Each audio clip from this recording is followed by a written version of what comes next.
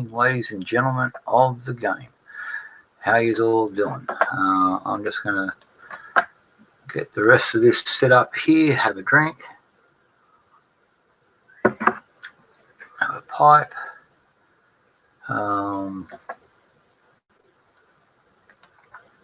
Notifications.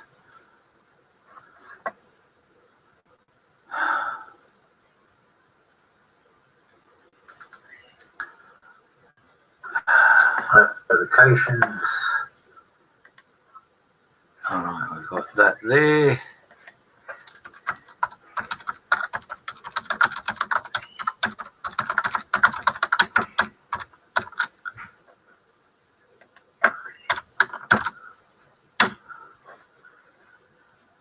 Hey Jack, people going crazy there. That's yeah, they're going crazy here. I was just up in the city, and yeah, people are getting a little bit weird.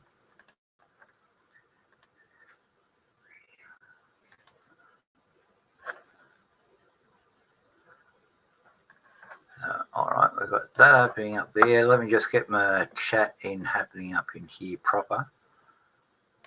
I can go back into StreamYard to bring up there, and then yeah, buying all the food and all that sort of stuff. Look, some of it is warranted. They have reason because people shop in places like Walmart and Costco and such, and most of their stuff comes from Asia. Asia's not shipping anything, foods, whatever. So you got that's going to limit the amount in the stores. It's going to be good in the long run for the American manufacturers and producers and the growers and all that sort of thing. All their stuff's going to be there, and you won't be short. But there's going to be a gap, and so people are panicking about that gap. I've always got a cupboard full of food. I'm not rushing out and buying toilet paper. I always do that sort of stuff for 2 or 3 months anyway, because I'm out here in the outback. Friend gave you a gun today? Cool. That's interesting.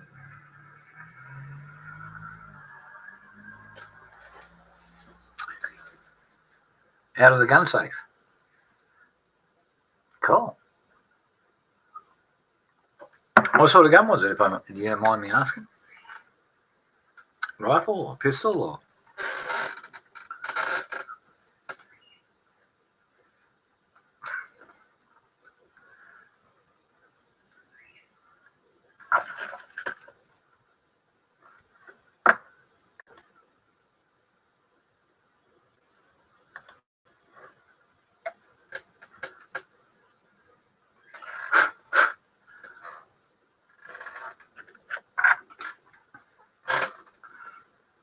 You be careful with guns, and that your couple of simple rules. Big gun, rifle. Give you a tip. No matter what you think or what you know, the gun is always loaded, and the horse always kicks. So go through life understanding those two things. Save you a heck of a lot of things. Oh, and motorcycles, never fucking play with them if you've been drinking. 3 things.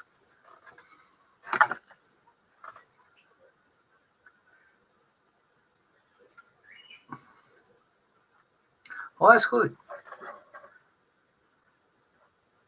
Get out there and do some hunting.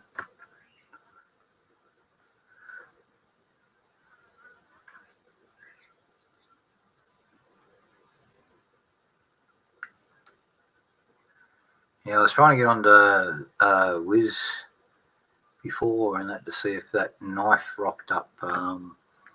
Tracy said sent it in the mail. She got the receipt that had been delivered, but I'm just double checking. Do you know if Wiz got that knife that Tracy sent him?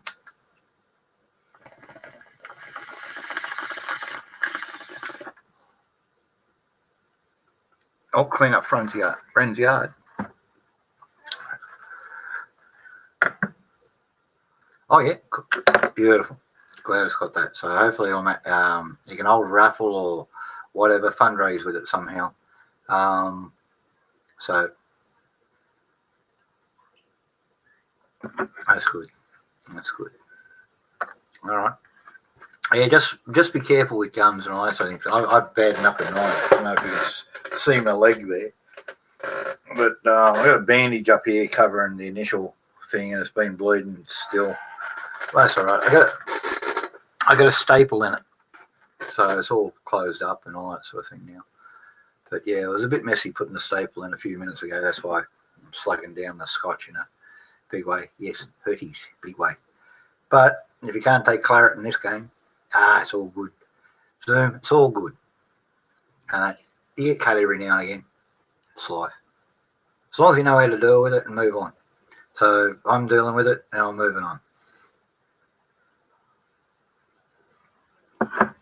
It's always give me a chance to stop for the day and jump on here early. Well, that's my excuse, and I'm sticking with it. So that's right. I've got one of those surgical aluminium staples in it. I've got a staple gun out the back there. Just fun because it's right on top of the bone on that. So trying to get the staple gun to pinch enough skin up there so I'd not drive it in the bone. Couldn't do it. Hurt like a bass. That's why there's blood everywhere, because I'm such a wimp. And got it done. It's all good. So I'll give it a wash in a little while. Just letting it numb down a little bit. So I got some spray on lignocaine, and that's kicking in quite nicely. In North Augusta, South Carolina, we're expecting about 80 degrees today, but it was like the coolest it got last night was 72, and that all night. That was like about quarter to 6 this morning. It was 72 degrees. Midnight last night, it was like about 85. So didn't cool down much at all. The couple of days I was away, my garden wilted a fair bit. You pour little tomato plants and all that sort of thing, so I got water on them this morning and all that sort of stuff. Yeah, so everything's going good. Yeah, it's nice. A little bit of cloud, a little bit humid. Humidity is quite high at the moment. It's around about, it's currently says it's 29 degrees outside, which is about 84, and but it's 73% humidity. 72%. 72? 72. Oh, big fishing comp over here in the next couple of weeks too, up at Japarrett. So we've got the Japarrett fishing competition over here. That's for freshwater fish on the inland. And I might actually go up there. So I think it's 21st of April or something like that, 11th of April. Somewhere around about there. I might go up and make a video on it so we can upload it and show you. So how we do.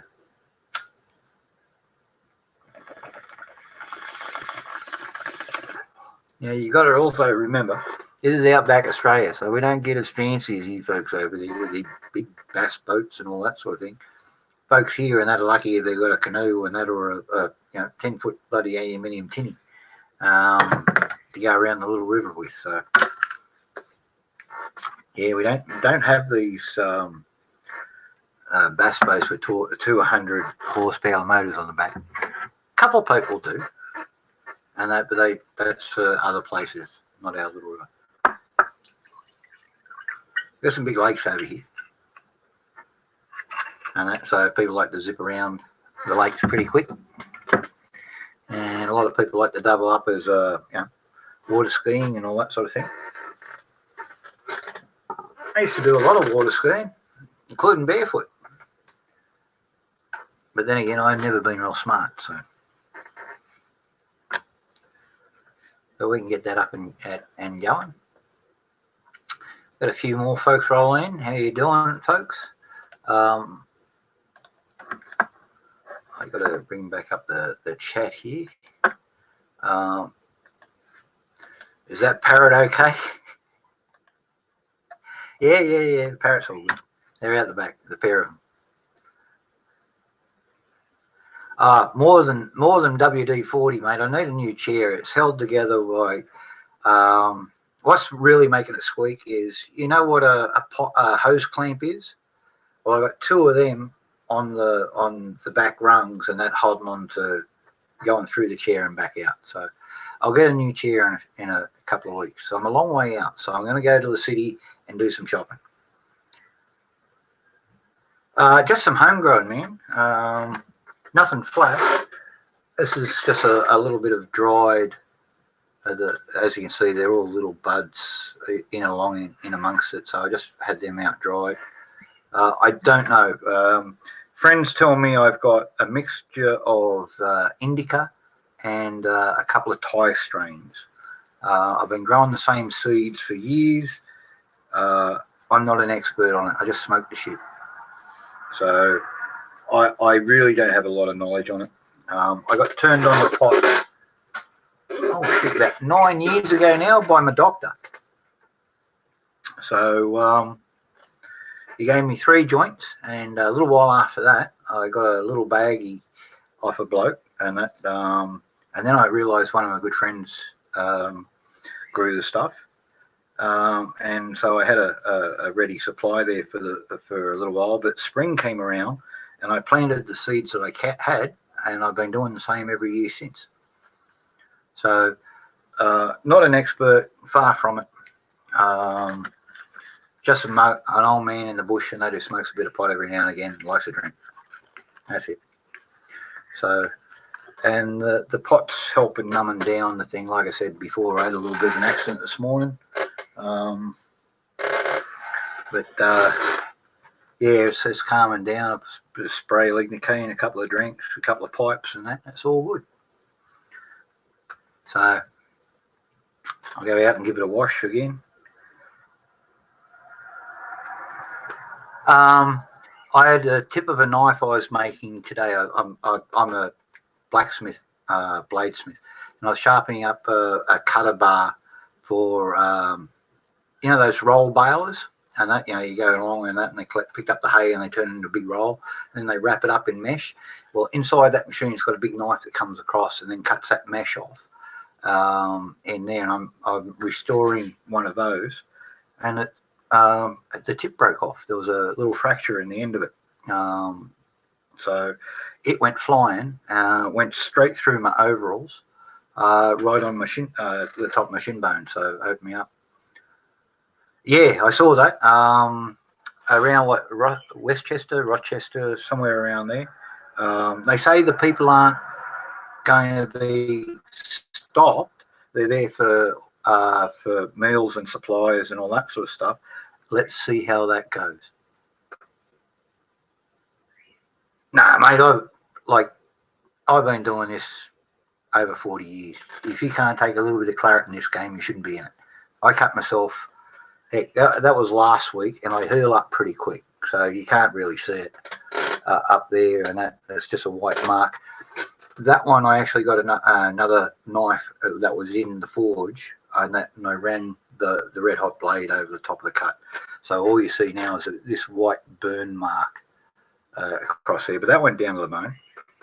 In fact, that's giving me a bit of problems because it did nick the tendon. But it's, I'm getting the use of it back and all that sort of thing. So, yeah, just do what you do, man. We're out here in the bush, and I can't afford to stop work and run away and see, doctor. And all he's going to do is say, go to the hospital, get stitches. I got staple guns here, and I can give myself stitches. I got some spray lignocaine, and I got a shitload of scotch, and I got enough pot. So that's all you need. Yeah, a lot of things are going to be cancelled. And it's probably a good idea too, because we don't know enough about this bloody virus. The young folks they get sick, and that's like a normal flu, and then they pass it over. But if you're my age, it can knock you around a fair bit. Right, yeah? The younger you are, this seems to be less long-term effect. So, but Trump called it right, as far as I can see, and that he called it first. Thankfully, Australia followed his call. on that. So we were second, and then we're shutting down flights and from incoming travel and all that sort of thing. Try to call us racist. And I said, well, you know, fuck you.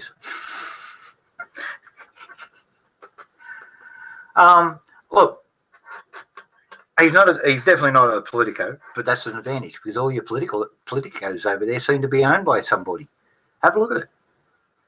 You get half your politicians sticking up for China or sticking up for jihadis. Trump's sticking up for Americans. Rightio.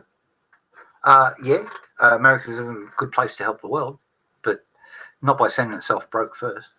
It's got to stay strong so it can keep on helping everybody else. See how it works? And I think he's doing the right thing that way. So that's it. To be honest with you, the fires out here were ridiculous. In 33 days, I spent 26 days away fighting fires. They've stopped now. But as soon as the lefties and the greenies want more stuff about their climate change, they'll send some more pricks out there and think this is what they're not telling the rest of the world. We had 44 people charged with lighting fires here along the east coast and southern Australia. 28 of them were greenies, environmentalists. 2 were sicko firebugs and all that sort of thing. 1 was a dead set accident. He's still got charged. It's stupid. It's called criminal neglect. He's still getting charged. He started a bush barbecue in high grass. And the rest were all under 16, members of a certain group out there who think everybody who's not like them should be beheaded or made slaves or whatever. So the fires got bad out here. They're pretty much over and done with at the moment. The government's got to stop taking notice of environmentalists because they actually don't know much about the environment. We've got 80,000 years of experience in that with our country, and that's the indigenous population. And they used to burn fires all the time because that way the fires never got big. They collected up all the stuff. They didn't cut down trees to make fires. They picked up stuff what the trees gave them. Well, that's what they call it. The trees give their things to that, and so like that. And they gather up the bark and all that sort of thing, and light their fires with it. And so you don't have fuel. Now that the folks aren't living in nature, some of the fuel is 2 yards deep. Oh, that's 6 foot. That's bigger than me. And so you got that much fuel on the ground, it's going to get a lot hotter, and so the fires are more intense, and it just really does damage long term. YouTube channel, Dimble or Blade Works.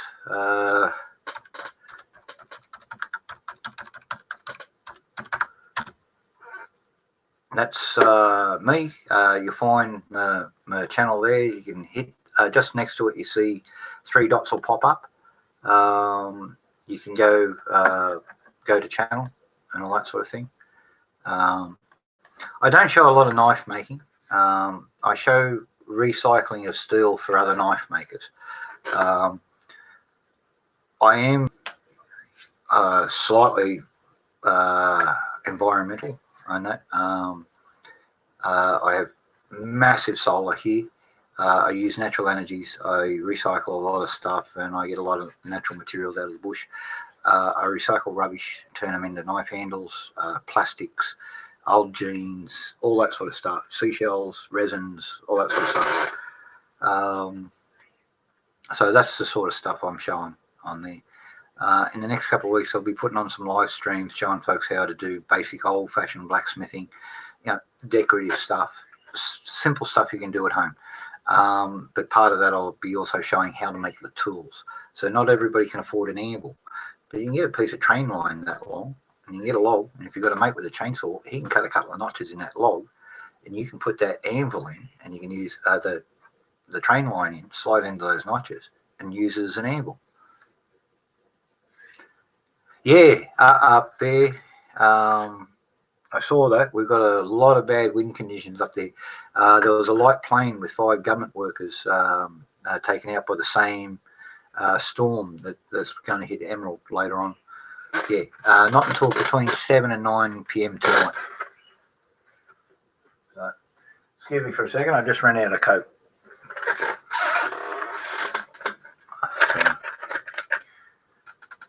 I got to water my scotch down a little bit. Yeah. Ah, look, it happens this time of year. You know, it's nature. We had a tornado where I used to live, and you asked Tracy about it. It dumped a Suzuki quad bike in my front yard. We still don't know where it come from, and there was no one local, and so we knew everybody around for like 50 miles, and it got carried further than that. But then again, they found my satellite dish nearly 60 miles away.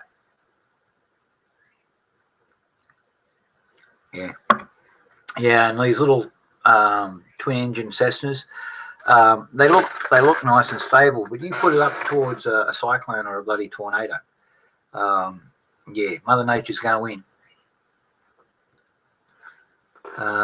Miss Mariam, how you doing, Miss Mariam?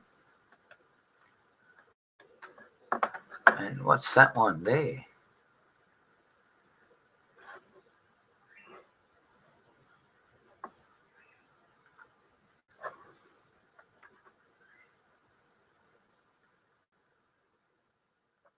Aha.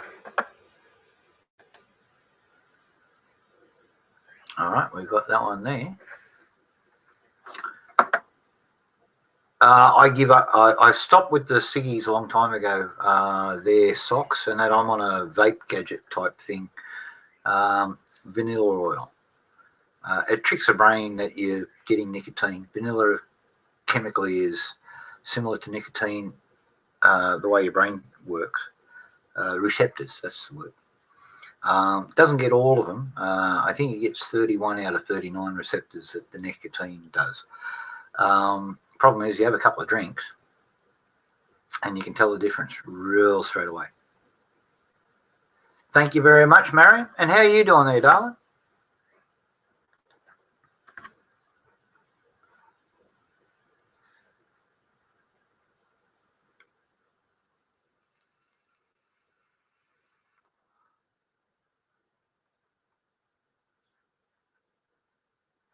Desk work at Croger.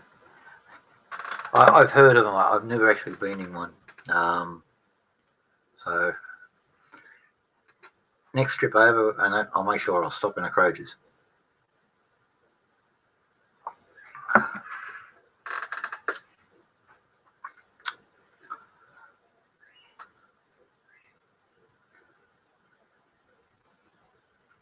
Cool.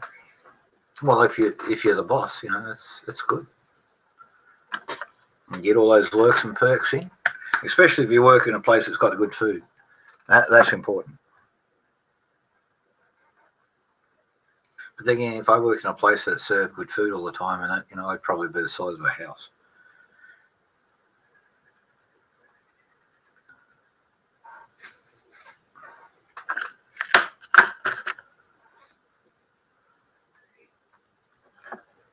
So yeah, I had a couple of days away there, Mariam, and then I had to go up and play businessman up in Sydney. Get keen of scary.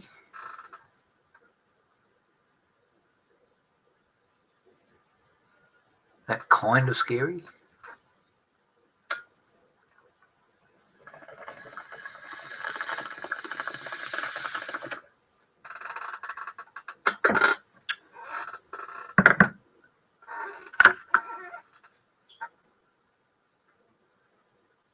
Oh yeah, with the tornadoes and such and the big winds. Yep. Yeah, I understand. It's scary. Nature's, you can't mess with her, and that she'll mess with you whenever she wants. And if you're in the way, and that, unfortunately, that's the way it goes. I like strong. You know, this is why I've got a brick building, solid, you know, good heavy duty steel roof, steel frame. Mainly timber, but there's a big steel frame inside it to support the weight of the solar panels. G'day, real Don Martino, how you doing?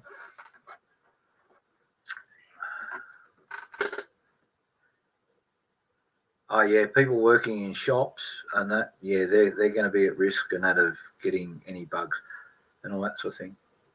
Hey Michelle, how you doing? Pro Life Warriors just come on in.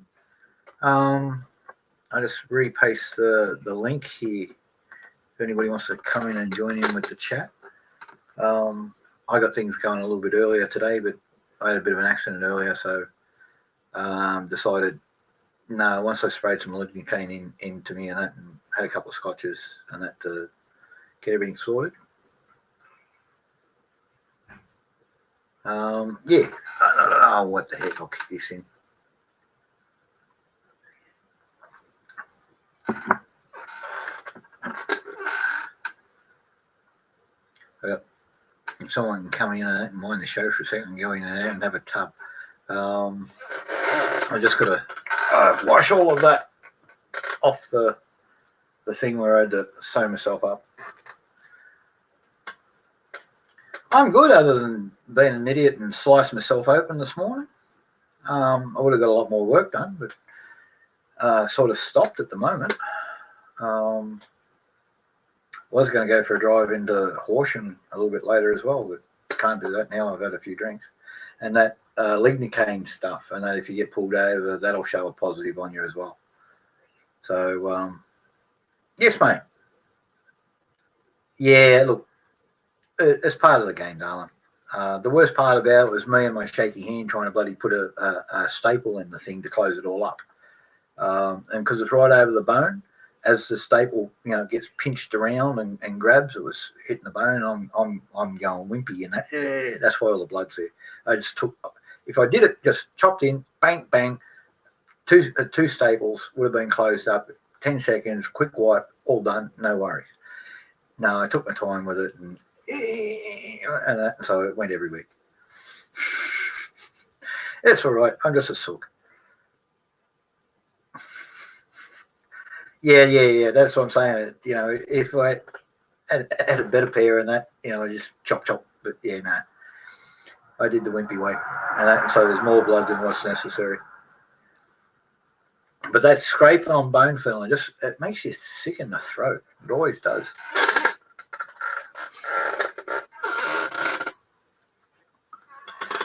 But it's all good now. I'm sitting down. We've got a drink. We've got a smoke, and that lunch is getting ready over there. So,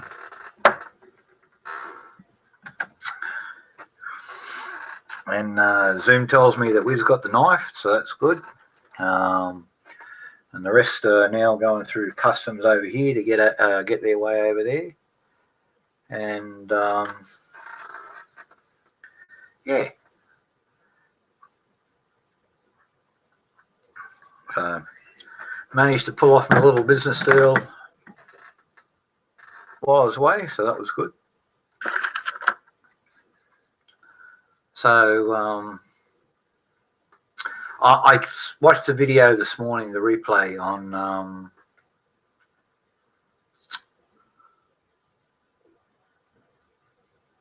they're trying to blame Trump for the coronavirus and all that sort of thing, and they've taken the Chinese side for it. But now all of a sudden, the Chinese gone from saying, "Oh, this is American. Oh no, now it's natural, but we saved the world, and that because we're so much better."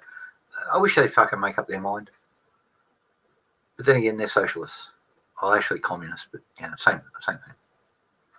What's the difference between a socialist and a communist? Socialist hasn't got all the guns yet.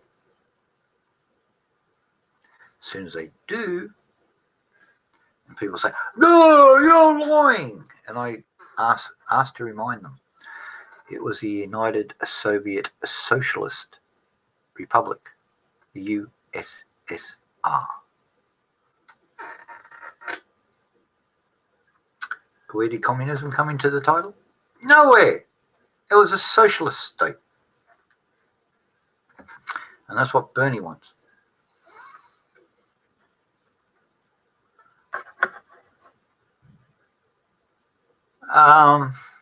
That started here in Australia, they're pro-life, and that because after some cyclones and some, like 74, we had Tracy, and we had a couple of big cyclones that year and all that sort of stuff.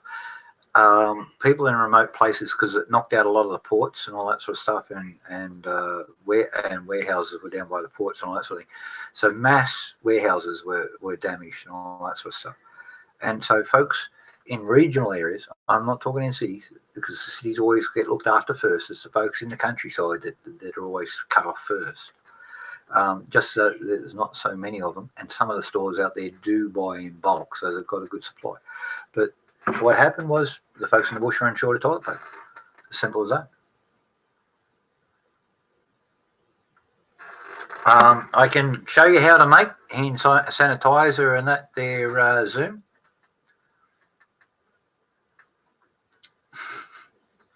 So that's not hard. And you make it better yourself. There's a lady down the road from me. She makes 100% natural, grows everything in a garden except for the isopropyl alcohol. She throws in 2 cups of nice aloe gel and natural soap and all that sort of stuff. She throws in isopropyl alcohol and a couple of natural antibacterials, golden wort and red soil.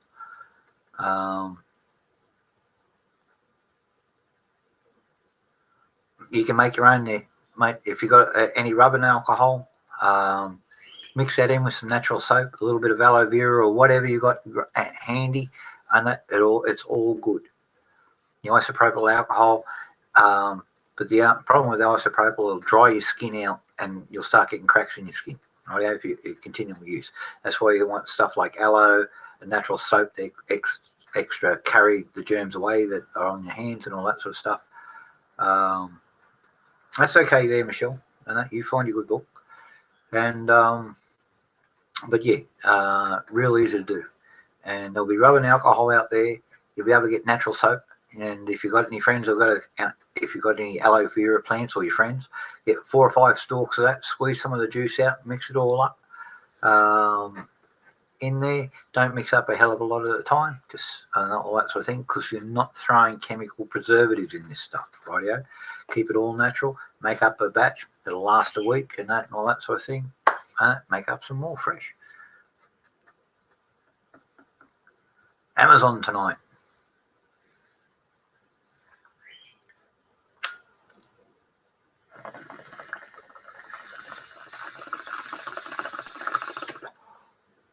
I think I might have to change the water in this. But I can't see because I've had to put my trans bong.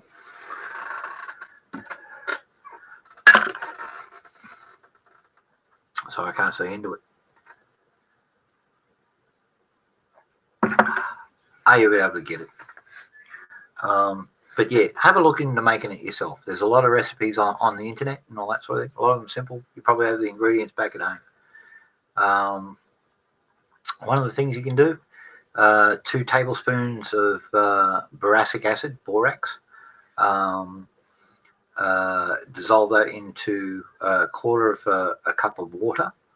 Don't get it on your skin there. Then you put your liquid natural soap in there. You can get your soapwort, and that's a weed that grows down by waterways all throughout where you live. And the roots have got this chemical in there called sapoderms. That's where we get the word soap from. And you get a hammer and just bang, bang, bang, bang, bang, bang, bang, all that sort of thing. Wash the board that you just banged all the roots with, and that into a little bowl, and then put all the roots in there as well. Now they bang it and let them sit there for a day. Natural soap. Now, if you throw some red wort in there and some golden seal, now they're 2 natural antibiotics. Right, so they'll kill bugs. If you put a couple of drops of colloidal silver in there as well, pretty good, eh? And then your isopropyl alcohol or any form of strong alcohol. I suggest not your good brandy, but if that's all you got, you can make it.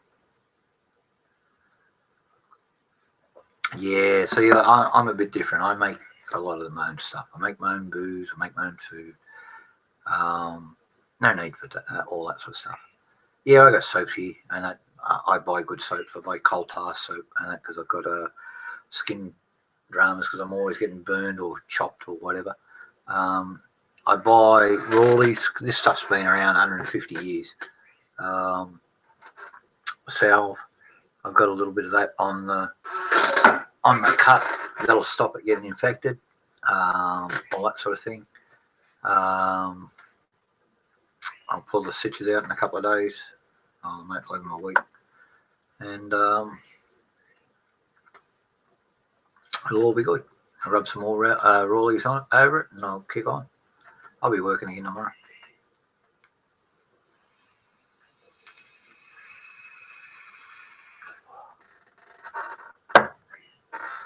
So, having a look at the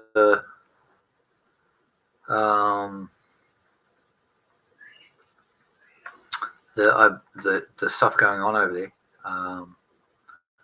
and I'm reading the short papers out of the Democrats and that their coronavirus response bill. I see more stuff about there about funding Planned Parenthood and abortion than I do about fucking fighting coronavirus. Funny that, eh? Nancy, you've done it again. Another news coming out of the US. Old Turtle's in self-quarantine. Some pregnant teen trying to show off climbing the fence, and that fell off the fucking thing and died.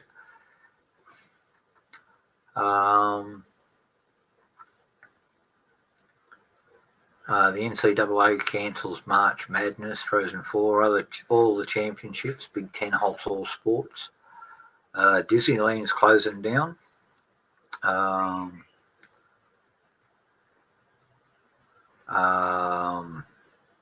Shitload of cruise ships are going.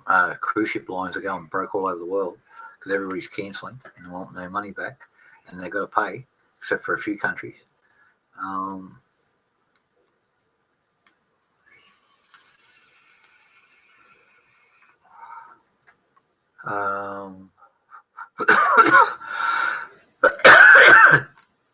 Excuse me, coronavirus.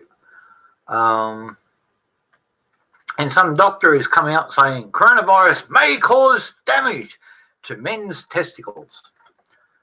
Crikey. Just send him $50 and he can do the research and tell you for sure. And that he's trying to raise $50 million. Yeah, and by the time he gets to $50 million and does the research and that, the coronavirus will pass, and we've got a new fucking flu variant coming sweeping the planet. And he comes out and says, well, I looked into it and I couldn't verify anything and that, but thank you for the $50 million. Coronavirus. Oh, what a feeling. Corona. How you doing, Bill? One virus to rule them all. And so it was written.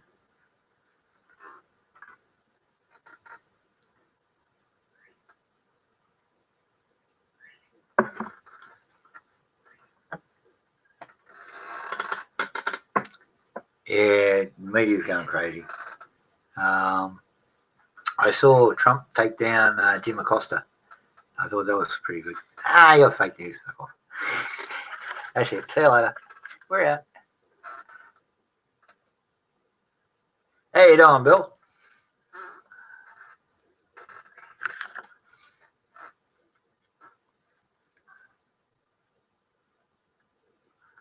Yeah. I'm back. The business has been done. So, yeah, me and Tracy got a new little life travelling, part funded by a very nice corporation and that. So, yeah, there's one goal sorted out. So, I can get to show Tracy all over Australia, take our time doing it, and get a shitload of the expenses picked up by somebody else. Hey, Uncle Bubba, how you doing? Macaroni and cheese. Macarona and cheese.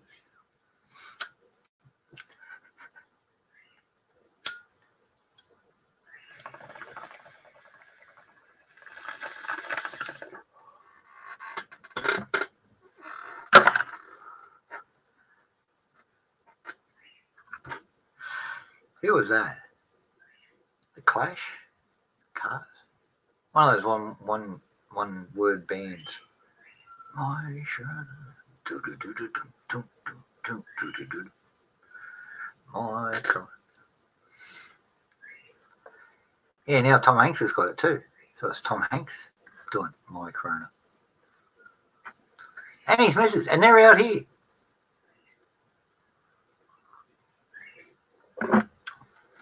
Keep your fucking celebrities over there, will you? Bringing fucking pestilence and disease to the Golden Land. Doing good here, Uncle Bubba. Just bitching and moaning and carrying on. It's all good. It's all good.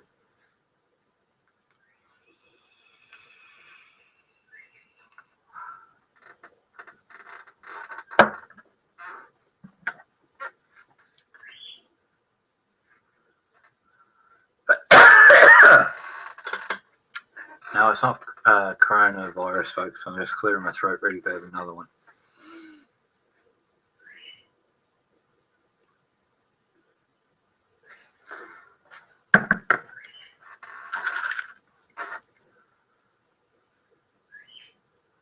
Yep, yeah, I hope so. Look, from GPS points that I got for Wiz's place to this tornado supposed path, it's a fair bit from him. A small down on the flatlands on that that's the weird ass path that they send to go. 99% go not far from him, but they go down the flatlands. Right? Yeah, for some reason they don't go up into the hills where Wiz is. So, but it's not far from him though. And there's been hundreds down that, and they've got all the tracks where they take, and you can actually overlay them in that GPS and then figure out where Wiz's place is, and you'll see he's actually not had one down here. He's had one down his valley, follow the river all the way down. Apparently there's a giant water spout and trees in it, mixed in with it.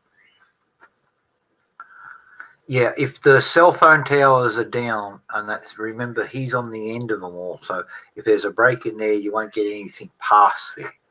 So don't freak out just yet.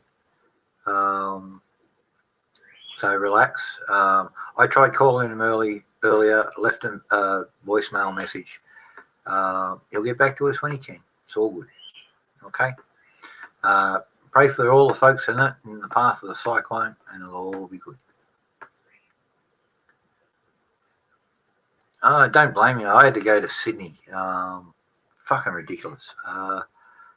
800 miles driving, 2 buses, 4 trains, 6 planes in 3 days.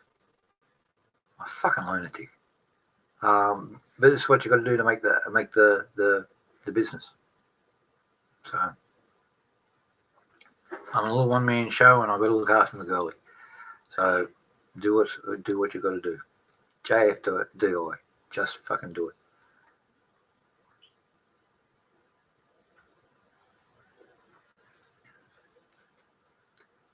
Yeah. I saw that while I was in Sydney. I went to Aldi's there, and this shifty-looking bloke came in, put a mask on, and then started coughing all the way through the store, and that, and everybody fucking moved out of the way. And when he came up the fucking checkout line, they opened up a new checkout, and the Sheila had already got him in line to get him out of the fucking joint. I just watched it. I knew what he was doing. He didn't cough all the way in. He only put it on like the apron of the where you walk in. He only put the mask on there and then coughed every now and again. And you could tell it was a fake cough, but everybody was freaking out. And somebody come up to the checkout, they opened up a new one and got him served there. And the Sheila on there, she had a mask on too.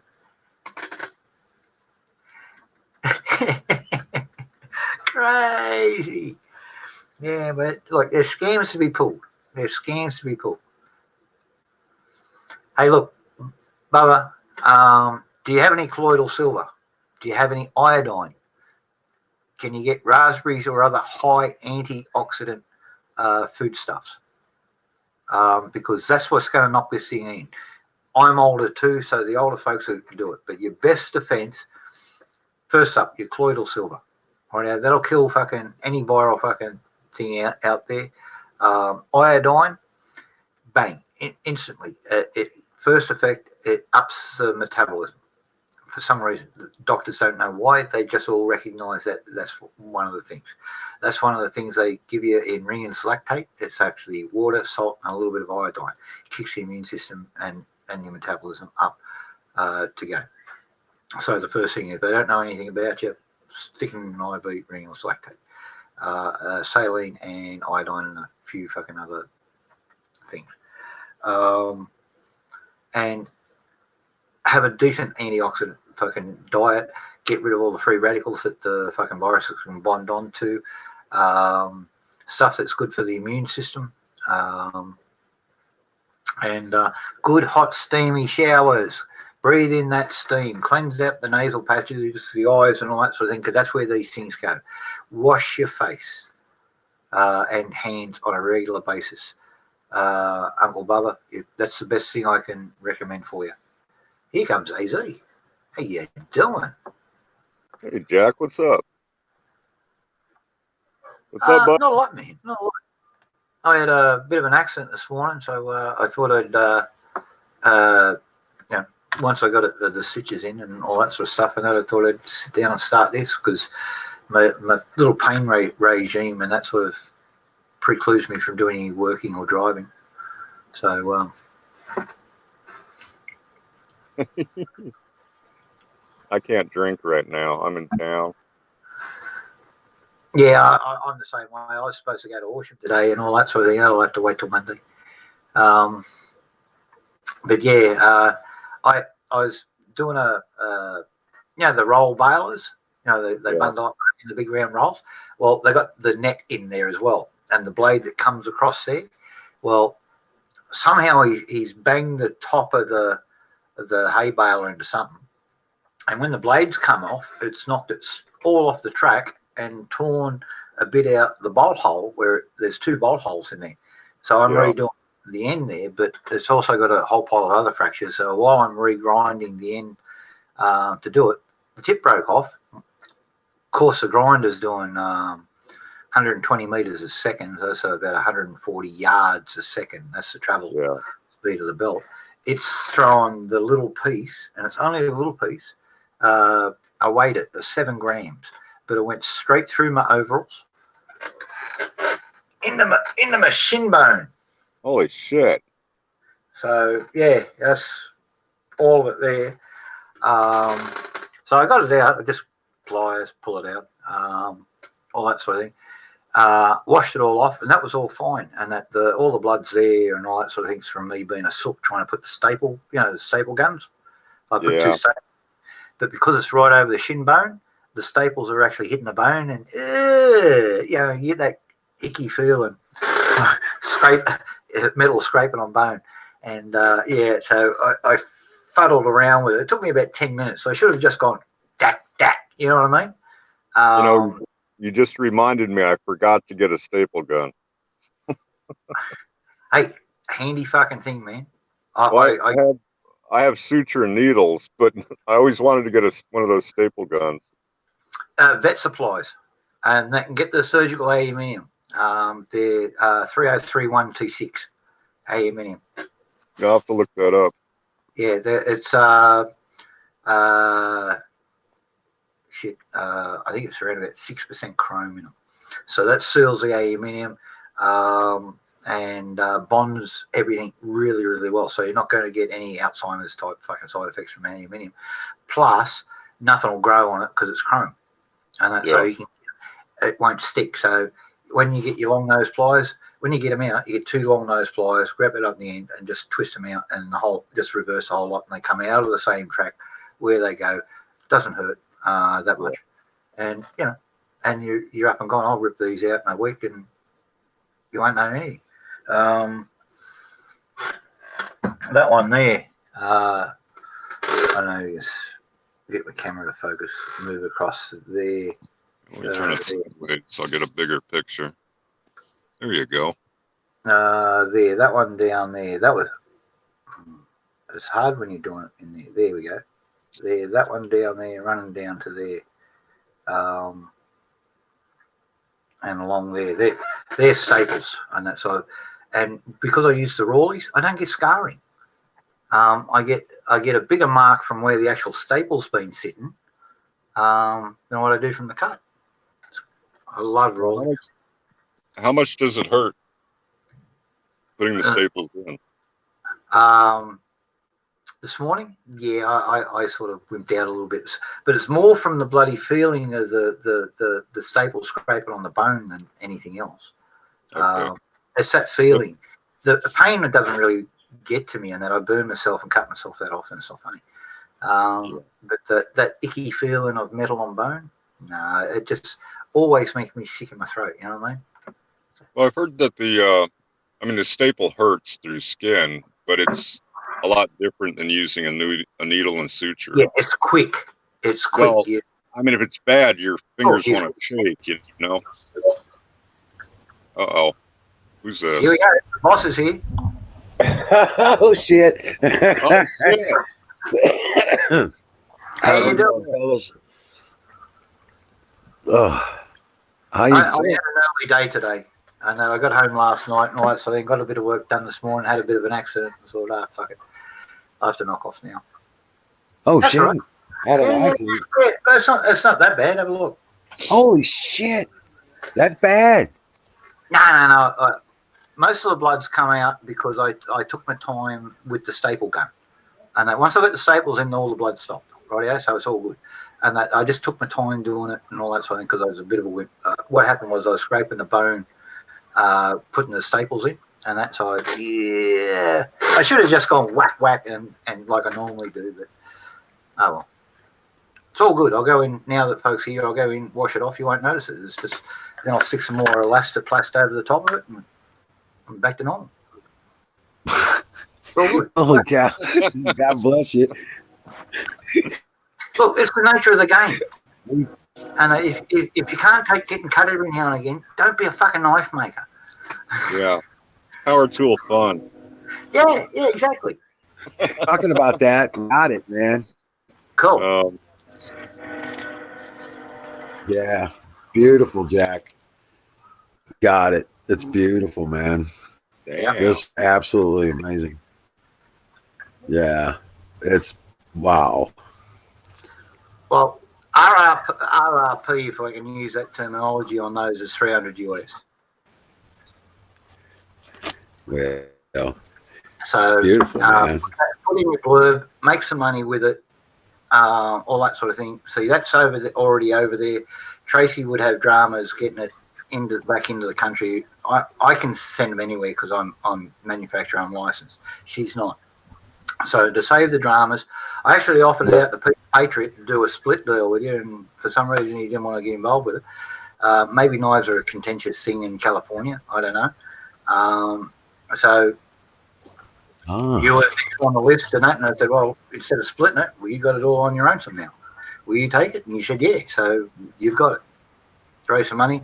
There's a box of pocket knives coming over as well. They're going through customs here at the moment. All the paperwork and all that sort of thing. So they'll be with you in about 2-3 weeks. And a little present on the side, as mentioned before. And there's an extra one in there at the last minute. I threw a filleting knife for the same person. Oh, wow. Awesome. Hold on a second. Hey, Jack, I heard a story that you're coming to the States. Yeah. What we've done, if you know the Minute Group, and they do key cutting, watch repairs, engraving. They've got little kiosks in shopping centres, malls around the place. Yeah. And so in the past, their knife sharpening service has been very hit and miss because they've relied on gadgets, right now. And I've convinced them to set up a global training scheme. I'm taking charge of it. And instructing all the franchises here in Australia first, then we're going to Asia. We'll get them actually coming over here. I'll go to Europe and the US. We'll travel around, we'll do all the US franchises, and I'll have 90 days in country to do that. And in between time, because I've got and they're in pretty much every capital city in every state and a lot of big malls and stuff like that. So 230 franchises in the US, so we've got what we'll do is we'll rent a scout hall or a VFW hall or something like that, set up a table, have 5 or 6 from the local area coming in and all that sort of thing, and do that, and we'll knock them all over that way. And in between times, I plan to visit a lot of folks. Now, are you at some point, are you going to have a schedule of where you're going to be at? Yeah, I'll get that. That's yet to be worked out. We're looking at now. We were looking at June, July, but this coronavirus is going to delay every fucking thing right now. So we're not looking at anything before September, October, because that's when we'll see the true impact of this and all that sort of stuff. So I never agreed with that. Hey, Tracy, how you doing, darling? And Tow Truck's here as well. Shit, sorry, I've been neglecting the chat. Excuse me. I'll bring this back up. Crow's there. Look, Crow, it's not half missing. It's just a little bit of metal went flying into a vein over the top of my shin bone and got stuck in the shin bone. So that's it. That's all good. So yeah, it had been a lot cleaner than that if I'd just gone whack with the staple gun, but I was a bit of a sook with the first one. Second one, I just said, fuck it. Boom. But at that stage of the game, I was all bloody again. And I'm just letting it settle down and get a scab underneath the bandage and that before I go wash it all off. Then I'll put some more Rawleys on it. That'll seal it. I'm not going to cauterize it. I've got the little vein lined up pretty damn good. It's not leaking there, so I just cover it with Rawleys, put a bandage over it, and it'll all be good. Well, you know, the first shot is always to establish your aim point, right? Yeah. And but see, I'm a skinny bastard, so trying to lift that skin up over the fucking shin bone high enough and keep the little vein lined up and all that sort of thing. It was just slow, and I could start feeling the staple scraping on the metal and all that sort of stuff. And then you get that, fuck it. So I wimped out on the first one. Second one, once I got the first one in, it was nice and lined up. The second one, I just went whack, and it was all good. But and then whacked the elastoplast over the top with a whole pile of Rawleys. It's all good. Okay. Hey, last night I was talking to Florida. Yeah. And he was telling me about the trigger that he was making. The trigger? Yeah, I guess he's going to build something, and he's making a trigger. A trigger and a striker. And I told him about Bill Holmes' book on prototyping firearms. Yeah, I've got a copy of that if he wants it. I've got it in PDF. That's what I was going to ask you. If you have a way to get it to him, I told him it's probably the most valuable resource he can find out there for the different designs. Tell you what I do have too is a restricted issue book, and that was only ever Submachine Gun Designer's Handbook. And it does comparison between the PPS H41, 43, MP40, M3, grease gun, Stan, the early Steyr burp gun, not the OS Steyr. This is a Steyr 43, and the Owen gun and all that sort of stuff. So does all the comparisons in there, got all the formulas for working out bolt weights and that for spring ratios, the whole fuck girl. That's why but I've got a copy of that. I'd like a copy of that. All right. Well, let me just write an email address in here. Dimbull.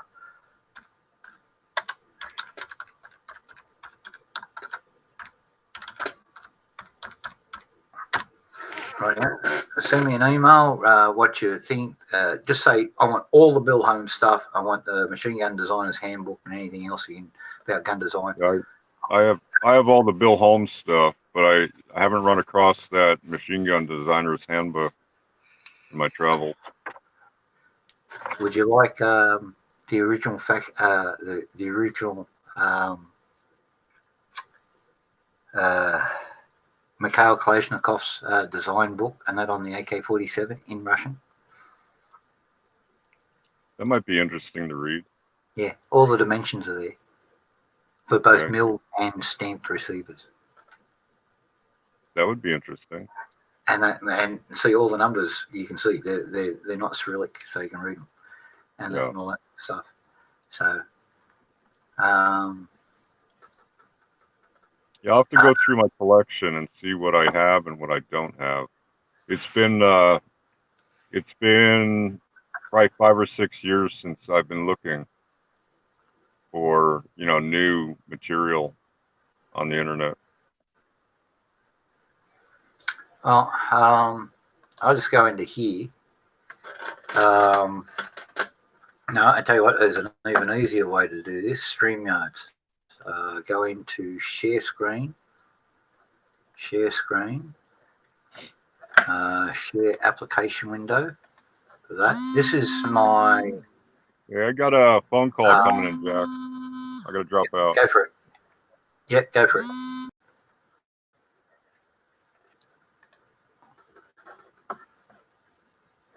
All right. So for the folks out there, and now I can see that. I'll just go through with this because I brought it up.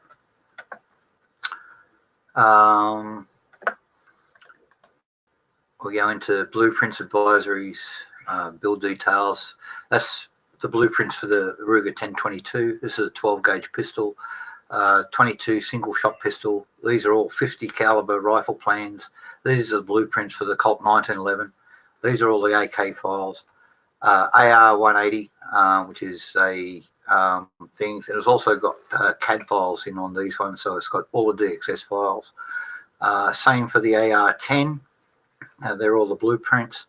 The Oz 10, which is the Australian version of the Sten gun, made a lot simpler than the Sten. If you thought the Sten was easy, this one's for idiots. These are the blueprints to make a Browning automatic rifle, or the bar.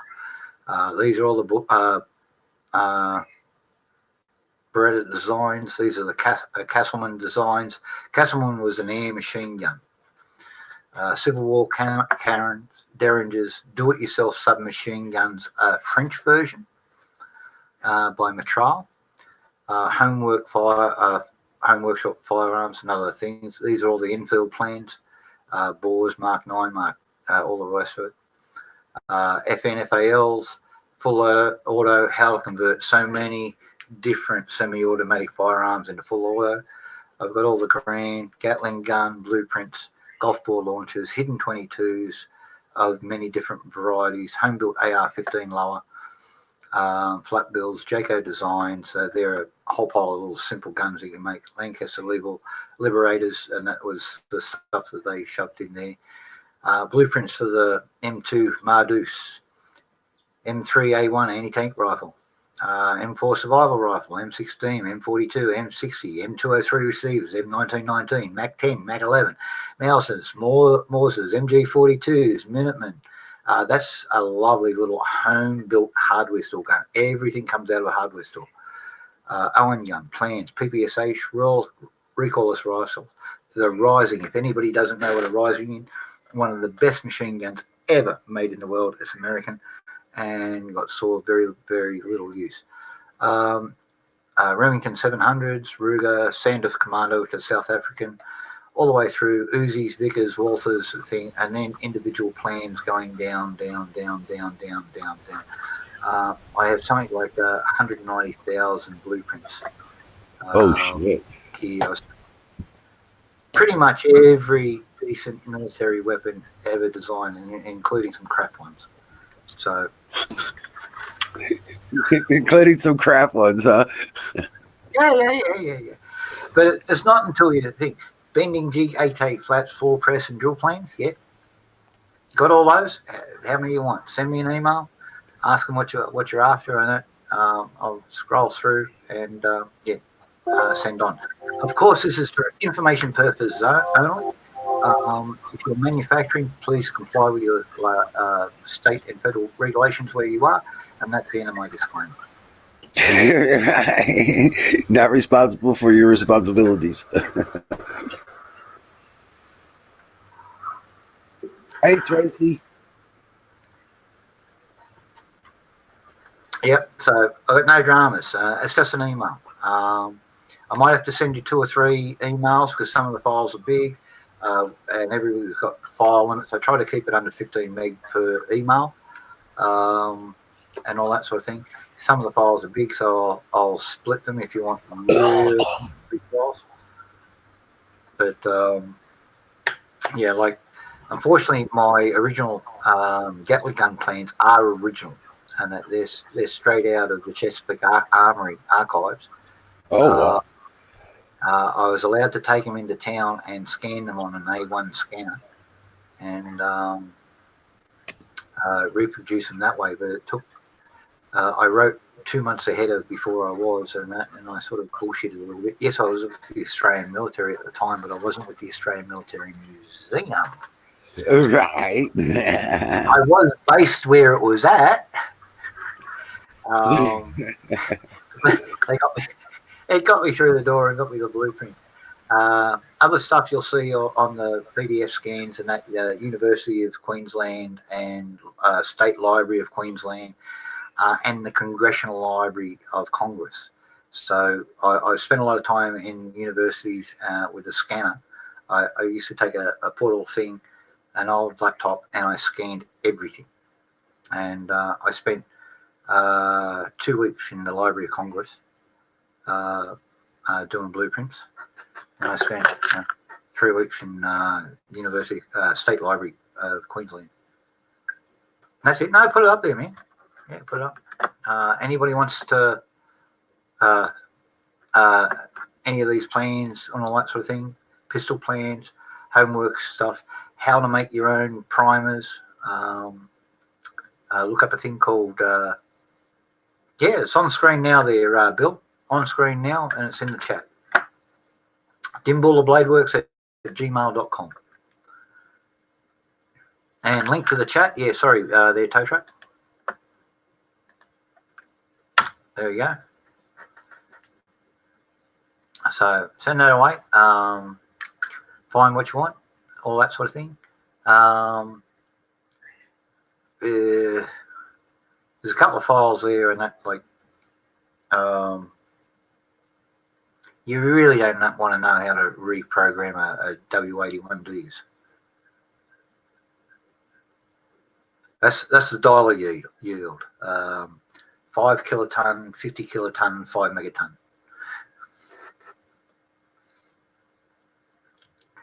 So, and Wiz is all on. Got his sound cut off again. Oh, there you are. Yeah. Oh, man.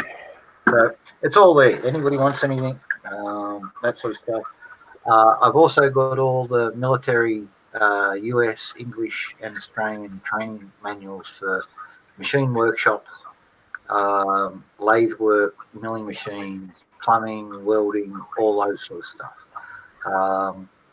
Yes, I was setting up an information database to survive the apocalypse. So we could recreate it all again. And it's all on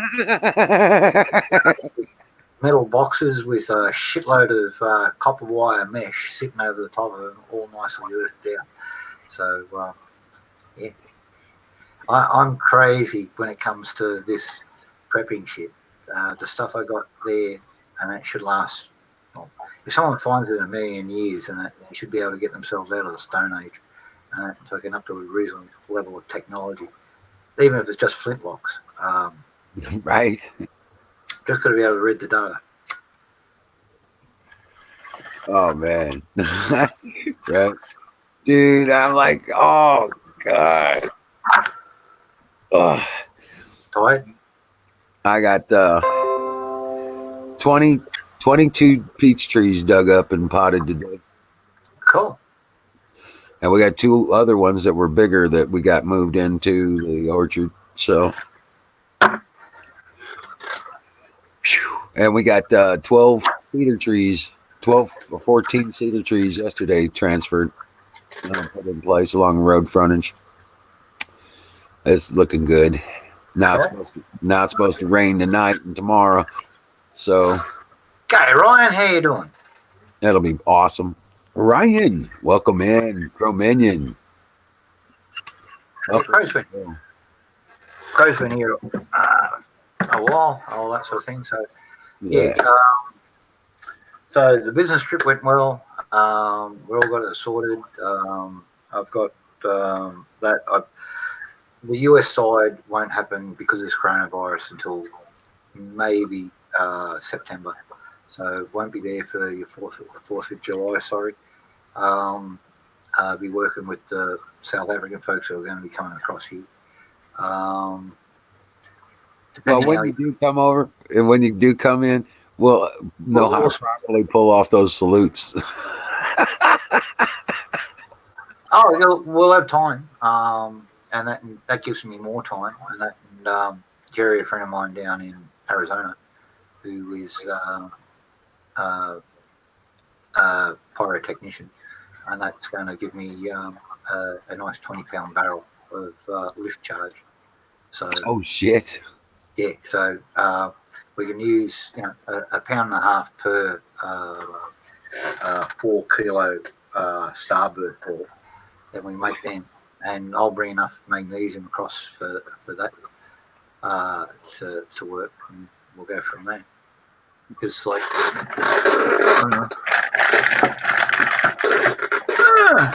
just that bar there would make probably 150 Starbursts. That's a pure magnesium rod. Right. So 99.9% pure magnesium. So beautiful stuff. Brilliant white Starbursts and all that sort of thing. Alloy it with some cobalt, it then goes blue. Right. Alloy it with iron, it then goes red. So yeah, we can knock up a very late 4th of July salute. There you go. Rock on. That would be awesome. And I can leave you with the rest of the lift powder, and that just don't blow yourself up with it. I need a pound and a half per charge. Right. So there's 4.5 pounds, and that get a 20-pound barrel.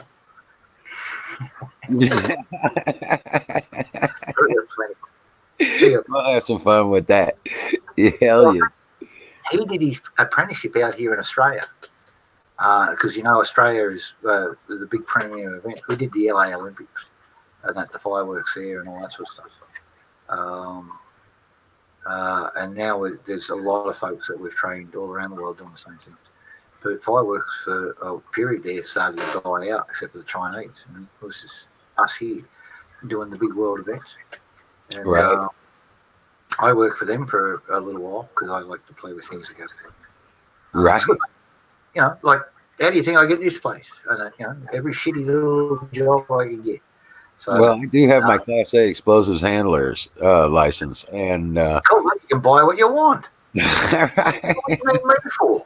Shit, I'm a fucking non-resident alien. I'm fucking trying to sneak around the process here. Just go out and get it. Well, I do have to admit, it is expired. Okay, when the stuff happened about 3 or 4 years ago, they started expiring them. And you had to have them renewed because of the terrorist crap and all that. You got nothing to hold you back there that way. Right. I still have my original, so it's like, hey, I got a certification, guys. I know what I'm doing. All right, well, see, that's a good thing, and that will get yourself a case of 6040 power gel, and that I suggest the ICI one rather than the Orica. It's a better clean thing, and amazing. You can use it like C4. You can use it as blasting charge, licking charge, dropping trees. All that sort of right. Well, they do allow us we can get a half a case of TNT in order to move rock, that kind of thing. We can actually get that stuff. So, so I'd rather use the power gel rather than dynamite. Well, it's a little more expensive too, but yeah. Yeah, true, but it gets the job done 3 times the expansion rate. Much more versatile, and I like it because I created called EFP, tank killers on a budget. You know how you folks are over there spending $1 million on a missile to fucking kill a tank? Right. I spent about $65. Right. I remember you telling us the other night about that. It's like, oh shit. Hey, do you want to see the paper that I wrote and gave to the U.S. military? I got a copy of it here. Oh shit.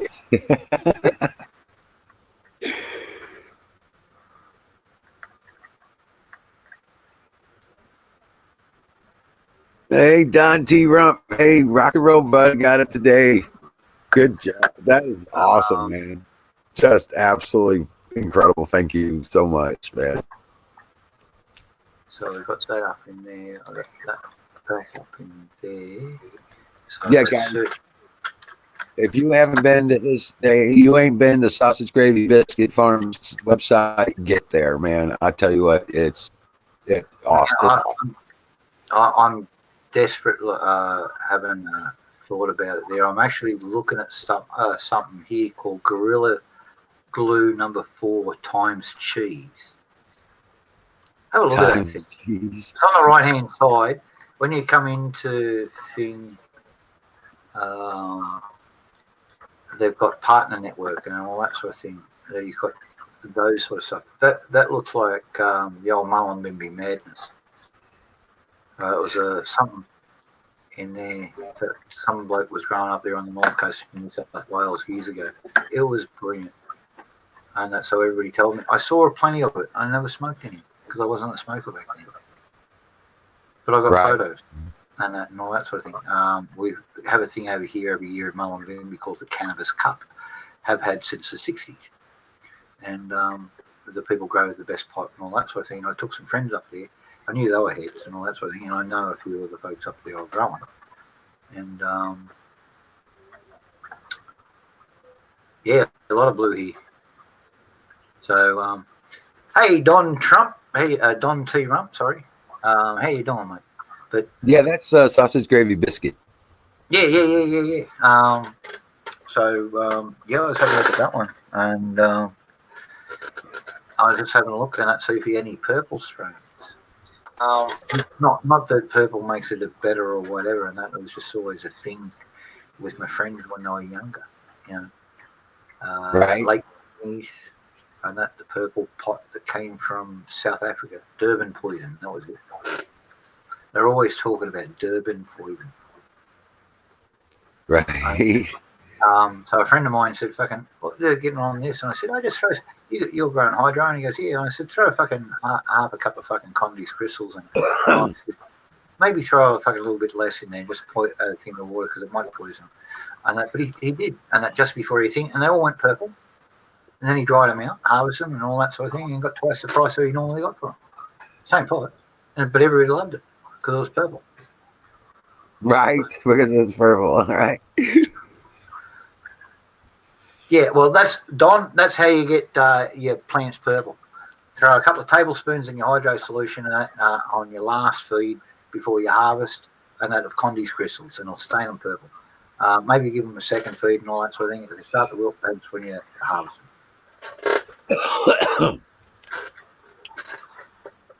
Oh shit! Now that's tempting.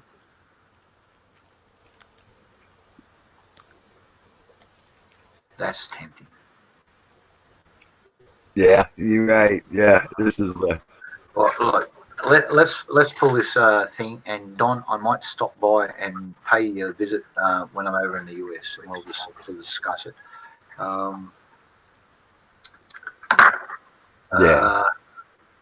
Yeah, we'll do it that way. Yeah. Yeah. I don't like breaking laws and all that sort of thing. That's the thing. Yeah. Well, I tell you, Yeah, and I'm thinking mainly for gifts for some old hippie friends. Like when I first started smoking pot and all that sort of thing, I didn't have a ready supply, and I paid a lot of money for a very little amount of pot. And I had a friend not long after that, and I told him, I'm like, fuck that. And he went down to his car, pulled out an ounce bag, and he's like that, and I'll send you down a couple of ounces in the post, like that. And him and a couple of his friends, they were just hippie folks up there, and that they used to live up in the coast. But some bikers went up there one day and started doing standovers on it. You know, you're gonna give us pot on a regular basis, and we're not going to pay for it, sort of thing. And so I took a couple of the army boys up there, and we had a discussion with the bikers and that, and they paid their own way, and everybody was happy. And Right. Okay, so that because I thought these were hippies. There was no one backing them up. Big mistake.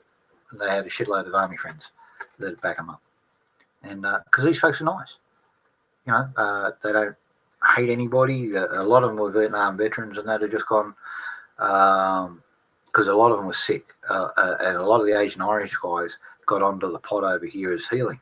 I didn't take too much of it. I thought it was more about pain relief, but actually they got better in it. But they're all sick. It was a consumptive fucking poison that they had. So Right. the blokes were turned into little blokes in fucking like a couple of years. Bang. Right. And they're sick and that, and they can still go around. You can't have that. Bikers doing standovers and that like that. So you sort them out. Couple Right. of quiet birds, they see that you're well armed and you're serious, and that it doesn't have to get violent. And they understood what I was saying. You want pot off them, you pay them a fair price. And they'll cut you a good deal. Right. You pay your way. Everybody's got to pay their own way. No standards. Right. And that so. And a couple of years later, like 20, time flies when you're old. So 20 years later, all of a sudden, I'm now ahead and looking for a supply, and they looked after me. And for the first year until I got my seeds come up, I think I spent $100 on pot, including the first 50. And I sent them up a case of wine that I had, and I think it was $48 to get the wine up there. It was a proper 4 boxes and that, so 48 bottles of wine that I sent up there.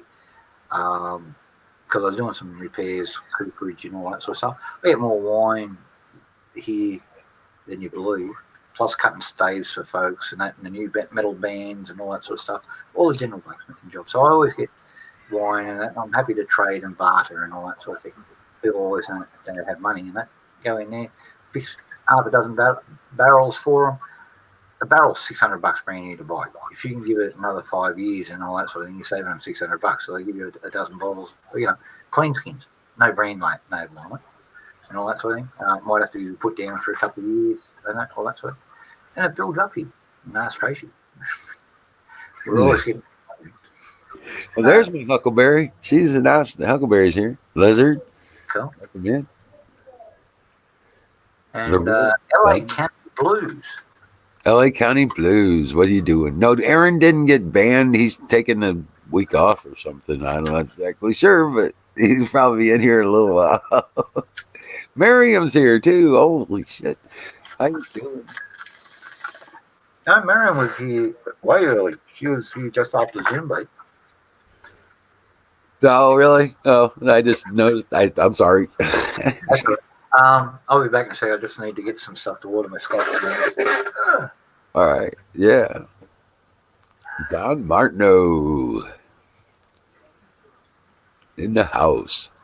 Oh, man. Guys, we got so much shit done today. It's not even funny. We had 22 peach trees we salvaged out of the woods. And we got 2 of the bigger ones transplanted into the orchard. So, yeah, we're kicking ass, taking names. I'm ready to go till out my garden area now. So, yeah, we've been kicking ass. Getting a lot of shit done. Doing good. Yeah. Oh, I got some seeding done too. I got all the okra seed starts in, the red sweet peppers, and Roma tomatoes, some cherry tomatoes. Oh, yeah. Getting the garden put together, getting all the seed starts going.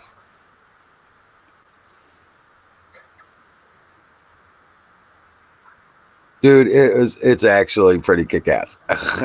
It was very kick-ass. Okay. I wasn't expecting all that. Thank you. That was awesome. Yeah.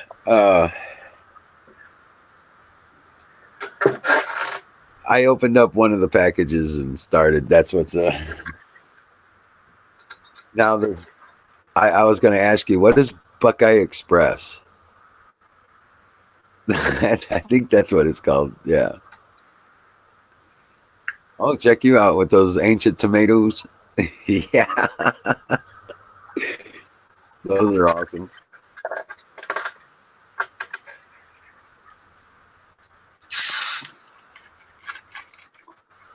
Good today. I think it's about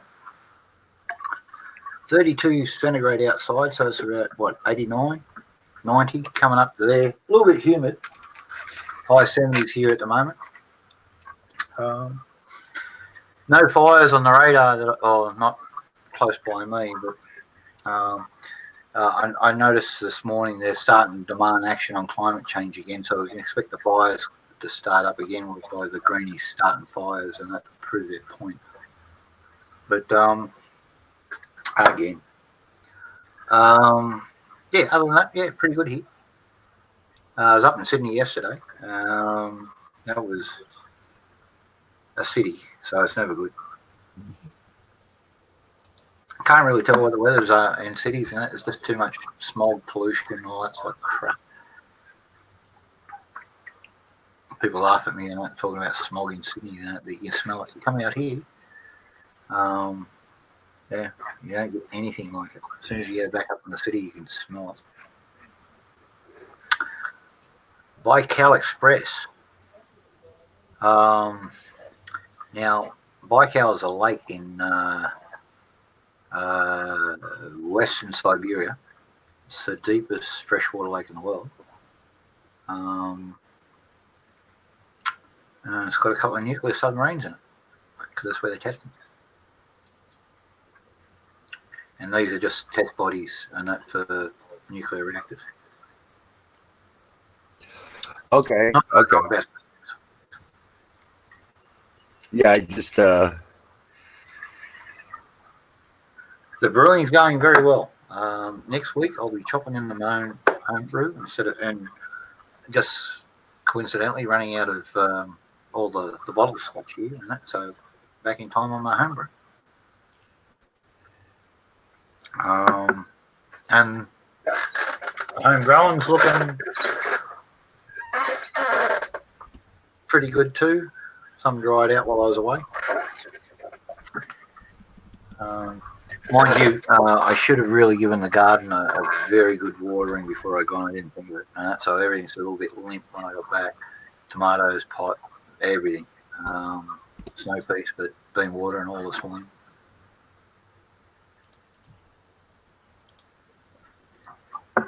Australian Baikal Express is a hybrid derived from.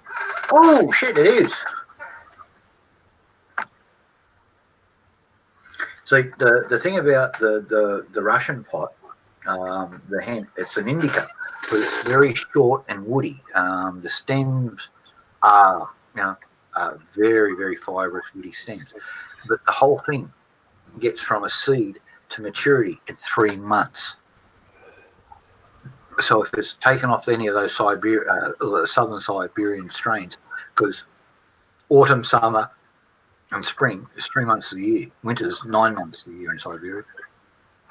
And so the whole plant gets up and it pushes out these big bloody heads and that chock full of seeds if there's a bunch of them. And they tend to grow in clumps.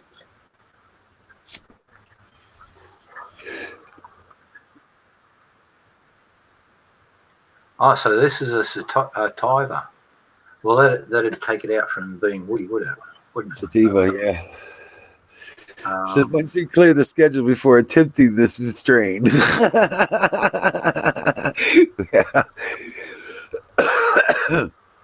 Oh, hell yeah.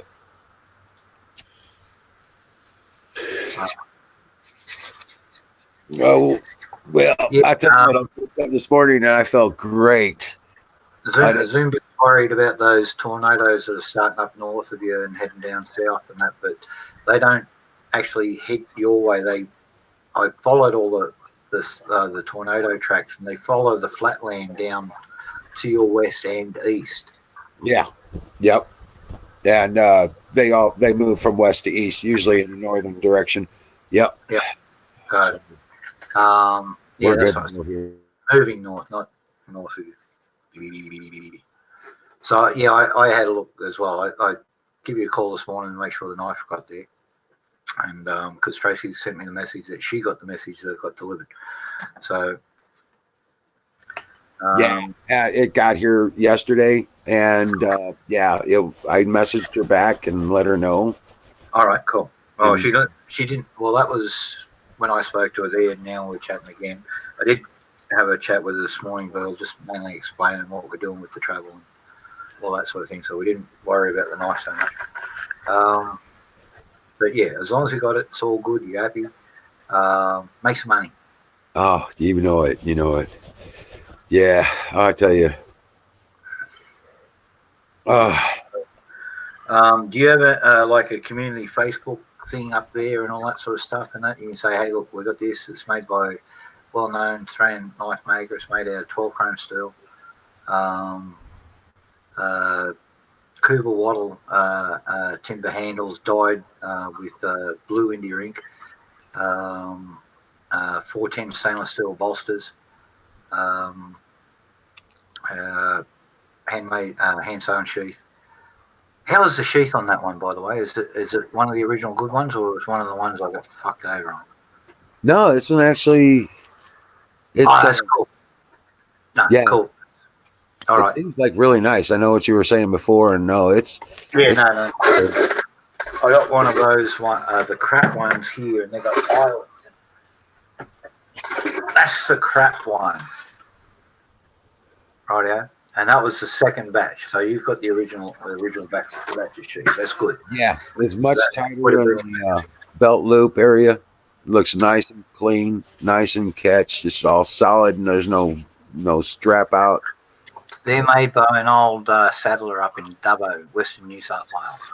Those ones. Problem is, he passed away on me. Right. So trying to find the thing. So the second batch, I went to this bloke. He promoted this.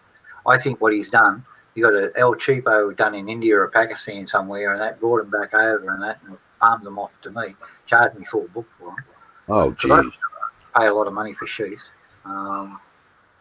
And after that little deal went sour, I actually went out and bought a leather, proper cowboy CB105 leather sewing machine, saddler sewing machine. So $3,600. So I got that there and that. And if Tracy says she's going to have a go at learning how to use it, and if not, well, shit, I'll find somebody who wants to do the work and who can do the work, and that move the sewing machine to their place. And that, as long as they're making me the sheaths and all that sort of thing at a decent price, I'll supply the equipment. Oh yeah, I can see that. Yeah. Yeah. I just want a quality. It doesn't have to be fancy. It's got to be durable. Number one, it's got to last. Right out. That's the priority. Length and duration. We'll make it prettier and that as you go along, as you get more things. But as long as it's solid, durable, good material, solid hemp, stitching, all the rest of it, proper stuff, and whips. So the cutting edge don't cut through the stitching. Right.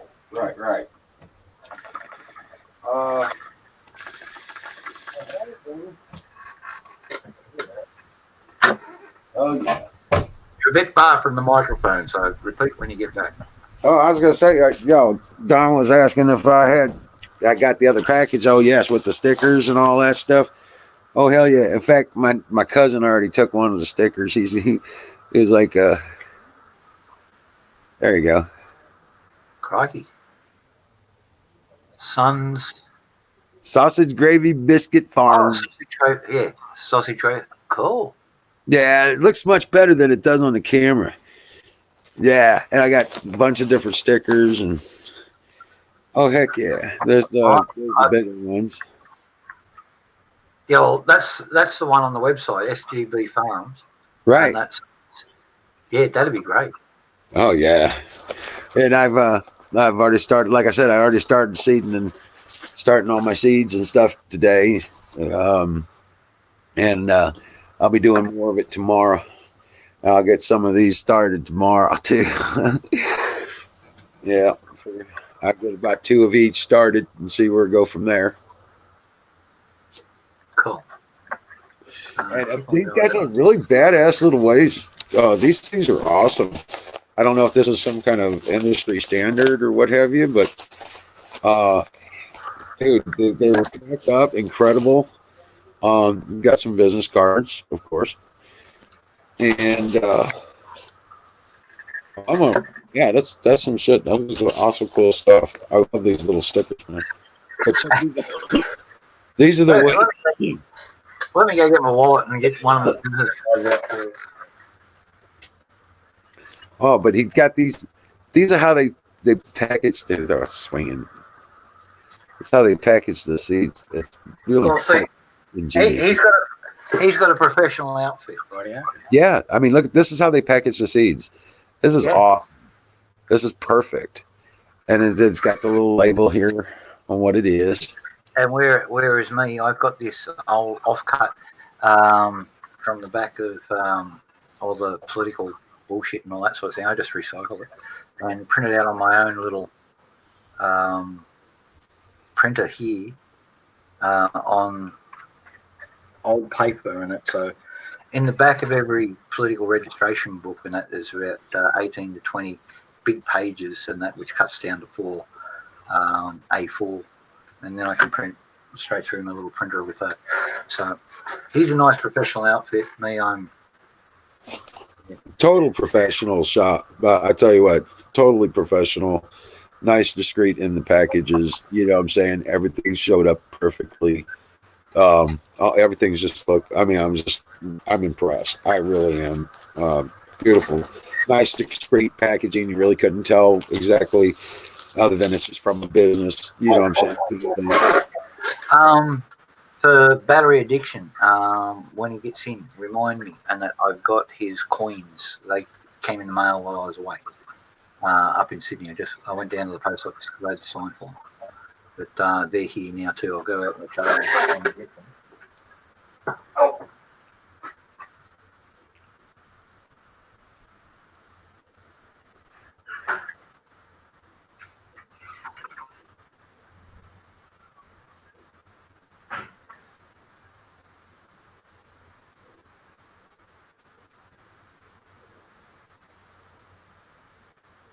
Oh yeah, I'm gonna be like, I just don't know where I want to stick them though, because I want to stick them somewhere.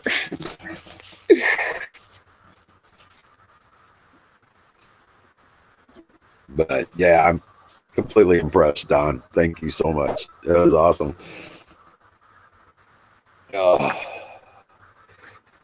And I tell you what, I got a lot of my work done today. Thank you, because of that.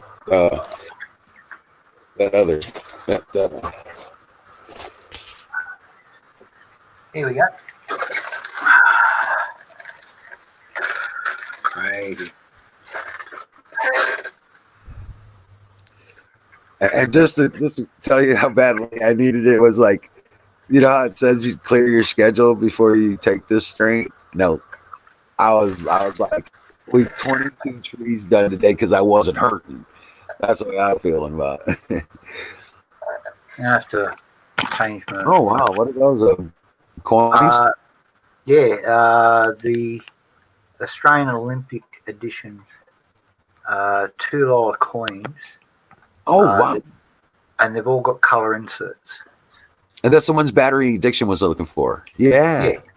We got him one, and they're only 200 miles from my stall. It's where we had the stall gift for foot race that people bet on us. This is Australia, right? Forget about the Olympics and all the altruism and all that stuff. You see, people are running around a field and that they're betting on, and they're handicapped. So, yeah, I did it when I was 20. I went in there. I came 58th in the nation on the 1,000 yards, and I had but I had a 9-yard handicap, so I was 9 yards behind the guy there. So I was pretty good on that, but not that good. So I won some money on the earlier heats, and that. I didn't know it was fucking about the third heat. Yeah, I finished fourth on that one. So yeah, out of the money. See you later. It's all good. Yeah. It's all. But yeah, that's all. So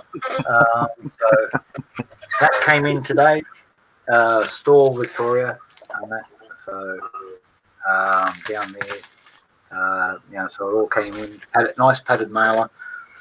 So I'm gonna have a chat to the customs bloke. I've already got a phone call into him. Hopefully I'll get an email back saying, hold that fucking box of knives for me. And then I've got one more thing. I've got to go down there and do that. And that'll be, if he says, yeah, that's okay. And then I'll race down there Monday and stick that in. Stick it all over to you. So I'm not paying 5 lots of different international posts. Right. And there'll be a couple of bucks in there. I've got $5 US currency in that. Oh, what about that? It's down to over to Portland, and because it's only I weighed it. It's only I think it was 102 grams, and that's so like what 3 ounces. Oh, okay. It'll fit in a standard envelope. Right. Okay. Yeah. Now So, you got the one separated out to the. I need to forward to Zumbi. Yeah. Okay. There's one in a leather pouch. Yep. That's what you I said. showed you the other day. Yeah, you showed me. Yeah. It's actually got the knife in it and sit in the parcel. And at the last minute, there was a filleting knife and a leather sheath in there as well. So All right. I send that across. I just can't wait to see it because I'm like, dude, this one here. I was like, this thing is nice. This is really, really nice. I was like, damn. You can see now why I don't have to fucking advertise, promote, or anything like that. Correct. Yeah. I haven't It promoted for 20-something years. Yeah, you pick up a lot of these knives and you're like, man, there's nothing to it. This one, you pick that up and it's there, and it's like made, and it feels like it belongs in your hand, kind of thing. It really does feel. I'm glad you like it, but like I said, I've been doing this for a while. Right. Not needed to advertise or promote in any way, shape, or form for 20 over years. And I'm knocking back work again now. I can't take it all, and because I'm getting older, I can't put in the hours at the forge, to knock all this stuff out. Right. So I'm moving into a different mode. I'm just going to manufacture what I'm making. I've got so many thousands of dollars worth of handle material down the back there, and that because I've been doing all the custom orders. But you buy in to save money. You buy in bulk, so you can get a cheaper price and that. But so I've got blocks of fucking everything from gemstone material like turquoise. I bought a 1.5 kilo block of turquoise in November, and that from off an Indian reservation who's got a turquoise mine on it. Oh wow, yeah. And so the mine closed down years ago. They actually got a government grant to do the safety inspection to reopen the mine. So the guy came down and inspected us. Yeah, this is okay. You got to do this. You got to do that. You got to do this, and then it'll be approved. So they knew what they were doing. That's all they got the grant for, just to get the guy to inspect it and to tell them how to fix it, and then come back and re-inspect it and get it approved. So now they're just going in there. They're getting the big nodules out. Yeah, it's hard and dirty work and all that sort of thing, but they're making a buck. Right. And I'll buy their gear, and that's good stuff. And some of it's absolutely magnificent. I've had a couple of pieces that ain't the best, but on the whole, and that is better than what's available over here, and it's a hell of a lot cheaper. Device is not connected there, tow truck. Yeah. Here he comes. It's all good, just slow. Yeah, this connection up set. Hey, yo. How you doing? I ain't telling it. It's a secret. You're not telling. All right, Bill, I'll get back to you. Let me just check here.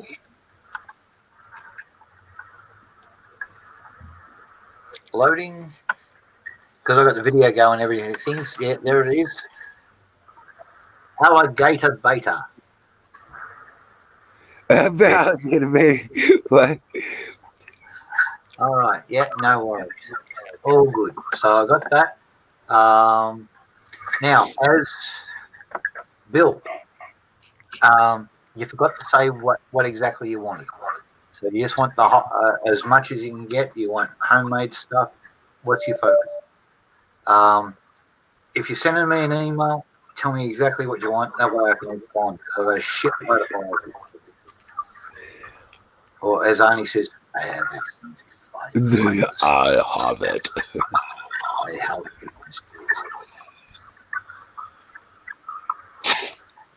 So Yeah. I just dropped. I don't know. I just dropped by to say I'm gonna drop out. I'm gonna drop out. what? Yeah. Drop out? What? Where you gonna drop out to? Fuck. Like You everything. can't got a beard back. I know. Have you seen my dad? No, You no, guys no, see no, my no, dad? no. Ain't like you actually. To be honest with you, can I? If I hope this is not insulting that, but you actually look older without the beard. Oh come on.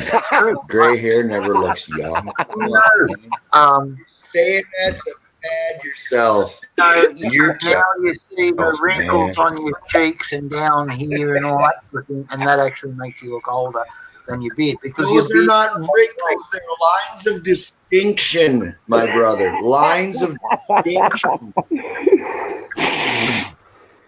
Mine's a mixture. Scars, heat burns, and that, and just old age. So. No, mine are lines of distinction. So, Bill, figure out what you want. If you want to figure out, look, do you want to learn homemade RPGs? No worries. Hell of a lot simpler to make than bloody RPG 7s too. And mind you, the range down on the RPG, that's the exceptional thing about the RPG, is its range. Right? Not the grenade on the it's actual range. So these things are about 3/4 the range. But the projectile on the end, just for thing. And you can hardware. You can do everything out of the hardware tool and kill tanks quite well. The only thing I really want is a good design for some magnesium impact ignitions. Yeah, igniters. No, forget that. No, don't go to magnesium. Go to mercury pickrit. Oh, Jeez. yeah. No, there's nothing professional about that. Hey, you made it home. It's not bad. I use that as an alternative in percussion caps and all that sort of thing. But you can turn around and use the same cap as an igniter on some fused instantaneous. You use about that much fused instantaneous, rightio? There, you slip that onto a number 6 fucking detonator and that, and have your charge around that RDX 244, whatever you want. That'll the blasting cat will take care of it. Right. I just want to impact when it hits. When it hits whatever it hits, it's gonna blow up when it hits it. So that's what I wanted. If you've got a 45, you drill out the tip and extend the size of the hollow point. You put in about yay much in there fusing containers just by itself. Drill down past that and wedge your picriot cap in the tip of the 45. That'll go through. It'll hit. By the time it actually ignites, it's actually gone through around about 3 to 4 inches, and the fuse instantaneous just blows and shreds the rest of the bullet. And Now, what is this? Mercury pickrit. Mercury pickrit. Okay. And that primer. Percussion cap primer. Okay. Yeah, that's is that what it is? Yeah. Okay. Prior to 1960, then they went all witchy and safe and all that sort of thing, and started invented Hodgkin's safe powder and all that sort of stuff. And they tried to force everybody onto magnum pistol primers, rifle primers, small pistol primers, and all that sort of thing. ball and that, but they're very complex compound. Mercury pictures, Doddle. Anybody can make a mannequin. Oh, okay. All right. Just need to fix them, and it's not hard. Heck, if you get really, really desperate, you use, the old cap pistol caps. You make a cap, you put 2 of the cap pistol caps in there, and you put some black powder in there. That's your primer. Okay. All right. Yeah, that's simple enough. Right. But you make when you're making your black powder, ball it up, and that mix alcohol with it.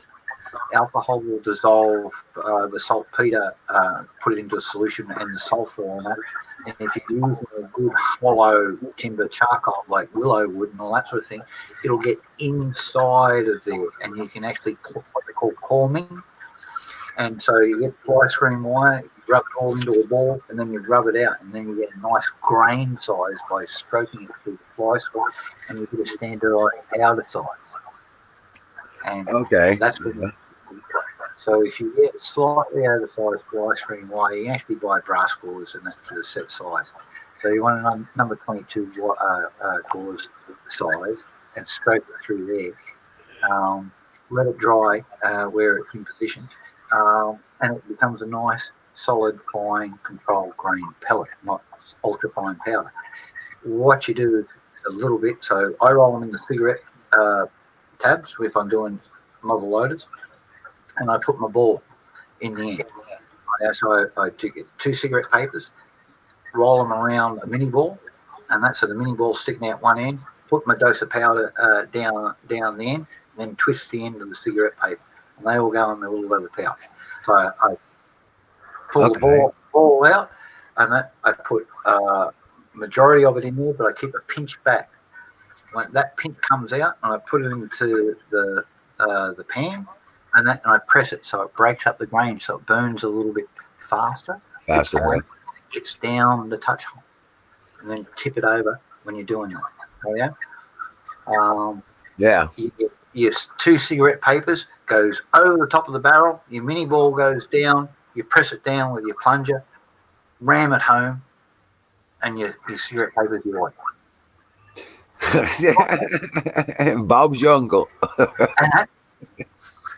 Close it up, bring it back to full cock, sight, pull the trigger, hold your breath, make a cup of tea, and then it'll fire. Well, that's what it's right.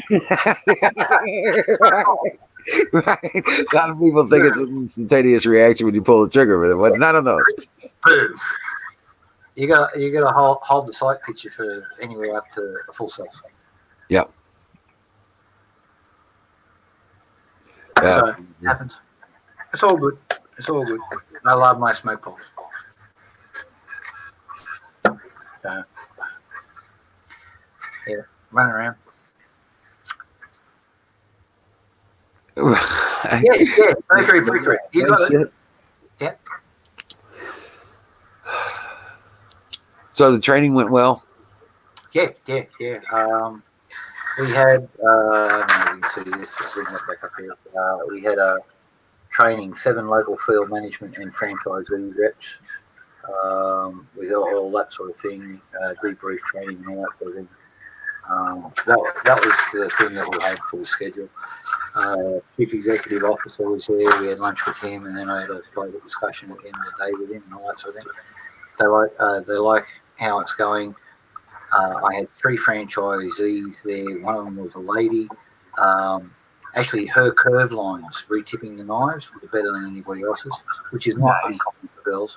And I saw the same thing in my own apprentice. And her lines were natively good, whereas other blokes could come in and they'd always get a bit hawky and all that sort of thing, a bit severe, where she had a nice flow to them. Right. That's girly stuff. You know what I mean? They like that smooth stuff, and that the blokes are a bit more angler and chop it in, get it done, and fuck off and get the next one done.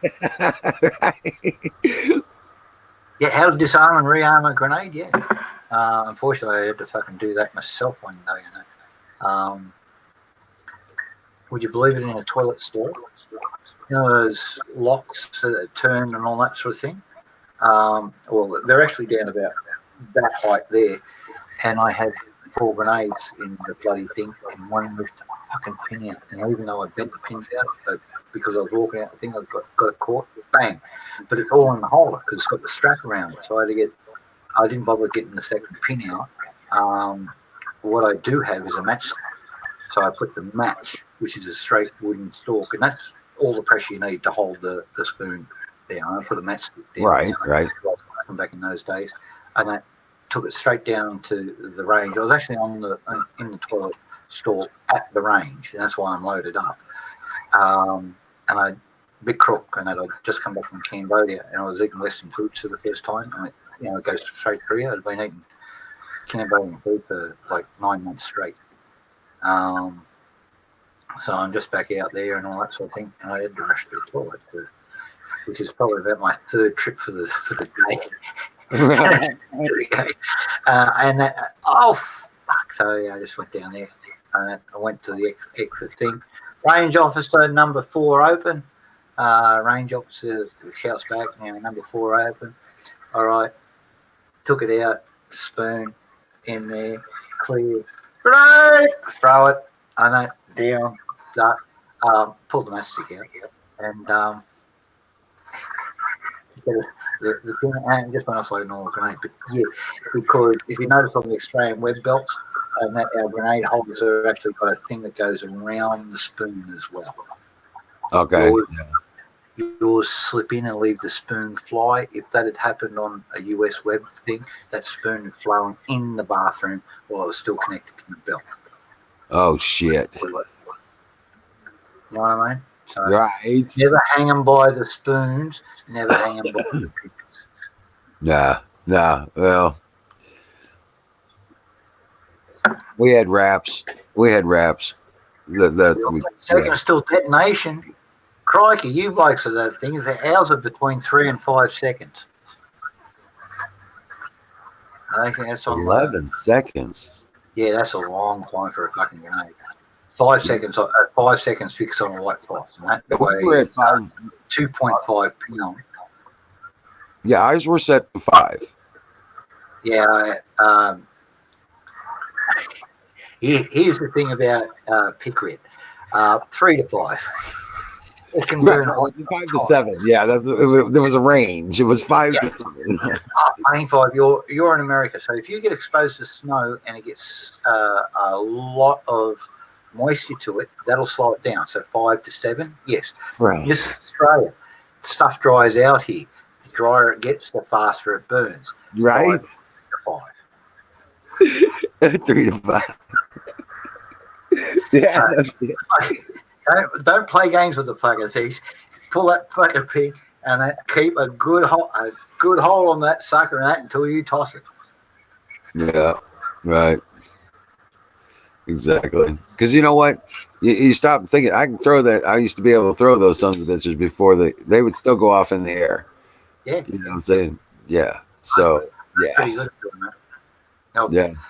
But I was a fragment. And so in the early days, I had an M79, which is a 40mm grenade launcher, and that I had 100 rounds of different stuff, everything from canister, white frost, all that sort of shit, flares. Then my backpack was full of M26s, and I carried a lot of fucking stuff. Then I thankfully I swapped over something like a TPMG M26. And don't. The CS does not stand for smoke. No. CS. Right. And tears get in your eyes. Yeah, we have one.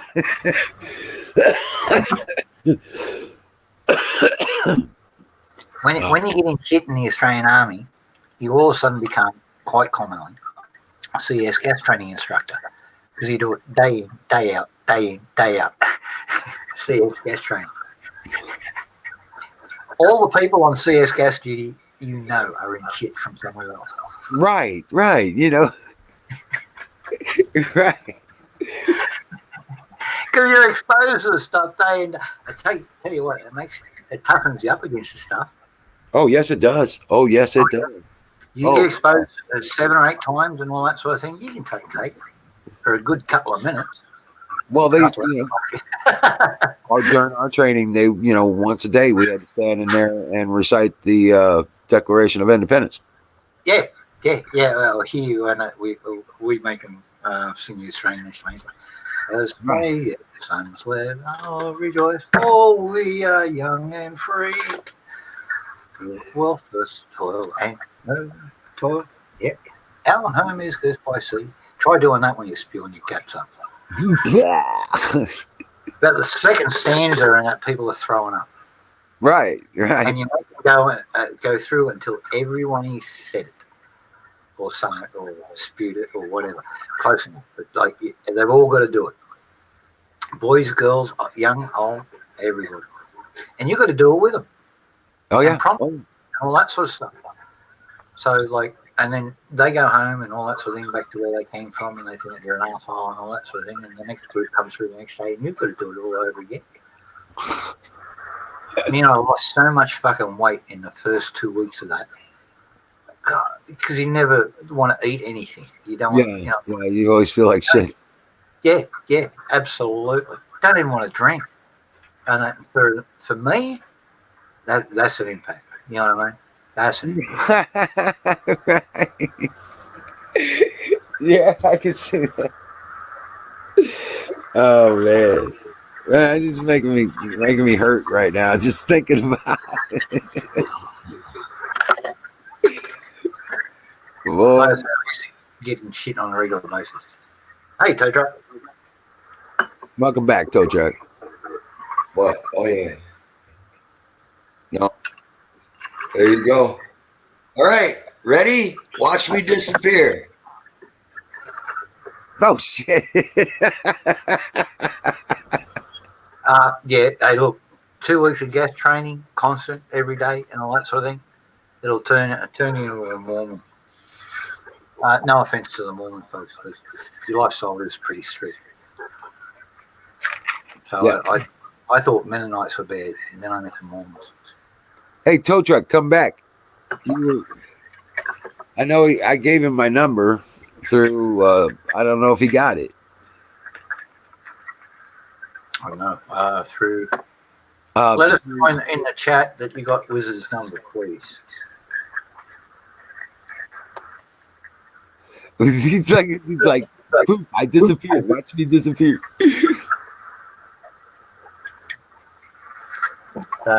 Yeah. Hey, look, there's a shitload of things that'll turn me off, bro. Arseholes. When you're angry and upset because of an arsehole, that's the time not to drink. Right. Because then you get angry and start plotting fucking evil things that you're going to get arrested for. So that's the time not to drink. That's right. And actually, this stuff, the pot, that's pretty good. You can deal with arseholes. And I've got to admit, the last week and a bit, I've been dealing with a few. The pot's real good that way. The booze, you start thinking about, all right, so what do I need to fucking disappear this fucking thing from not getting killed? Whereas you start smoking this stuff and you start thinking, fuck the other thing. And that piss him off. Just ignore him. And just put some music on and chill. Chill. Much better way. Much better thing. So, and it's all worked out. And a couple of people have been trying to screw up the little girl I'm working on. And that's life. And because you've got competitors in life.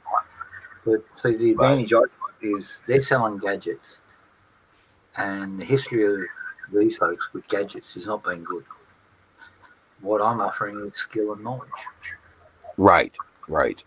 And because they do shoe repairs, they do key cutting, they do watch repairs, they do. So skills is something that these folks have got. I mean, very multi-skilled folks. So they understand that if they know what they're doing and not relying on a gadget to do it, but relying on themselves and all that sort of thing, they can get an optimum result, not just on knives, but on scissors, on hairdressing scissors, which are very expensive to get sharpened. Yes. Yes. You know what I mean? Look, if someone, the local hairdresser, brings up the hairdresser, says, I charge her a gold coin donation, same as the knife. Whatever. I know she was paying $60 before because she told me. Right. And all that sort of thing. But the deal I have here is with the locals, anywhere like within 50 miles around, gold coin donation, and that goes to a local nursing home. And so I get enough sharpening in business. Last month, $238 to a land. So I got the thing because I just dropped the money down to a small. So this month I'm hoping to, anything over 150 is all good. Right, yeah. So every month, and so it's a grand or two, or maybe 3 a year.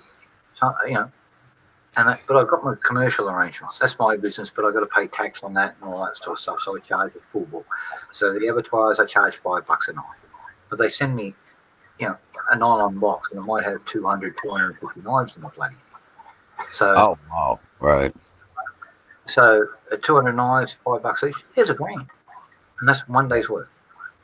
Oh wow. Day's, you know what I mean? Because I can just do that, bang, bang, bang, and then once they're done, call up the courier. They're there next morning, 6 o'clock, pick up the bike, and they're gone. So they come in, and just after lunch is the drop-offs, the pickups are done early in the morning. It's all done. They're commercial things, but I've got to pay tax on that. So Lambie's a nursing home, and it's bloody good. Okay, it's not like one of these things. I've got to make. I was in the army with him, and where the army has him housed, you walk in there and you can smell stale piss. Okay, the staff, you can see they chat a hell of a lot and spend a lot of time on their phones. Lambie, no phones allowed. And there's a phone in the office for the folks up there. The place doesn't smell. The food's good because I know the chef. On the restaurant nights up there, I go up there and cook myself. I do the Asian nights. And that, as a fundraising, that's one of the fundraising we have at the restaurant nights. So we use their special kitchen, and I can produce, a 5-course Asian meal, and $35 a head, and and Asian food costs you about $5. So you're making 30 net for your hospital. We just got to get the numbers, and that's the deal. If we get more than 40 folks in, we're making money.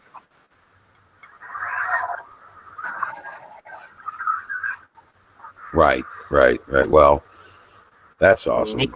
Brian's not scared. He just saw so many blue folks up here. He didn't think he was needed at either. I think he's watching over on Twitch or one of the restream channels, and that as a safeguard. So I don't think he's scared of him. I just think he sees a shitload of folks already here, and may have other stuff he needs to do in the background. Jack, no longer with us. Which Habib? Which Habib? Jack, did you try to call me earlier? Yeah. Oh, okay. I saw it there. I just saw it, and I was like, "Oh shit." That's all right. No, you're probably busy and all that sort of thing. I just left him a message making sure he got the knife, because Tracy let me know this morning she got a notice that had been delivered, and I just wanted to make sure you're happy with it and all that sort of thing. Oh yeah, absolutely. I did message her back. That may have been after we talked and all that sort of stuff. So you got to remember time differences and all that sort of thing. So it's no drama. She was in here earlier, and that she'll probably be back here later. So rest in pieces. Yep. Rest in pieces. What was that movie with Dolph Lundgren where there's like, I come in peace and you go in pieces? And he blows him up. Universal Soldier number 2. Is that what it was? Yeah, because I think so. Well, he was a space alien. Jean-Claude Van Damme blew him up. Yeah, it was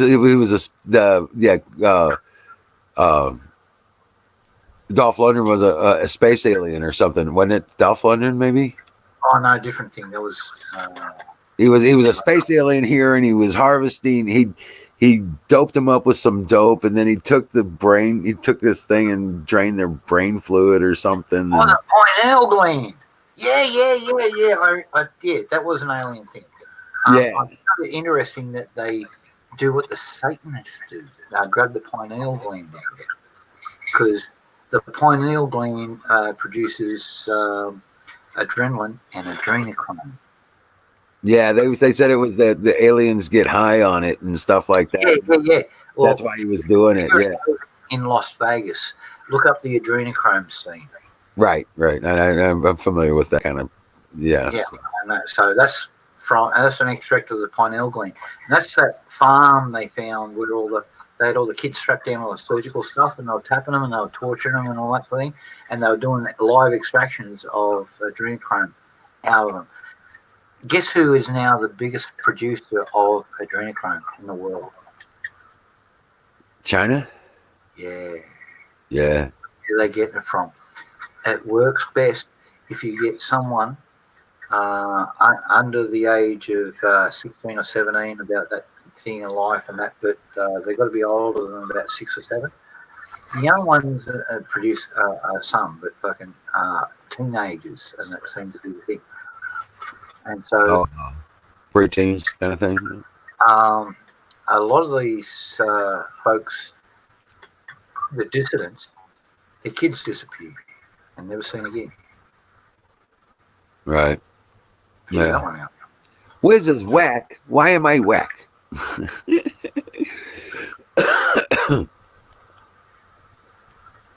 Get in the cover. Wasn't Dark Angel about a post airburst nuclear EMP thing that took out the US and then crippled the US, and there was a young girl who worked for a courier company, but in reality was this super trainee hybrid human. He's over on Discord. That's where Ryan is. That's it. What do you fight? Okay. That's it. And he's got it. Hey, Tracy, you still there, darling?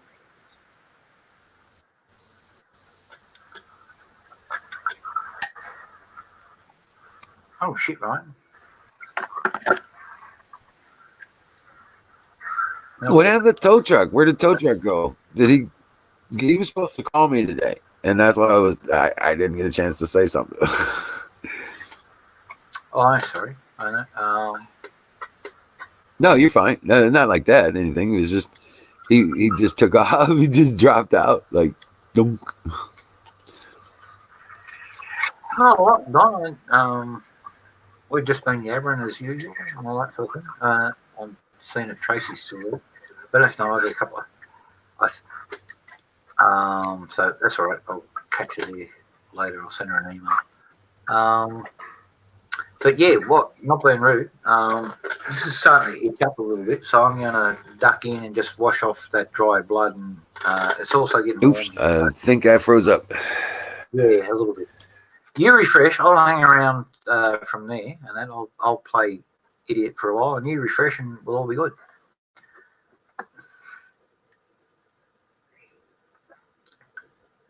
Yep, plenty.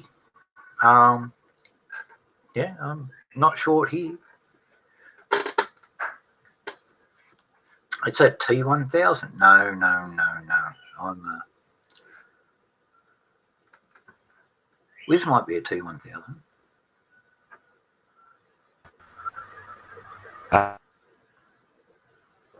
Uh-oh.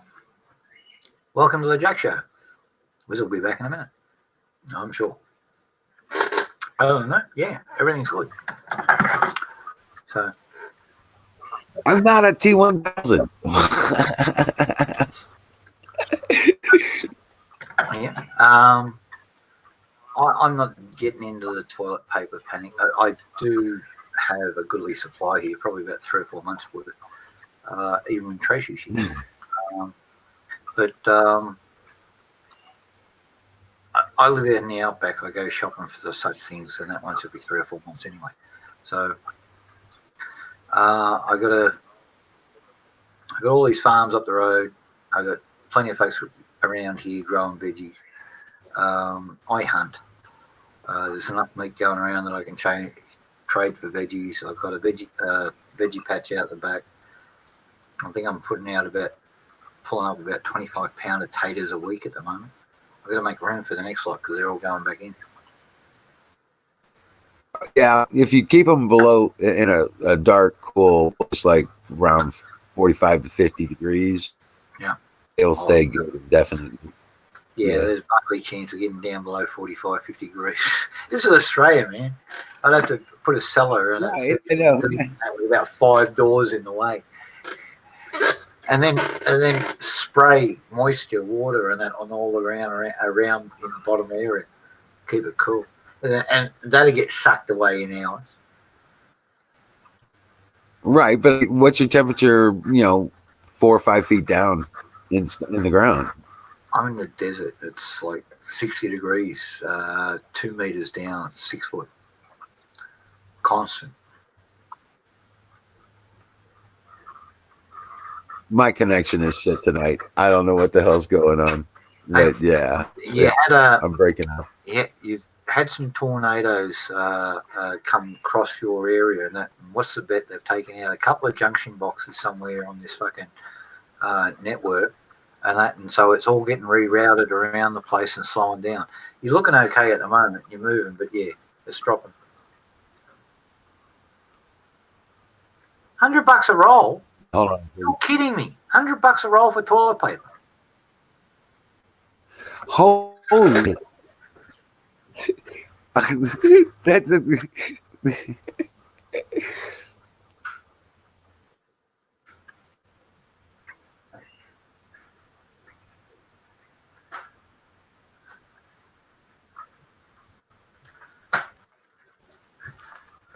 There we go. There's one bundle. 18 rolls. On that top of the line Kleenex, triple weave, triple thickness, folks. And what are we offered? Starting bids at $22, which is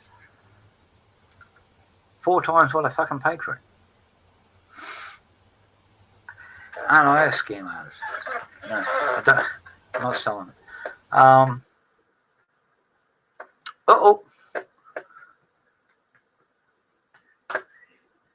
You can make, hey, there's another fucking 50 rolls out there. Serious. But I it's not like I'm doing it for the coronavirus, and it's just I live out in the outback, and we only go into Aldi ever so often. And so when I go in there, I buy 2 or 3 18 packs, stick them up on the shelves, and when they get down to almost nothing, next trip into Aldi's and that, just grab 3 or 4 bundles more. Heck, I do the same thing with my canned garlic and the good barbecue sauce. They've got a brand in there that's really, really nice. But I get 3 or 4 bottles of it. All that sort of stuff you get, flour, rice, all that sort of thing. It's a few bags of it. You always $1 per sheet. Crazy. People pay. I know, right? And I know this toilet paper mass buying started here in Australia years ago. That was because of Cyclone Tracy and a whole pile of other cyclones that we had that year that wiped out the distribution network, a shitload of bridges, and that. So country folks were cut off for a lot of stuff. And when they brought in the emergency supplies, they brought in meat, they brought in milk, they brought in baby food, they brought in veggies, they brought in fruit. Guess what they forgot? Toilet paper and stuff, right? Yeah, and that was the thing that they did. Yeah, and that's what the guys organise and don't think of sanitary pads for ladies. And let's face it, soldiers, toilet paper. Subscribe to the fucking Sydney Morning Herald or the New York Times in your case. Just as good, and it's cheaper. Heck, at $1,000 worth of sheet, how many bloody sheets are you going to get out of $1 New York Times? Because you sign up for. Well, that's what he's called, John Wayne paper. Well, this is it. Yeah. They've got a New York Times at the moment. You can get $1 a day home delivered for 3 months. No commitment after that. Sign up and all that sort of thing. After that, it's I think it's $2.50 a day. and that. But you also get their online content as well. So you can sign up to all the things. It's cheaper than fucking toilet paper at the moment. Get 3 months worth of the New York Times and wipe your ass with the fucking thing. Right. $100 for bleach. Do you folks know how to make your own bleach? Seriously, you can make it for about 14 cents a gallon. That's my cost in Australian. So in the US, it'll be even cheaper. I think 9 cents a gallon. Yeah. You ever heard of a brand called White King? It's one of the American famous get-rich-quick scheme fucking things that actually work. This guy came up with a lemon-scented bleach. And you know what he's doing? Lemon food essence, fucking throwing it in. That was it. He's throwing what? He threw lemon essence in bleach. Made it smell like lemons. No shit. All right, yeah. He was making the bleach for about 6 cents a gallon. Sells it to the supermarket for 65 cents, and they sell it for 99 cents. And that's the entire White King range and all that sort of thing. That's what he started off with and all that sort of thing. And he started out of his garage and all that sort of stuff. Did a deal with some little supermarket, and then it spread and spread. And now White King is they're huge. They're huge. They make for about 5 or 6 supermarket and all that sort of stuff for this, that, and the other. And the markup. So if you're making it for 4 cents a gallon, you're selling it for 60 cents a gallon. And it costs you 20 cents for the plastic bottle to stick it in. You're making 10 times the profit. So you're making 1,000% profit turnover. Wow. Hey, battery addiction! I've got something for you, man. And that, not being rude, I'm going to go to full screen here. You got it. And all that sort of thing. Battery. This arrived in the mail today. Let me just focus in on here. That's the Australian Olympic coloured coin collection 2016. I'll open that up here. Bring these up in there. So there's your colours. Now I'm going to have this heart attack flashing, so I'll turn them back that way. Move them that way. That's the official product. There's a pull-out booklet in here.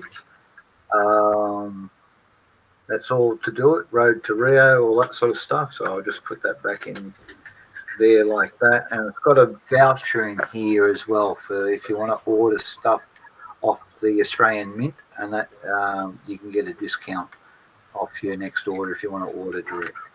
So now I'm not sure how I'm going to get to you because I've just Monday I sent off a box of knives to Wiz. They're down in Melbourne at the moment, and that with customs, and that I know that because I had to answer an email this morning. Now I phoned them back and I've asked them to put a hold on it. They'll email me back if I can get them in that one bundle. I'll send this over with Wiz, and I've got a $5 US note here. I'll stick that in for the postage, all that sort of thing. The cost of this, and that you donate to Wiz, right? Yeah. So. If you give Wiz the bucks for this and that, so you can put it towards that, we'll call it quits on everything else like that. So you don't have the money at the moment, that's fine. But it's going to take a couple of weeks to get to this anyway. I'm going to send it to Wiz. You sort out with Wiz, okay? You fix him up, and it's all good, mate. So I'm just glad we were able to get it for you and all that sort of thing. So I'll end that and go back to there. Oh, God. I was like, well, you get a good stuff for that, you know? Shit. Yeah. Oh, well, I even forget the cost, and then I can look up like $20 Australian. and that's probably about $16 US. I forget what it was. I hear you. I don't think it was expensive. And that, so if Wiz makes a donation to you to cover the cost, it's called paying it forward. If you've never heard Sure. of it. Yeah. Well, God bless you. Yeah, I'll make sure. Me and Tracy are looking after, and that I've been working for a long time to get this plan working. Okay, it's now coming to fruition and all that sort of thing. I got my first check from the folks today, and banked it today. Here's Lady Liberty coming in. How you doing, darling? Oh my gosh, Lady Liberty, how you doing? Good, guys. How are Been y'all? thinking about you. Excellent. I got 22 peach trees in pots. Nice. I was like, I'm thinking about you. I was like, you know what? I bet you could use a few of these awesome. down at your place. You know what I'm saying? Yeah, When you come thank you by. so much. Yeah, they're That'll in be pot. amazing. Yeah. I can't wait. Those little tomatoes, and I Yes. get a shitload of them. They're really Seriously. taking off, huh? Excuse me for a second. I just cut that in half. Yeah. I got some moringa seeds ordered today, and I got a grapevine today, and just different stuff. I've got to order. I'm gonna go to my local co-op and get some actual just regular garden seeds. Yeah. So when do you get the trees? You said you had you could get. They should. I go to distribute them the 21st. They usually send them the week of, so I should get them probably around the 18th. Oh, okay. All right. I was gonna say when you come by here, we'll swap. I'll give you some of the Right? and you can give some of those other ones. Yeah, for sure. And I will have pecan and plum and mulberry that I know of as far as edibles. So, Lady Liberty, yes, sir. I should put up the link more often. I apologise. Oh, you're fine, Jack. I was just messing with everybody. I'd been sitting there for a while. I just had to mess around. Well, just say, post the fucking link, you. The word is DRONGO. Retrobate. Rongo. Yeah, we know what it is.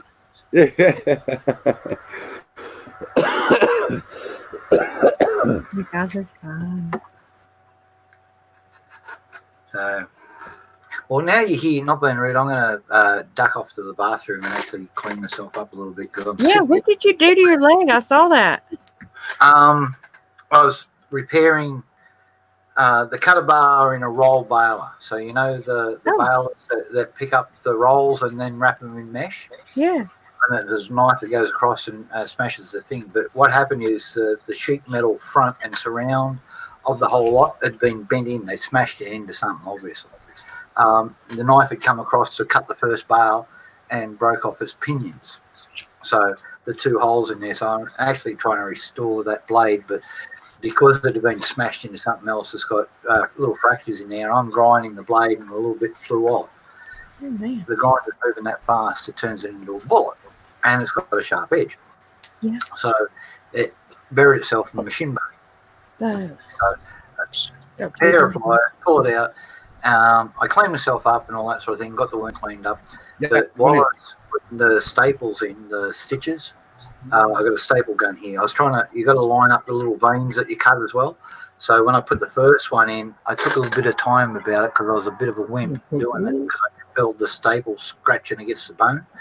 And so, yeah, it bled a lot more than what it should have. And the second one went in straight away and then sealed it all. Put the rollies over the top, it's all good. I've got a bandage over here, and that, so which is a big chunk of elastoplast. So I'll go in there and just wash it all off and get all that. I'm attracting flies. That's the problem. This is strange. Jack. It's all good. I got spray lignocaine, I got scotch, I got pot. What more do I need? Oh, and I've got a first aid kit like you wouldn't believe. So I can do minor surgery here, no problems. And you have all the toilet paper you need. Yeah. Oh, and paper towels, shit. Lighters. No shortages of any of that kind of stuff, right? You're good to go. Antibacterial, Tricare, and that. I've got all my hand, but I've always had this stuff because I'm a blacksmith. Have a look at me. It's that bargain hunt almost bottom. Hey, you been taking that silver? You been taking your silver? Yes. All Yes. right. Good Yeah, deal. I was trying to finish this bottle off first, and yours is next. So we're like, there's this much left in this one. Good deal. Good deal. Yeah, I'm gonna take some of that chloride silver home with me, man. Oh, yeah. We got a bottle of it over there. So, yeah. I got Trevor here. He helped. He's been helping me the last couple of days. Trevor, I was hearing this voice in the background and I was seeing no lips moving here. And I'm thinking, what? He goes. Yeah, he's just off. He's Yeah, off. you don't got your lamps on, so it's super dark there. Yeah, I didn't.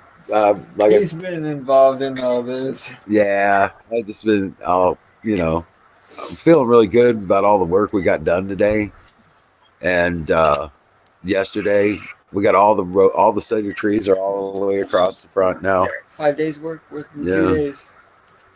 Yeah, we're getting a lot of stuff. I got an email back from customs. G'day, Jack. Yeah, that's not a drama. Unfortunately, we're going to have to commercial rate it back to Dimbula payment link here. Okay. So, all right, we'll do that. No dramas. Link there. Yeah, he's definitely from Australia. It's bright there. Yeah. Yeah. It's So tomorrow. they're going to build. All right, they'll post it back to me. It'll be here by probably Wednesday midweek. Battery, your stuff will go into there. Not so. It's only going to cost me $9 to get it posted back from Melbourne.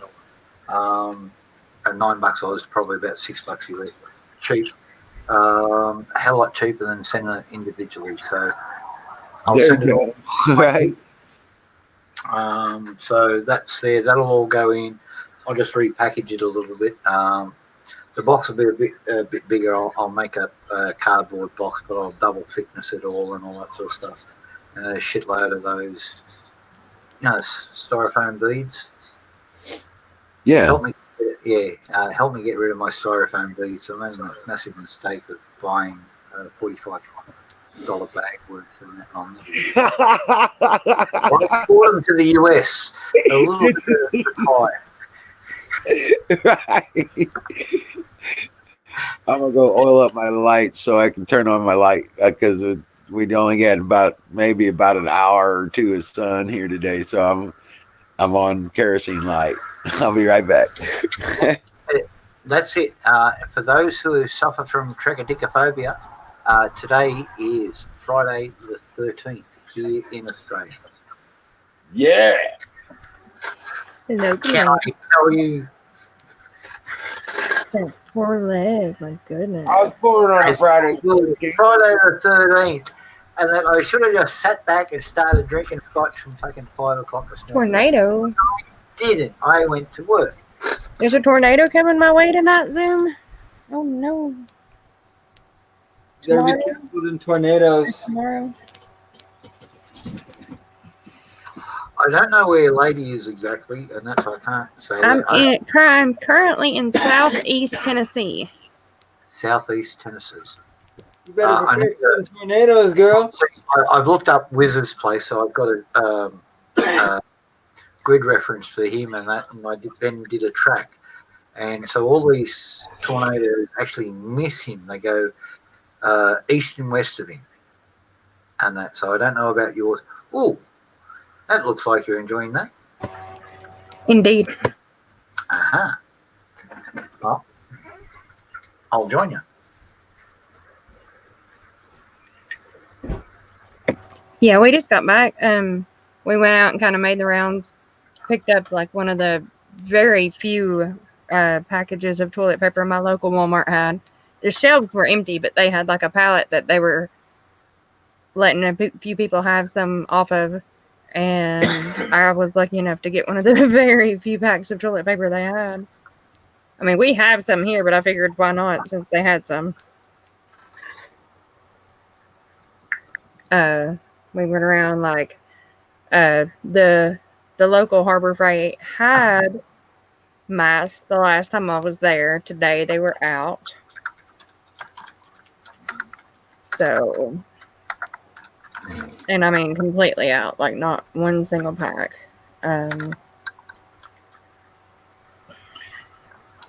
There was this. I mean, it was pretty eye opening. I mean, I didn't think just little old small town America, East Tennessee would freak out and run to the store and buy up stuff like that, but they did.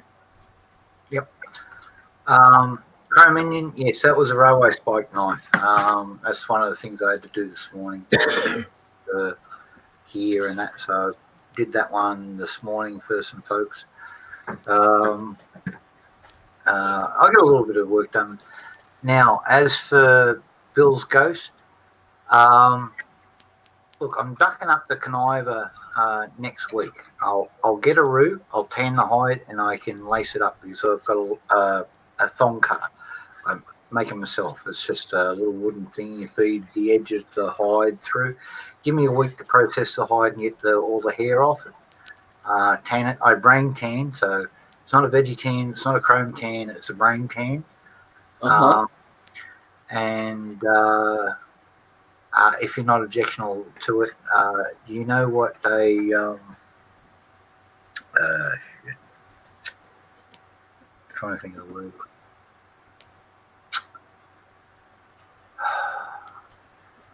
It's a natural ammonia de-skinning process.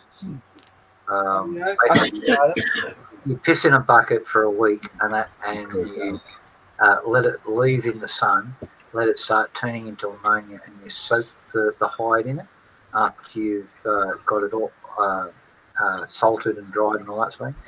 Put that, all the urea goes into the skin and that preserves it. Then you flush it and you soak it for another 2 days in clean water. You change the water every 3 or 4 times a day. Drag it out in the pipe, and then you just brush it over with a knife not dissimilar to, you know what a spoke shave is? This is what they call a draw shave knife.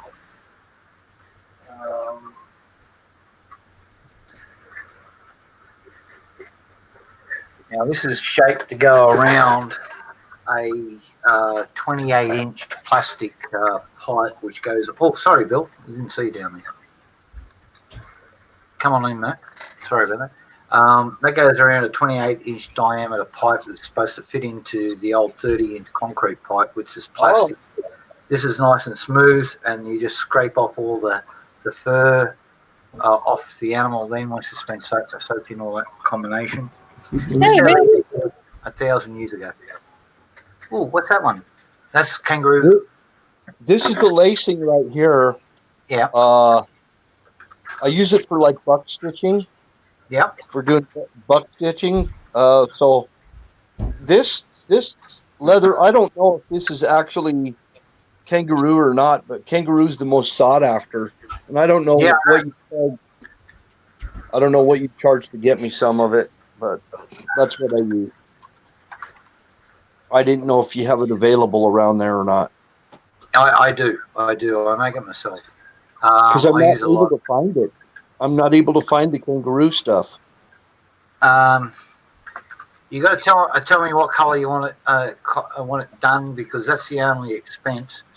But I generally sell 20 meters, which is 72 feet for $30. Oh, really? So that's the going price out here, and that, and I get it because some of my folks that I get the sheaths on are paying about $40 for the 60 foot. I do a 72 foot. That's the average because I'm not. I don't shoot young roos, and that I want the thicker hide, so I can get the 2.5 to 3 mil thickness of it. Here comes Zoom bait. I would like a green one, like yours. White. How you doing, Zoom? Got some coming. Not yet. They're closing. Alright. The whole stores around here are empty. Just about. All the stores are empty. Oh, okay. Just about. Yes, sir. Yes, sir.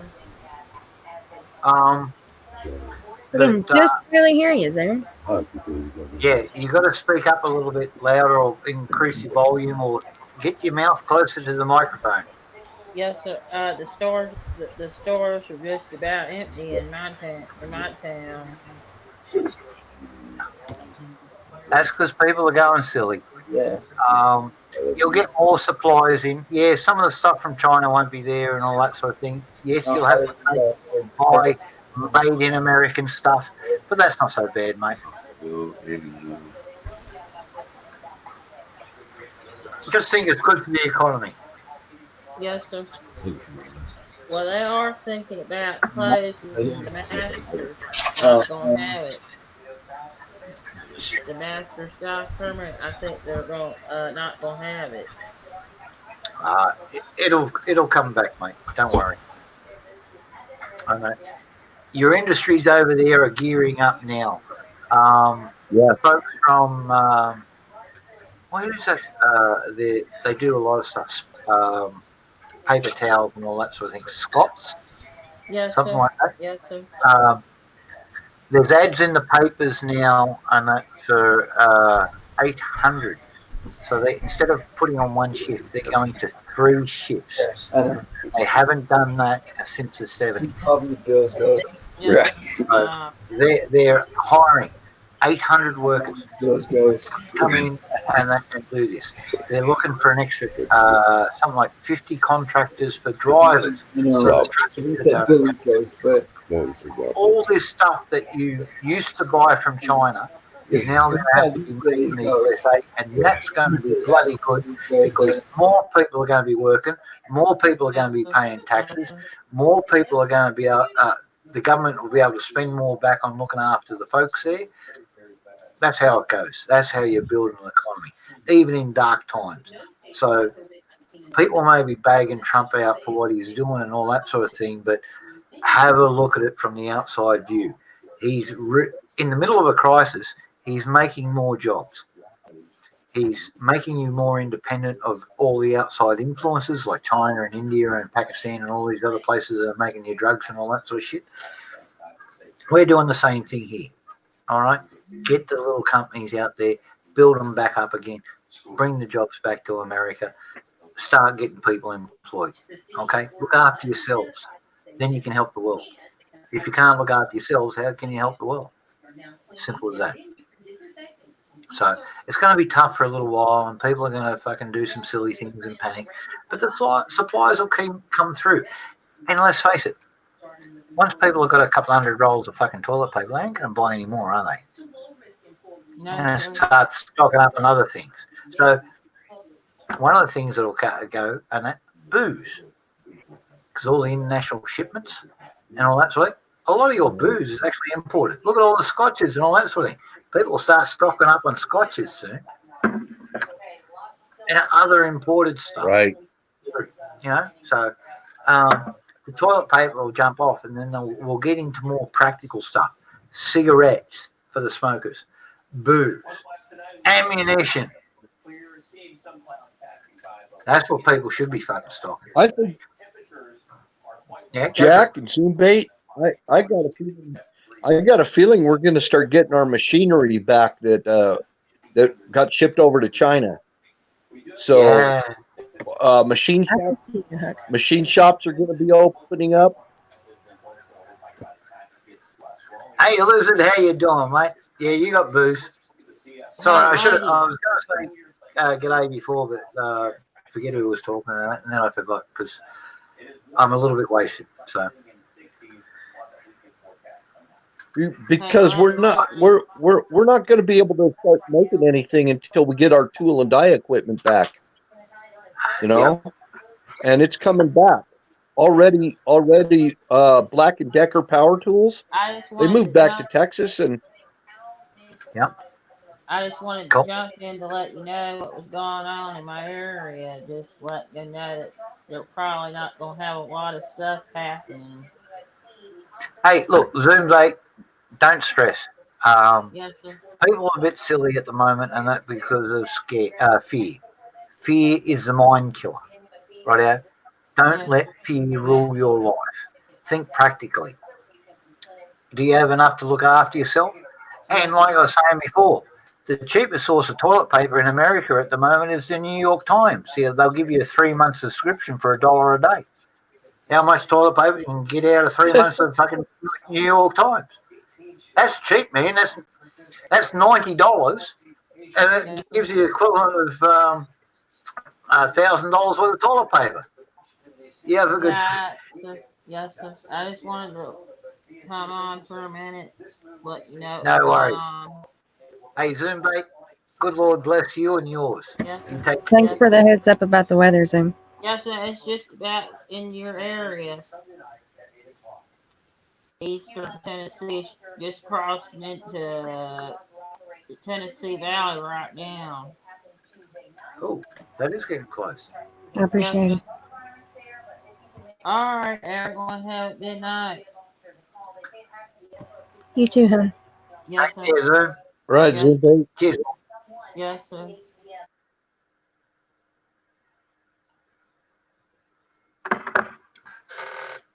Oh, I get Zoom on him.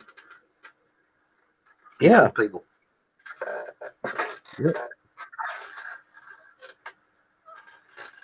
No, but our tool and die equipment got shipped over to China. Most our tool and die shops left the country. They're Yeah. coming back. Yeah, Well, all that machinery. see, I've been dealing with A to Z machine tools in Arizona for a while, and Niagara machine tools up in forget the state that they're in, and that up near Niagara Falls anyway. That's where they get their name. They have moved slightly further away when they started to bigger premises, but they do brilliant 10% cobalt stuff. Mate, the Chinese cobalt shit. Never buy cobalt, and then I bought what I thought was an Australian brand cobalt for years. Then they swapped over and they went to China, and so I phoned them up. I said, look, I've had this thing. I'm running a mill, cutting a new slide for a 1911. So what happened? And all that sort of thing. He says, oh, well, we don't make them here anymore. They're in China, and we're getting a bit of feedback. So we'll get onto them and get them to fix it and all that sort of thing. I said, what? You're going to China? She said, yeah, we'll get them to fix it. It's all right. No, started running around on that. And there was no one in New Zealand and that was doing 10% cobalt. Niagara machine tools and A to Z. And they make the lathe tools for A to Z, and Niagara for the rest of the stuff. And the cobalt drills, the 5%'s made here in Australia, but the 10%'s all made in the US. It's the only place you can get them because the Chinese stuff is crap. We completely lost our garment making industry. Oh, you guys yeah, did too, I think. pretty much. We got a couple. Our textile. We've got one textile. ladies' garment factory here in Dimboola, but they specialise in ladies' accessories and clothing and that for ladies who have actually lost a breast or two through that. So they're specialised and all that sort of thing. But they're supplying. They ship something like 8 or 9,000 stuff every quarter to the US. So they're it's an international market for them. It's a niche market, but stuff and that because mastectomies and that and ladies are worried about how they look and balance and all that sort of thing. So the dresses are actually made to support the synthetics and all that sort of stuff. So it's all good. There's a couple of little clothing manufacturers in Adelaide they're mainly Asian ladies who have come out here and they're forming their own little group, but they're getting going. So we're getting some manufacturing back in the garment industry. You're getting some over there too. I read in New Orleans there's a whole pile of black ladies getting there, and they've got a bloody good thing, and they've got a deal with some clothing store called Suzanne's or Susan's or something like that. Joanne's? Could be Joanne, something like that. As for larger ladies, and that these are a bunch of African American ladies, and they're all quite stout and all that sort of thing. And a lot of the African American ladies are like that, and they can't find stuff. So these girls are actually making it themselves out of what they want, the good fabrics and all that sort of stuff. And the fabrics are coming out of Atlanta.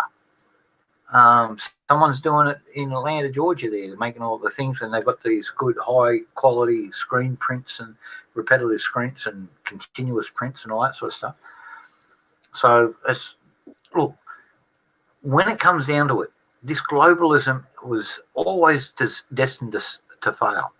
Whether it be a natural disaster, whether it be a global pandemic, or whether it be a fucking war, none of this globalist fucking stuff is going to work. Lady Lily's just going to show us the screen here. So I'm just going to add that to the stream. You need to put your mic on there, Lady Liberty, and explain it to us, and that because we can't hear it without your mic. So this is just the weather, the futurecast in my area from now until in the morning. What they're expecting as far as rainfall. We currently just have a like a thunderstorm warning in my area. They don't have any tornado warnings or watches up as of yet in my county. Cool. So I'll see. I can see Jonah's place on that, mate. Or Mayors or whoever he's playing these days. looks like my county is going to have the worst of it from about 2 to 4 a.m. So fun.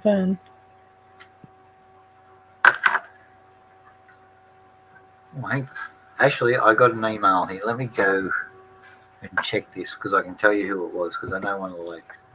Let me just find it. All right, search mail.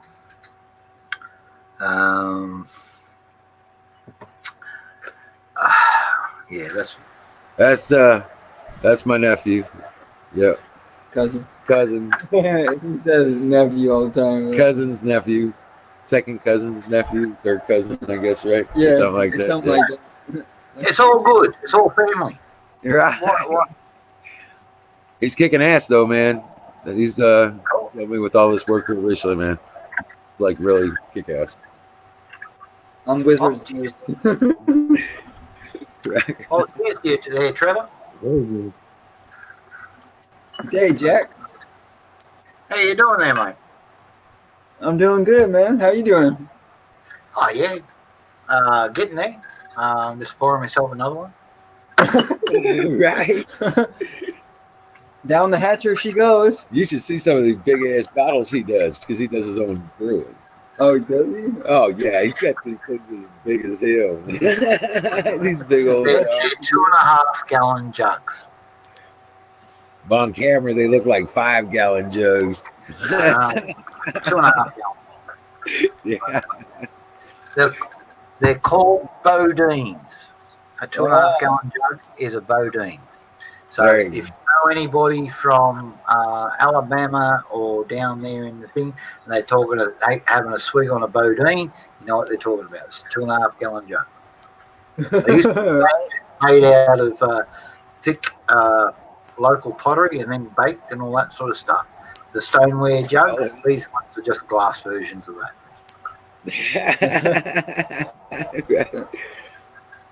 Yeah, he ain't never seen nothing like this before. He's like, "Oh, you guys out of the sticks. You don't know nothing about internet."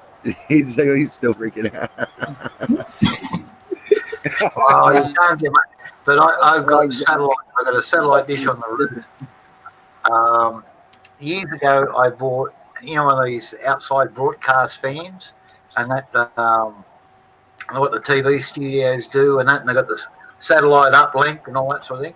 Well, I reefed the guts out of the van, took the dish off the top, stuck it on the roof of my little shack, and installed it all, connected it all up, and yeah, I've been going ever since on satellite. I've updated the dish since then. We had a little tornado that we found the dish, but it was 80 miles away. But dishes tend to float in tornadoes apparently, so they can travel a long way. But yeah, so I got a new Andrews.com. It's an American firm. They do all the satellite dishes and all that sort of thing for satellites and shit like that. So still got the original Mux. That's a multimedia user exchange that feeds the stuff, whether it be phone or internet or whatever, going into there. That's getting close to being 20-something years old. But yeah, I'll upgrade that over the next couple of years. And that's what I was saying. If I could have pulled this deal off originally before someone's tried to fuck up on me, the plan was when I went over to the US, drop off my old Mux and dish to Bear, so he'd be outside the system like I am. Right. Nice. Okay? He can download it anywhere. He can upload it and download it into fucking Mexico and come across the fucking border, and no one can knock him back. Oh, right. Right. Had him on. $60 a month Australian is what I'm paying. Well, I'm actually paying more now because I've upped my bandwidth to host all of this. So it's cost me $89 a month now for the internet connection. Right. With right. 500 gigs of data, unlimited phone worldwide. Right. So well, you got a better deal than I got because I pay $110 a month for DSL. It's like embarrassing. Yeah. See, but in America, like Australia, telephone companies and internet companies are semi-monopoly. They have these secret meetings and that sort out their pricing between it. No one ever goes too cheap, otherwise they run out of the market. Right. No one ever goes too much of the rest of it, otherwise they get run out of the market. There's a few specialist things that because they're not out to the public. Level 3. Now, they offer building connectivity and that for skyscrapers and all that sort of thing, but they're not offering internet out to the farmers. Right. Right. Ryan and Huck are like Jethro and Ellie Mae. I was just talking about that. And Huck always has Ryan in a headlock. Houston, we have a problem. There we go. Get the light. Goddamn Yanks, get them light levels working correctly.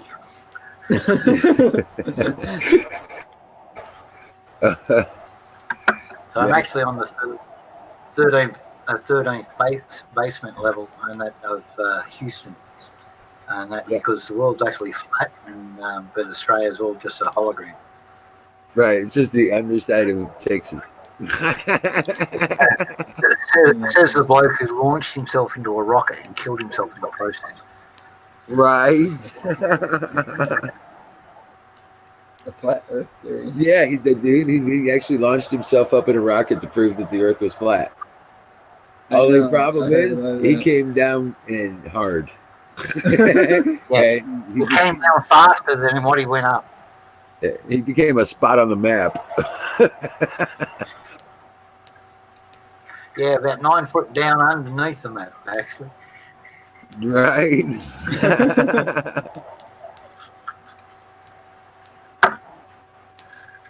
But yeah, no doubt, there's been so much stuff. I haven't seen much of the news today. Like I said, we've been planting trees. Well, the Dems are coming out with their own coronavirus action plan, but I actually got a copy here. It was emailed to me by a friend while I was away.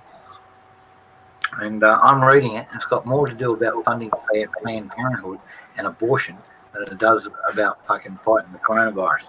Got 19 pages of hyperbole about the coronaviruses and that and all bullshit and all that sort of thing. 2 paragraphs of suggestions of what they should do with about it, and 6 exact funding amounts for abortion and Planned Parenthood. And that all contained to 2 paragraphs. But those bastards, so I don't know why they think they're going to get away with that. Well, they've got to kill. Now, see, here it is. The Republicans will object to the pro-abortion funding and all that sort of thing, which is basically 1/3 of the dollar value of the bill. Right now, the Democrats and the mainstream media will report that the Republicans are trying to hold up a valid concern about coronavirus, and Trump's not serious about it, like they've been saying, and all that sort of thing. Otherwise, they would pass this bill immediately. But it's basically going to give $1.9 billion to Planned Parenthood. That's the goal of the Dem plan. $1.9 billion to Planned Parenthood. And you got and they've got the mainstream media on side. You've got to read the fine print. God is always in the fine print. And this God is Satan. Little g on the God. Yeah, little g. Better known as Lucifer, Star of the Morning, and all that sort of thing, because that's who they're Right bringer. Yes, sir. Fire in the bowl? Fire in the bowl. Brought to you by Where's the goat? Where's the goat? TV Farms. All right, I'll have to be the goat. There we go. The goats are next door, Jack. This is Purple D. There was one next door. It's in the freezer at the moment. Next door. It walked right in. It was a feral, and I just moved in with the Clyde crossbreeds. I hadn't been in for a week, and everybody asked, but it's a feral. Little Manny, all by herself. Maybe a yearling. Yeah, it's crazy. It walked right down into my freezer. Well, I didn't walk in. I had to pick it up and drag it. Well, put it in the wheelbarrow. Start the wheel thing, and I dragged it up to the road. And that. If you guys in the chat are missing this, I feel sorry for you. That's a good one right there. So now in the freezer we've got goatee kangaroo, 8-month-old merino ram, and that, which is very, very tasty, and a hind quarter of pork that I got at Canaiva the other week. So we've got plenty of food here. Oh, and a shitload of kangaroo leg steaks. Actually, Really hunt those. might get one out for tea tonight, because I got the knife. Ooh. Hang 5, hold that still. It doesn't. Can't see it very well. I can see it fine. This looks nice. It's got a good colour. Purple D. Oh, hang 5, turn it around again. That's the Durban poison. No, and it's been cut out as purple D. He wasn't kidding. He can supply Durban. I've got to. No, it's this purple D. I'll get an email from me in the next day or two, and we'll organise a meeting face to face. And I think I'm going to have to take a trip to Canada and see my sister. There you go. Oh wow! Yeah. Before I do that, I'll go down and see Don T. Rump, and because she's up there in Manitoba. And up there it's 100% legal. So if Don sends me anything over to here, that's international trafficking, technically. I'm not going to expose anything. But because it's legal in Canada and legal here,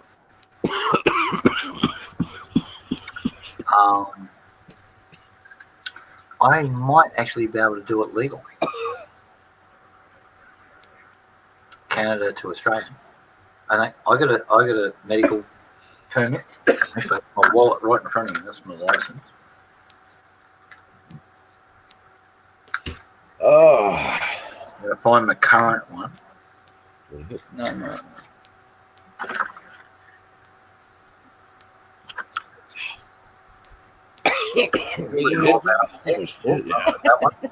Expires February 2021. He's laughing at me. Oh yeah, So- yeah.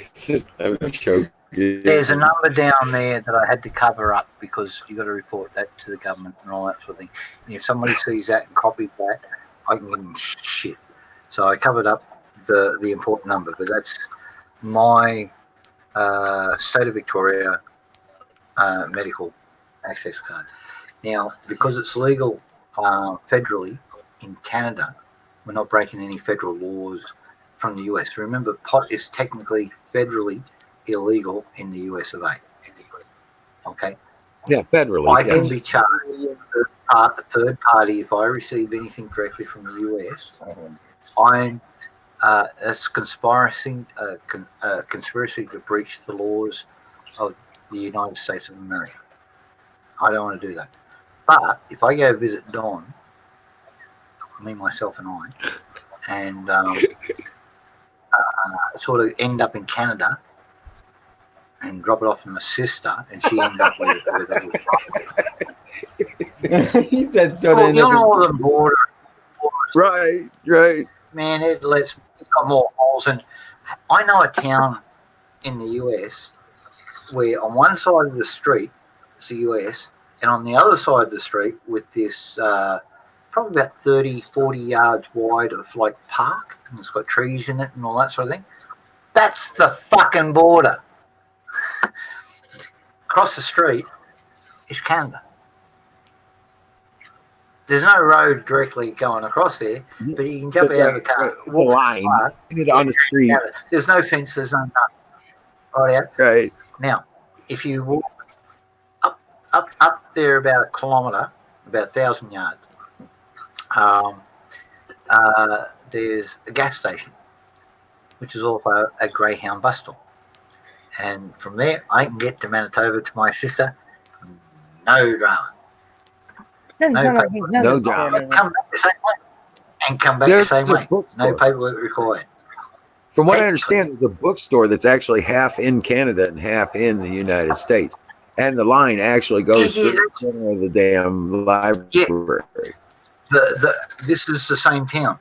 The park that ends in there, there's a walkway. They closed it off in the 50s. It used to be a street, so you could do a U-turn. You can't. You've got to park on one side. But the building is historical. It's been there since the 1860s. Right, yeah? And was actually used as part of the Underground Railway. And so black folks were then getting into Canada and being free citizens on the British Empire because they came from countries like Kenya, which were at the time under the British Empire. And so they can get citizenship. And they can be a British citizen in Canada and all that sort of thing. And hundreds of slaves that came from British colonial areas and that were, the British colony all came in after slavery. But because it's the same nation states, they identified there was no time limit in there, and folks could then claim British citizenship. And so they're a citizen, they're not a slave. Because, not being rude, not all the black folks that escaped from the south trusted the folks in the north either, because he had a fair few Democrats up north as well. And one of them tried to shoot Lincoln. But that's the way it went, and for good reason. So they went through to Canada, and they got through to British citizenship. Britain was the actual first to abolish slavery. Lincoln followed through a couple of months later, but he wasn't president earlier, so he couldn't do it earlier. That's how your Civil War started. Not only that, with economic means and all that sort of thing, because they were strangling the South a little bit. But the South was playing games with some folks who had machinations and that for the whole of your nation at the same time, like the French and the English. So, yeah, you got to watch out. Now we know from historical documents, the French king said, "Yeah, let's support these guys and all that sort of thing." we might end up with a new colony in the Americas, as much as half of it. Right. How would that worked out? Right. You know what I mean? Well, Don T. Rump says his wife is Canadian, so he gets in for half price. If she's your wife, I hope you get in. Right. Yeah, there you go. Sorry, She's in Toronto now. So I'm bad. I've been drinking too much. Sorry, I shouldn't have said. That's Aussie pub joke. Too much. We should stir each other fucking chronically over here. I know it doesn't go down well over in the US. Sorry, we should know that. right. No, I know. Oh man. So God, no wonder people want to beat me up. nah. Just none of them want to do it, and they okay. They think they got a shot up. Hey. Oh, hey, one of them got shut down just recently. Trust me. I'm still talking to the coppers. They canceled? Did they cancel NBA? Yeah, they shut down the I guess there's baseball, basketball, and a bunch of the I know NBA. tourist attractions. They were talking about NBA. Hey Don, send me an email. I'll show you how to get better than a BB gun. You can make it yourself. Cancellations, NBA, MLB, spring training, So you're gonna pretty much all your decent sports over there are going to be shut down. Yeah, they've shut down the NBA, the Major League Baseball, and the spring training camp anyway. And, Not that I followed this thing and noticed. I get taken. Last time I was in the military in the US, we were over there at Bragg, north of South Carolina, a little bit past. Yeah, I didn't watch any of it anyways. And but they took us to the lingerie league, and that ladies playing football, and that very little. And they cancelled that. Is that still going? That was a shitload of years ago. But there was women running around in bras and thong panties, and they're playing football. Oh, they had elbow pads, knee pads, and helmets. But bras and thongs for the rest of the year. Did you see the announcement by Trump yesterday? I think it was about the coronavirus. It's still a thing. Cool. Yeah, I saw Trump's announcement about the thing, and he shut down Jim Acosta with it too. That was fucking classic.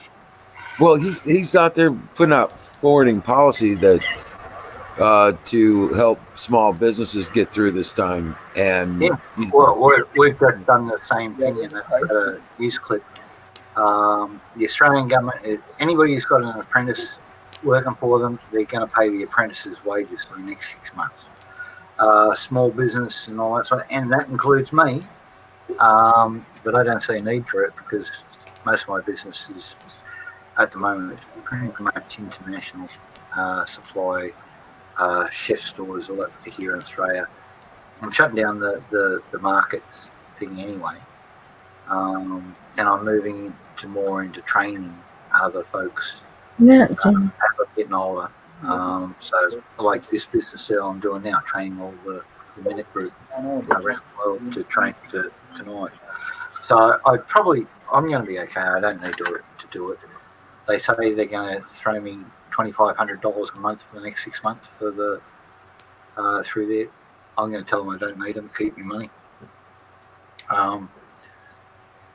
This is my basic belief. I'm never going to take welfare. Yeah, never. No, that's just straight up. I won't register for that shit. No. So basically, this is available through welfare and taxation and all that sort of stuff. Yeah, I pay tax, and I've always paid for tax. I'm a Christian, and I'm a Mennonite, and no. Look, I get a pension, but that's something I worked for. I spent 28 years. Right. They cut it back because I got a business and all that sort of thing. So they cut it back. So I'm getting about 30% of what I should have if I stop work today, all that sort of stuff. I'm getting at an increase. And I'd probably be better off doing it, but I like work. You know what I mean? I meet a lot of people. I you know, it's a good feeling to make something out of scrap, hand it over to somebody, and have them really get off on it. Say, that's great. It's a nice. It's like your feedback to me about that knife. That's two WRX suspension units. That's a badass knife too. Yeah. You know, Yeah, I know. It does. It really does. I mean, it feels like it belongs in your hand. And, you know, it really does. And the curve of the hilt, and it fits in the hand real well. But they're made for, I make them specifically for professional woo hunters. Lady Lily dropped out, and hopefully she'll be back in. Lady, if you want to come in and just say, hey, you want to talk and say something and that before you piss off, please do. I know I'm talking a bit much. I do a shitload of drugs. He's been gone for a couple days, so it's all pent up on him. No. You're doing pretty good. I don't know if you understand what lidocaine is. Lidocaine, yeah. Spray cocaine. Yeah, I know what that is. Yeah, it's cocaine. It's cocaine, but basically, right. Esters, Topical. And it gets absorbed through the skin. So I'm high as a fucking kite at the moment, and I got a shit half a litre of scotch in me already, and that so yeah, I'm right. so, exactly. Lady, mix it all up. But lady, come back. Yeah, come back. If anybody ever wants to come in here and say, Jack, shut up, that's all good. You're out. I'm giving you permission now. Jack, shut up for a minute. Because I do get wasted on it. Sometimes. Today's one of those times. Oh, yeah. Oh, yeah.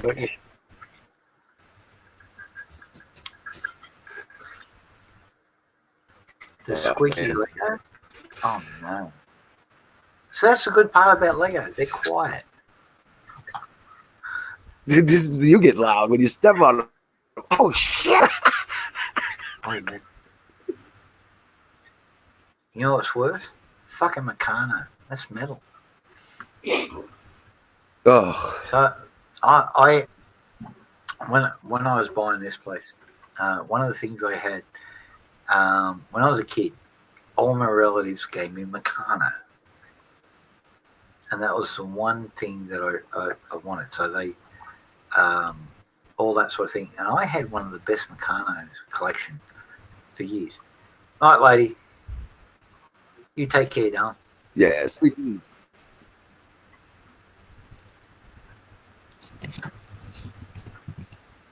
Hey, one more hashtag for you there, Lady Lily. Shoot lefties. Hashtag shoot lefties. Don't fuck around with these pricks. Just shoot the fuckers. Yeah, shoot them. Hey, here's a story for you. Wow. I just travel up in New South Wales. They've got a new system on their trains and public transport. It's called the Opal card. Now, they've got a lefty government up there in New South Wales, same as we've got down here in Victoria. These guys, though, it's a federal mandate. Veterans get concessions on public transport. Right? Okay. 50%. Okay, that's one of the things that's mandated federal laws. The state government gave this private corporation, and that who is now taking over all the ticketing and charging and all that sort of thing for all the transit, and that, so buses. Taxpayers still pay buses and all that sort of thing, but it's the Opal Corporation that are collecting all that money and all that sort of thing going through these integrated systems. The Labor government in New South Wales gave them an exemption from federal law, which is illegal because federal overrides state, and that to give veterans a thing. And I phoned up about it when I went up there. And I said, why aren't veterans part of the thing? Sarah, Fox And she turned News. around, we don't support fascists and Nazis. What? That's the official response I got on the phone when I called Opal. Not that I'm pushing for thing, but where I went to Sydney, from the airport, it's 2 stops on the train. There's a train at the thing. Now, if I was to get a veterans concession in New South Wales the old days, I could get a $2.50 ticket, and I could ride the train and the buses all day. Right. Okay, and to go. $2.50. It's called day pass. No such thing under the Opal card. Guess how much to go 2 stops on an Opal card, and that from the airport to a station? How much? $19.20. That's about Well, 15 what bucks. the hell? Yep. And I could have walked it in 15 minutes. I could have got to the first station in 7 minutes, and I could have got the next one So in your 8. social score has been adjusted, huh? Yeah. And so veterans that are now fascists and Nazis, according to the contractor for the New South Wales state government billing system on public transport. That's their official thing. What the fuck? And I have I have one sentence for them: get woke, go broke. Yep. Oh shit. Now, I'm not on Facebook and all that sort of thing, but when I asked a friend of mine who's high up in the RSL over here, which is the equivalent of VFW, he's in their national level, and he says, we're organising on Facebook, get on Facebook and all that sort of thing. I don't want to get on Facebook, don't want anything to do with Facebook and all that sort of stuff. Right. I am going to keep an eye on stuff. I've subscribed to a couple of email newsletters, and the RSL over here is demanding that the government step down for its basically legalised discrimination against veterans. Yeah. Right. They wish to argue with it. We can assemble 100,000 veterans to storm Parliament House. They have 14 armed guards. Yeah, that's not going to go well for them. 11 of them are veterans. Right. So there you go. If the 11 go to the other 3 and say, we're walking off site now, we're not going to be here. We are not going to be here. They're going to leave too. Yeah, you know what I mean? Right. These guys don't know what's about to happen. We may have a revolution here in Australia in the next few months. This is the way it's going. Right. They're all these fucking young fucking woke people and all that sort of thing. We're treating people like shit. There's been a boomer, an anti-boomer video, as they call it, out here, which is now being repeated across the US and all that sort of thing. And now the boomer, the pro-boomer right-wing folks are now taking the piss out of the libtards. But the anti-boomer movement here in Australia has reached a crescendo where they're demanding the mandatory deaths of people over 55 years of age, and that so they can give their property and wealth and that to immigrants and lazy pricks who are on welfare. What? Yeah. And the guy who's leading this is 41 years of age. Never had a job. He's got a beard and a man bun. Never had a job. Been on welfare all his life. And he's leading the charge for this. Right. He's lining himself up for a fucking mansion on the harbour. Yeah, he'll take that off somebody who's worked for it.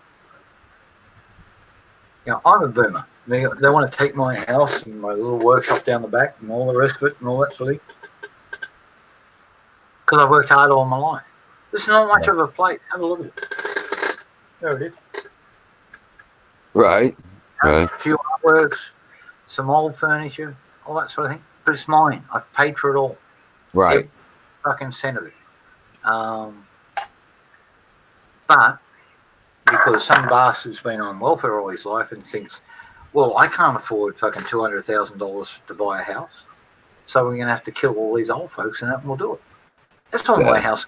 $200,000. That's including the workshop and my tools. $200,000. More money than most of those bastards have ever made in their life. You know? No shit. But the thing is, you've paid taxes all your life too. Yeah. Yeah. Do you realise 1/3 of your taxes is supporting these fucking bludgers? I know. Parasites? And every one of yous out there, 1/3 of your taxes has gone to there. 1/3 has gone to defence. And 1/3 has gone, we don't know. Right. We don't know. Right. Well, I'm generally overseas. And that's to support fucking shitpot fucking arseholes. You're buying voter ID systems in India. That was what, $1.8 billion and all that sort of thing. Voter ID in Mexico, but you're not allowed to have voter ID in the US. But the taxpayers pay for it. Right. Well, I'm eliminating the amount of taxes I am paying. You know, little by little. Yeah. But then again, your IRS is over here at the moment learning off the ATO, Australian Tax Office. IRS are trying to learn off the Aussies. That's not a good thing, man. No, it's not. But then again, there may not be an IRS for long because they are dependent on there being a Federal Reserve. Yeah. And even if Trump is his last act as president before he passes over to somebody else, because he doesn't want to do it fucking as his first act in his second term, because they'll kill him in the first 3 months after. If he takes on the Federal Reserve, abolishes it, brings it back, and which is my fervent hope. He's like that last act. Yeah, he's building the Treasury Department. I know. Look, there's moves, there's recruitment paces. Seek.com.au tells you a shitload about the US government. Yes. Okay? Who they're hiring. Yeah. It must have the qualifications. This, that, and the other. Right. Seek.com.au. Monitor government federal government job places. It'll tell you a fucking shitload about your country at the moment. Right. The GAO also reports the numbers of people in certain departments. I'm hoping he doesn't do it too early though. Because they'll kill him. That's like until he touches the feds, and then he's okay. He can do what he wants and all that sort of thing. Hillary's lost control. Soros has lost control. Soros, he's cut the guts out of Soros. Oh yeah. Hungry. Yeah. Regardless of what that tiny little nation over there, they have gutted fucking Soros, and Trump is fucking gutted him as well. Right. Actually done a bigger job. Well, all these foreign aid things that were going on. Ties. Yeah, what is this? And that move up, get up, move on. All these fucking organisations, all that sort of thing. They've all been identified as in Hungary as Soros founded terrorist organisations because the amount of physical assaults done by Antifa around the world. Basic, simple thing. Even Interpol. And then all of a sudden you had the head of the UN telling the fucking boss of Interpol, you can't do that. And it showed their hand so much. Even some hardcore lefty German friends of mine turned around and said, we're going against Merkel, we're going against the UN. These guys have been fucking lefties for fucking 25, 30 fucking years, and even they're sick of it. And this Greta fucking shit and all that sort of stuff. They've had a gutful of it. Why listen to fucking uneducated kids who have got mental problems? How dare you? I dare. You know why? I'm fucking free, darling. What are you? You're a slave to your agenda, and you don't even know what your own fucking thing preaches. Your parents have been Antifa for fucking 10 years, but they've been Trotsky platform for 25. Right. That's what I was just getting ready to say. They're trying to, yeah. Yep.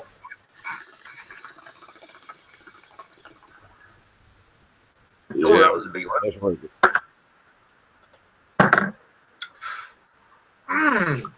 Because right at the same time, the UN watch the activity with the UN is going to predecessor the situation with the Fed. Yep. Okay, and they're going to go together. Hey, Bilderberg called an emergency meeting, and that we're expecting that to be in Indonesia, because Australia's not welcome there, Britain's not welcome there, and the US is not welcome there. They'll either do that or fucking somewhere like Saudi or fucking some other place where they can control access. Could even be Yemen. Oh wow. You know what I mean? Maybe not. I mean, yeah, but No, hang on. They're running got it. around scouting places at the moment, and I got a list of fucking 20 odd places they've been scouting. Not being rude. Remember me as free Aussie fucking going back working for Alex Jones fucking 10 years ago? Yeah, yeah. All right. You think I've let my hand slip? All right, no. I look at these buttons. I know fucking where they've been sussing out. They're still fucking looking and recruiting. They're looking at all that sort of thing. Yemen's on their fucking list. Trust me. Wow. And, you know, so things are, Trump's got a shitload of fucking evil cunts fucking worried. He's got a shit, and if he gets rid of the fucking Fed, the first thing I'm going to fucking do is fucking write a letter to fucking Putin and say, all right, now you're matched. Fucking have a chat with the guy direct. No fucking, forget about the media, forget about the politics, forget it. Chat to the guy. Right. And I'll do it fucking, and I'll back it up with every fucking contact I've got in Russia. Oh, what's happening there? Oh, look at a storm coming through, and I haven't been watching the radar. Excuse me. Oh shit. Yeah, just the wind's picked up fucking hugely outside. Maybe a temporary pass, but Right. Right. last night was too warm. It never got below 74 degrees here all night. And that for this late in the season, that generally means a storm. Oh no. Well, we're getting more wind than what they're saying. Wind currently is 51 kilometres an hour. That's around about 35 mile an hour. But it's gusting up to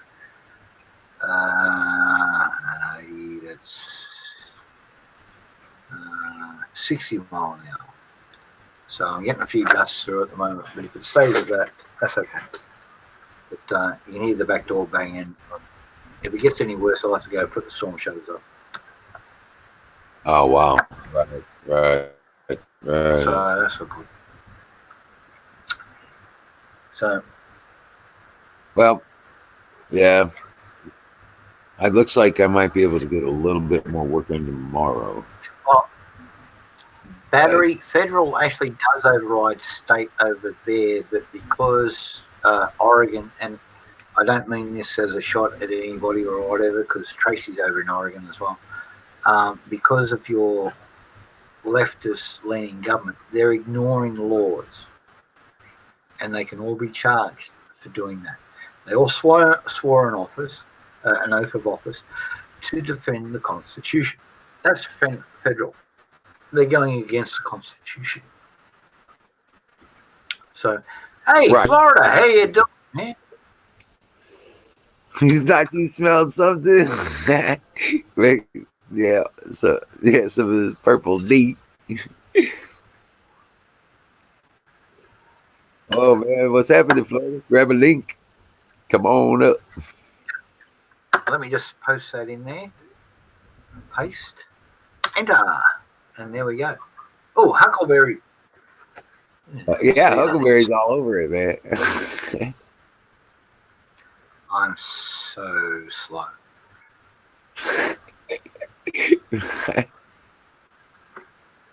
Yeah. Let's speed up some.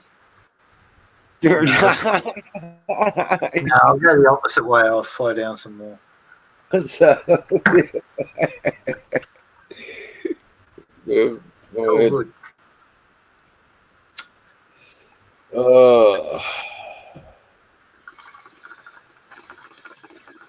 Thank you, Lord.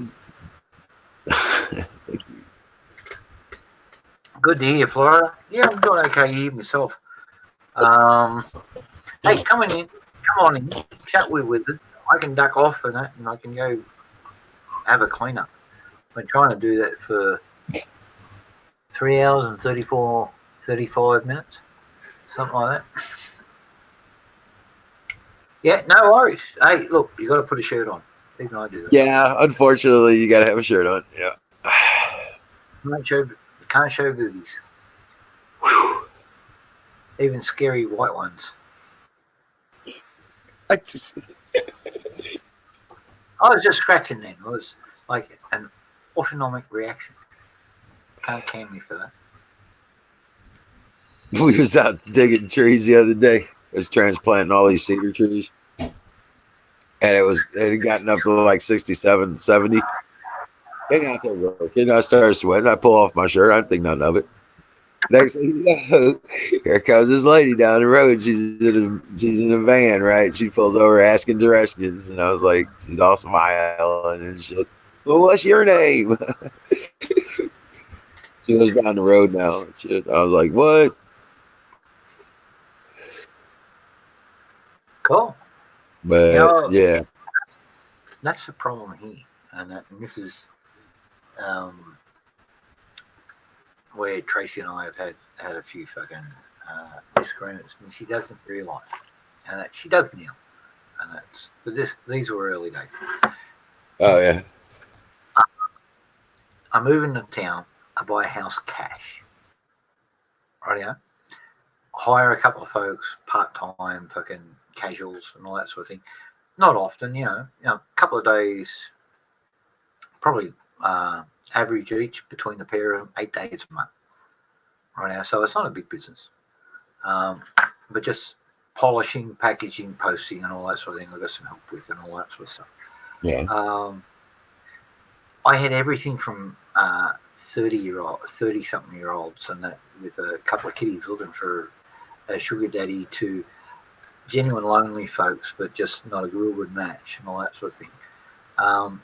To all the church folks, because Tracy's Lutheran, so we attended the local Lutheran church for a while, which is very different here, Lutheran to US Lutheran. Ours are more Catholic than anything else. Oh, right. True. These guys are fucking translating German Catholic hymns. Pre Martin Luther. Right. Yeah, you get a shirt.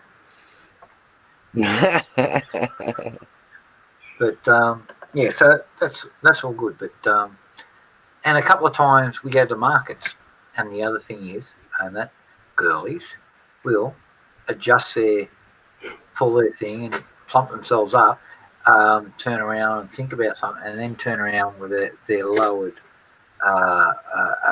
décolletage, I think it's the term. And then try to negotiate a discount on a knife.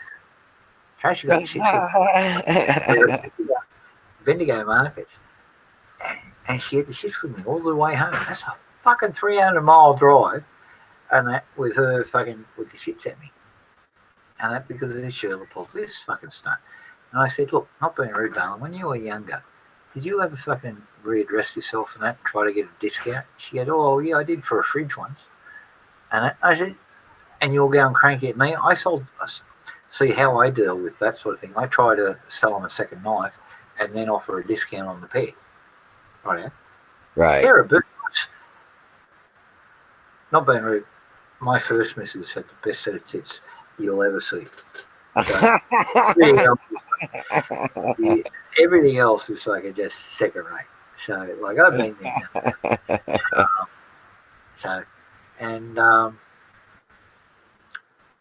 And Tracy's a bit touchy on it, and for obvious reasons and all that sort of thing. She can explain. And but you'll see her, and that fucking when she's here, she'll be online with you.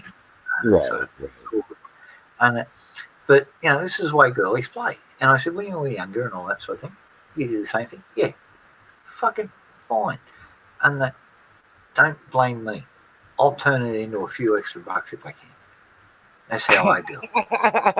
I'm not interested in kids. I'm interested in making a living. Right. My girl. And this is what she's now understanding. And yeah, I'll be pleasant to fucking everybody because it's a sale. Exactly. It's like, yeah. Except a few. She saw me fucking grab the collar and fucking back of the jeans and that guy and run him out the shed where the market was. You call them flea markets. This is a big agricultural show shed where they Right. Yeah. sets up tables and that. People selling soap and homemade stuff and cakes and knitted stuff and bread, fresh homemade bread and all that sort of stuff. Oh, The local wood-fire bakeries and that do a big business on Sunday mornings and markets here because the bread will last all week, and that's so people buy 3 or 4 loaves on the Sunday and it's still fresh on Friday. Magnificent. When you get real bread, they don't use fucking shit and they don't over refine it. Like black bread, brown bread, rye bread. You get rye. I know you get good rye bread in the US. Oh yeah. You can buy it Monday and that, and still butter and jam on the bloody thing on Friday. Yeah. But they're all stiff. They're not these super light fucking fluffy shit. That's all modern crap. Right, yeah? If it's fluffy, fucking throw it out. Don't eat this shit. If it's good, solid, fucking heavy. I like the Italians and French rolls. Eat that stuff. Oh, yeah, baguettes. I'm a sucker for baguettes because I like them. I like Kaiser rolls. Salad. I got a thing for Kaiser rolls. I love Kaiser rolls. So. No man titties on screen. Middies. It says titties. See, look at the reaction. Oh, it stopped. It stopped. So the screen was starting to flash then. So you're saying no man titties on TV, on screen. Right. Ghost is anonymous. Says Trump 2020, Biden coming for our AR-15s. No, he's not. He's coming for our AR-14s and our AK-15s. Oh, here we go. No, it's flashing again. No, we're going to stop that. No more Bidens. No more fucking. No, he was going to get butt gig, which is. No. Horse didn't it. He went to the earlier in the election and he went and got the Beto O'Rourke. Oh, Beto. The Texas Mexican.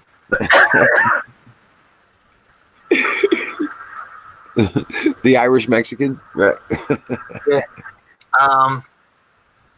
The guy who has the record of blowjobs. Right. And he wants to. Yeah, he's because he was coming. In his college year, he blew 19 guys in a row. What a claim to fame! Yeah. No, I didn't know that. Don't want to know it. Okay. Cool. Out of someone else's comment in the yearbook that he graduated, which is the mainstream media has been trying to fucking shut out left, right, and centre. Here comes Florida. These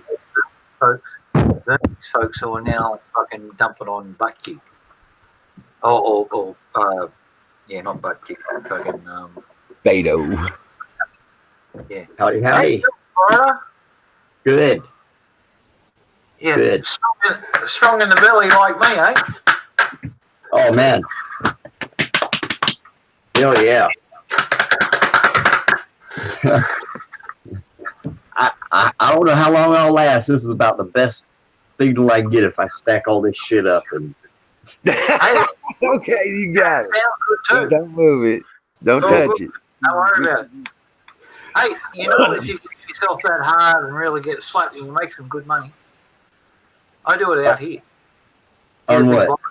It should double you up if you don't bend more than 45 degrees. You win the bet. Shit, I don't think I've been more than 45 degrees unless I'm laid back. Yeah, me three. Don't do it if you've got a point. That's when it starts to hurt. I've noticed, and because the guys you play up with, and that, so they have a shot at you. You're still standing. It's fine. Then it's your turn. Yes, I'm alive and I'm happy. Make sure you hit 3 inches below the sternum. That's man. it. If you ever see me fight, man, you'd trip out. You'd trip out. No, it's about fighting. I love it. It's something. I'm making a. It's getting old. Shit. Well, so is everybody else. Yeah, I see that. Check you out. I'm gonna. I'll put it together. I got it working. So. Oh, you did? Yeah. Yep. Well, this isn't what you sent me, Jack. I ran into material issues. Yeah. With that, but I started it actually. This part. Yeah. Let's see there. Oh, here we go. Yeah. Now we're talking. See if you can see that. What material I cut that by hand. What are you short on? I cut that by hand. That's beautiful. This is 38 millimeters, so it's not quite going to work unless you can change that, rightio. I'll send you another book. It's called the Submachine Gun Designer's Handbook. It has a mathematical equation so you can adjust for the size. Now, if you the idea of that would be 36 millimeters inside diameter. Yes. Yep. Right. Yep. So now what you do is you get yourself some chrome molybdenum steel, and that's 40 mil. Machine it down to a 38 radius. Either that or square it off to a 38, so you've got a broader spread bearing place. Then do your front end same, and that with your fixed firing pin, your extractor, and all that sort of thing sitting in the slot. So we adapt it to what you have, and we can still make that work. That's beautiful. That'll make it brilliant Sten or wait do you see this wait do you see this hammer trigger I made. I just made this. Cool. And I didn't even know what a sear pin was 3 days ago. Well, now you know. Yeah. So I got these. So let's see. Right, where I ran into problems was this right here, this template that I stuck on there. Yeah. Okay, I fucked up, and when it come out the other side, see that one is real low. Yeah. Yeah. So that's I got to work. So. You're not drawing square. Right. And I've got. So never force the drill. Bring it down slow. If you can, get yourself a cheap drill stand, and that'll give you a vertical drop every time. You can pick them up on Amazon for about $14. Well, this is what I do. Is better than you just trying to drill through straight, because it's got a vertical drop. Right, that's one thing that's important for the thing. Pins have got to sit equal, otherwise everything's twisted. I use this long drill bit to kind of help me stay plumb. Remember the same thing. Yeah, the longer the drill bit, the more accurate you'll be long term. That's about the best I can get. Yeah. Alan's doing 9 mil barrels. Right. So that's a reamer. Not that I know. I got some more drill bits now. Let me show you something. I don't see why that's so handy. I'm gonna be in shit here in a minute. We got some drill bits now. Oh, now we're talking. Hey, Lizard, how you doing? Let me put this thing together real quick, and you guys can see it.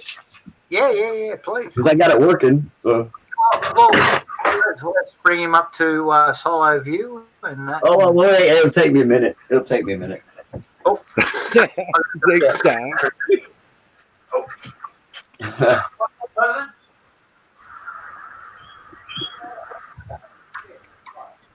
Let's see here.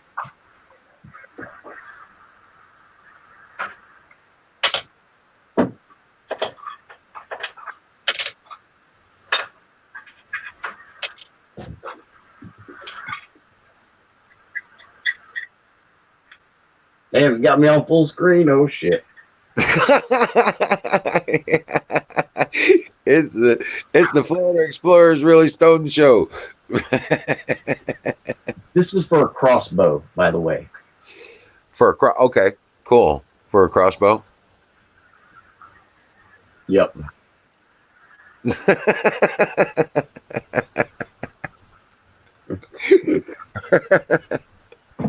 So what I did though is I got my pivot point and then got a matching plate basically, and then I cut some basically small bushings or a thick washer almost. Yeah. Okay. To see if I can maybe put one on each side of the pivot bolt, and I'm gonna see. I don't know. I'll check it out. Yeah. Cool. But I'll show you how this works real quick, man. It'll snap now. And I found the spring too. So. Where's that? He's putting it together. It'll take me just 1 minute. I've been trying to keep this shit off my hands as much as possible because this stuff gets under your eyes, man. That's where it bothers me at. Yeah. Vapors up your eyes, yeah. Yeah. I only rub my face with my feet now, so. Florida. There you go. Coronavirus be damned. Florida's got your boot.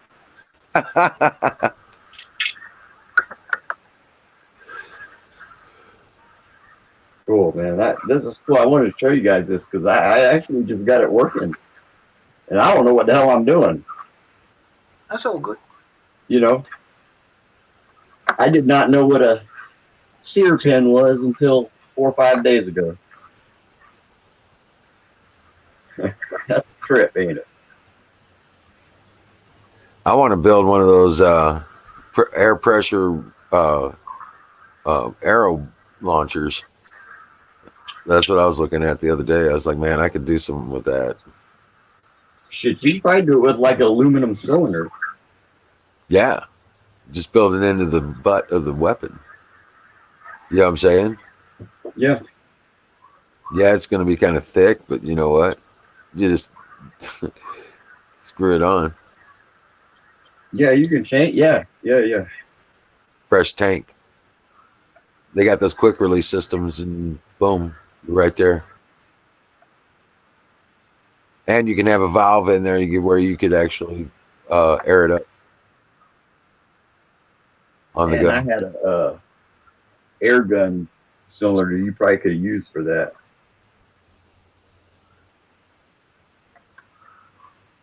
Well, Battery has those.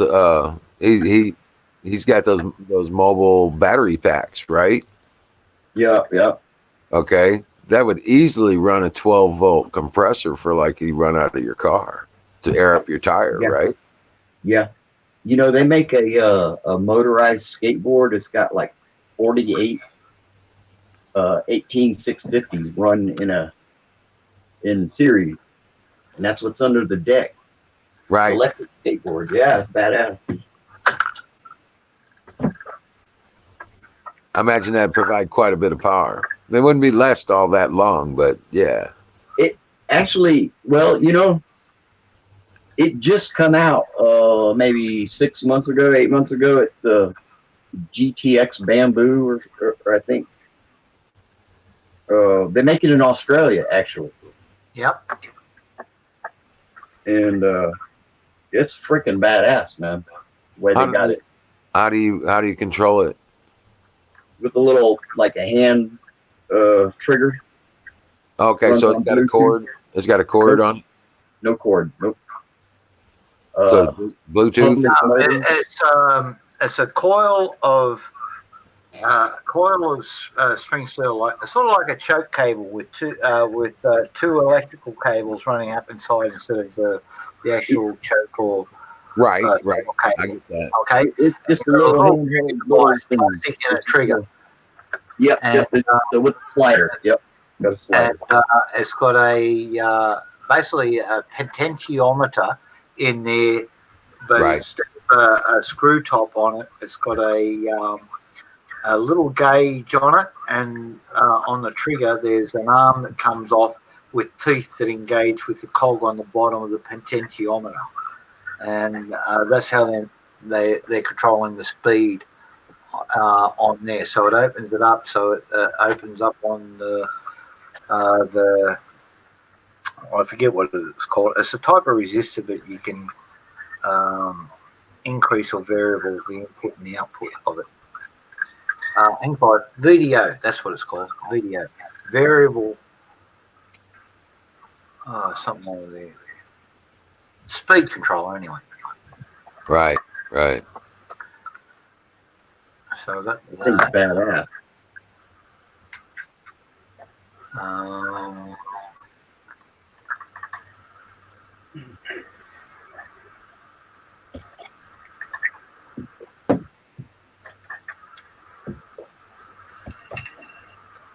Huh. They're about $1,000. Purely foot motion controlling the speed. No, it's a little trigger. Well, Community says they make plenty of them with no trigger. He said wherever he is. Jimmy B. There's a mob in California doing it. You can control it through your phone app and that. But the guy who started the GoFundMe, and that is actually dead because he couldn't turn the thing off and ran off the footpath and into a car. Yeah, Trump didn't sign it, Jimmy Bean. Ha.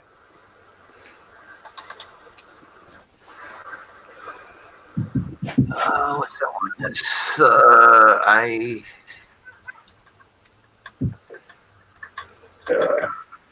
all right, I'm going to go back here.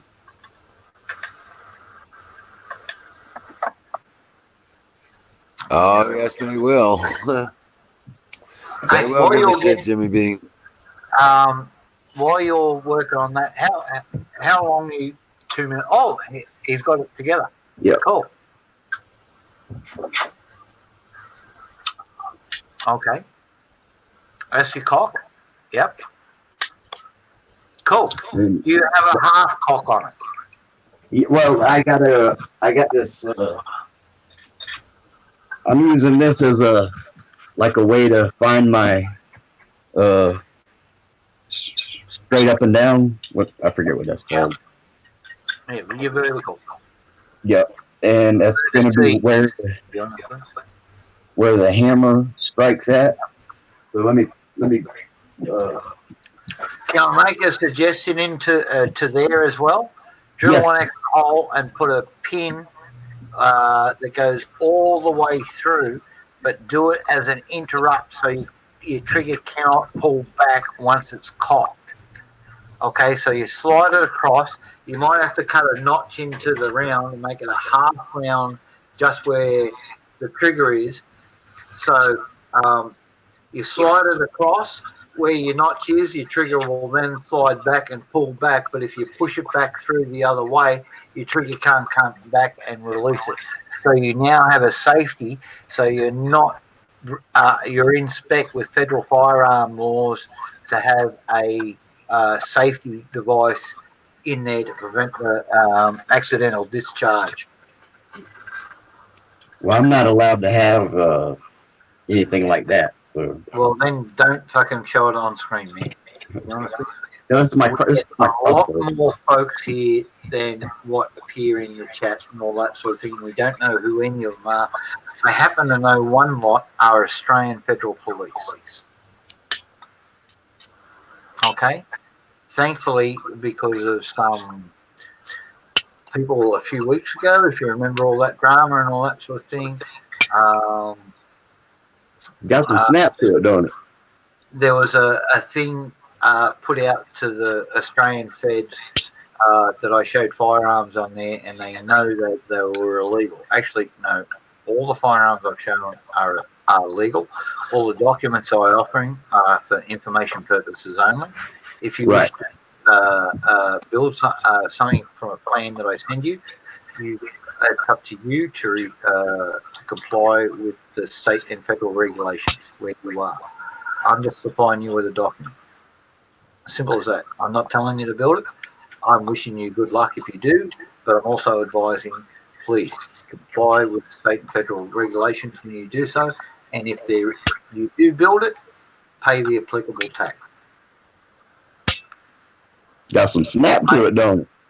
Absolutely, and that's what you need. You need. I just made this. 9 pounds a square inch, and that which is quite a fair bit of force, rightio. I've got a pretty stiff spring right there. That's a ripper. And I found it. I forget what it come out of. Probably a 4-wheeler clutch or something like that. I forget. But can I show you some photos of what I've been building the last? They're all still photos. I don't have a movie of it. They're just anything you get me.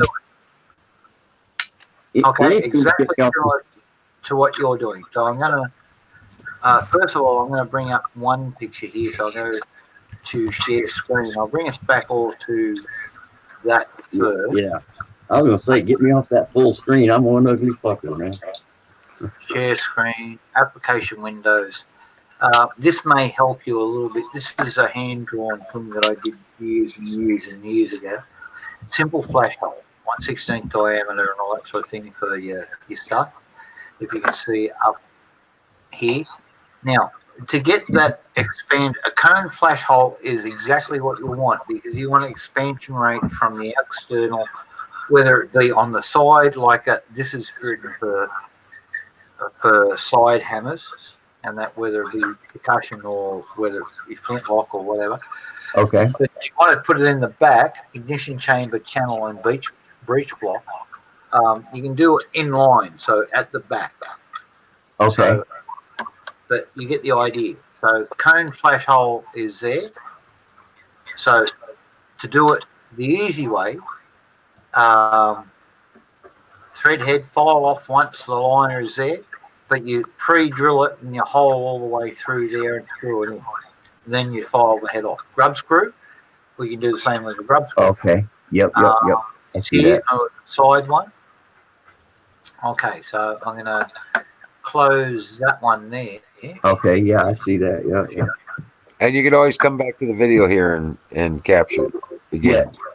And that's to release the pressure from the pressure at the hole, or the percussion cap, or the primer, or the black hole primer that you've got, or the flint to allow the spark going through. Right. If you have an expensive hole, it speeds up your ignition. On the old and original period Kentucky rifle, which I actually own one that was made in 1746. It can take me a second from the time got some snap to it. The thing, yeah. It can take a second. So you got to hold that sight picture for a second. You figure that one a whole second. Okay. It's quick boom, like that. Right. Crick, boom. Now I can open one of them. Crick is when you pull the trigger. So you've got to keep that sight on that target, all that sort of thing. Now, let me show you the next a lot of stuff that I'm working on. These are the pieces they've been making. Share screen, application window. Got my big eyeball so I can see it. Share, yep. It'll come up. Okay, so this is what they call a Borchardt bridge prop. Oh yeah, so, that's nice. This See, that's not. That is nice. Wow, that's nice, man. This is the original. This is the original patent. Right. So there's all my pieces, like a rough cutout plasma cutter, and that in at Horsham. So you see they've cut them out of 3/4 inch plate steel. Okay. And some of it has been 1.5 inch plate steel. Wow, man, that's awesome. This is the bullet patching. These are all the component parts. As you can see, this is the original solid block that I shaped up. Yeah. Nice, man. You made that? Yeah, I'm making it now. Wow, man. It's not yet finished. So this is my little thing, how I'm working all through there, plus the bar through there. Yeah, so you can make tools with that thing right there. What is that, just a drill press? A little milling machine and a lathe. You can buy it from Harbor Freight in the US. It's called Next to Mill, and a mini lathe. The mini lathe and the mini mill, they're $350 a pop from Harbor Freight. $700 delivered, and that for the pair. Wow. These are Civil War period recovered bullets.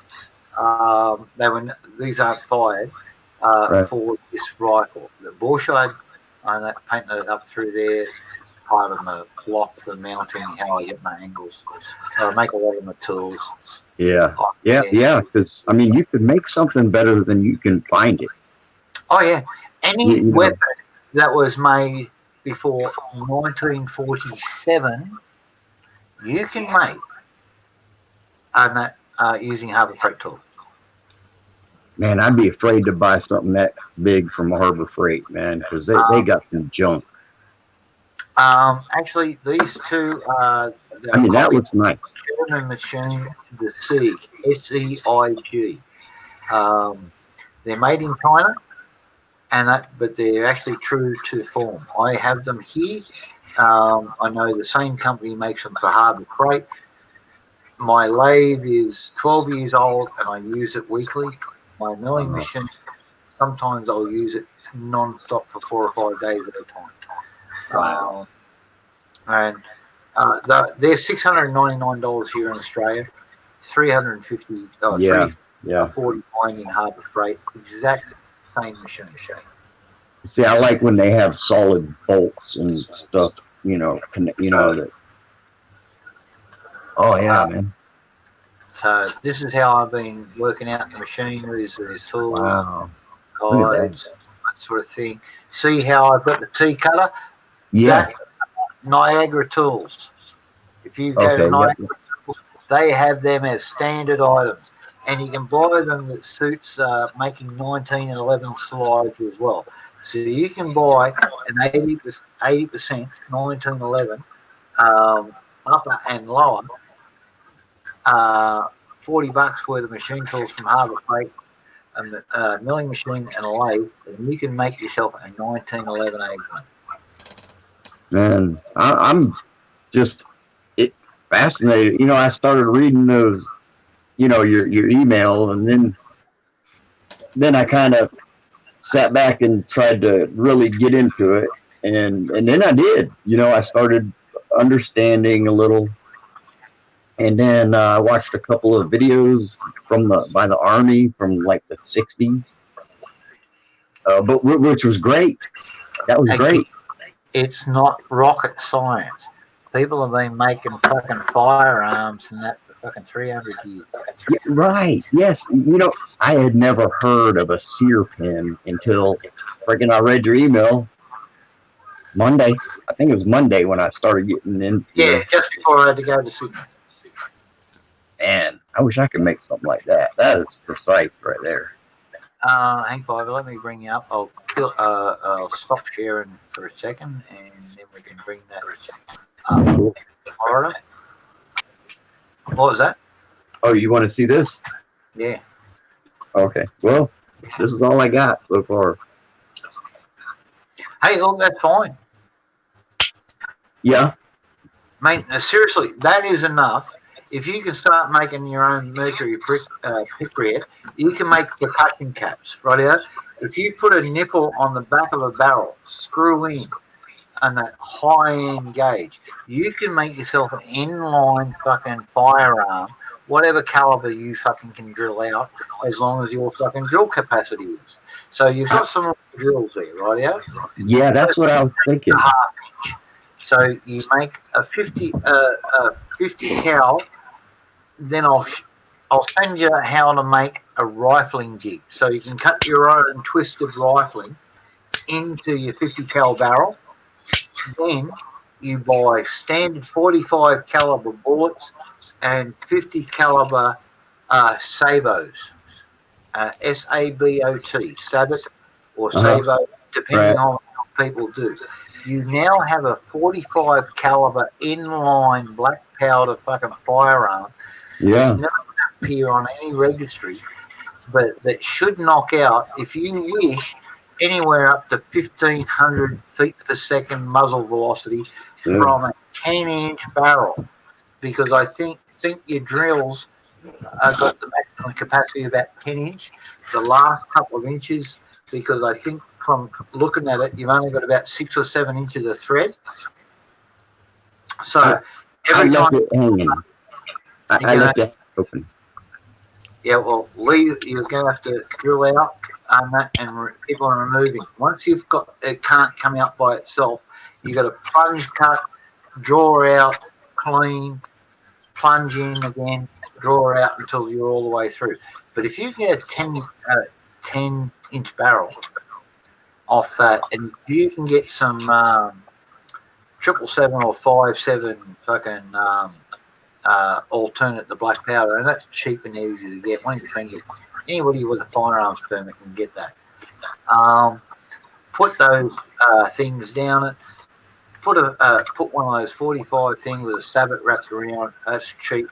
You're going to have a 45 caliber smoke, and the big thing is, if the coppers grab you, they're looking for a 45 caliber. You got a 50 cal. Yeah. Not me, man. This my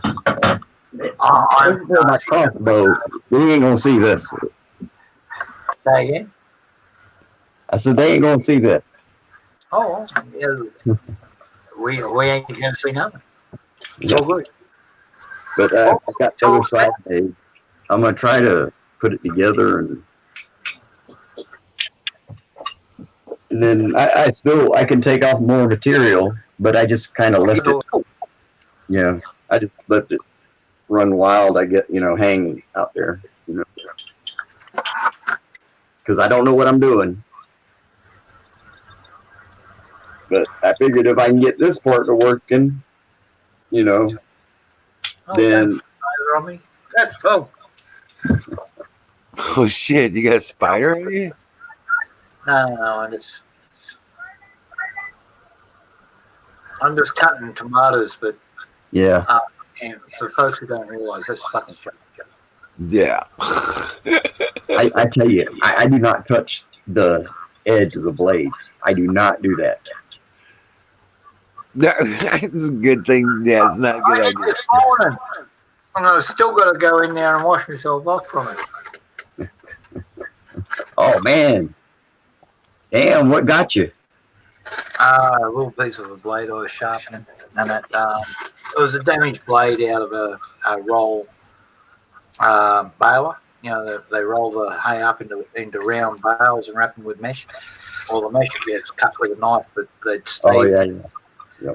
damage the top, and so I was trying to repair the blade, but there was a couple more fractures in it than what it looked like, and one of them broke off and went into my leg, and had to staple myself up. So it's all good. Man, let me get my big eyeball out. I want to see that. That works, man. You can put a magnifying glass up to there.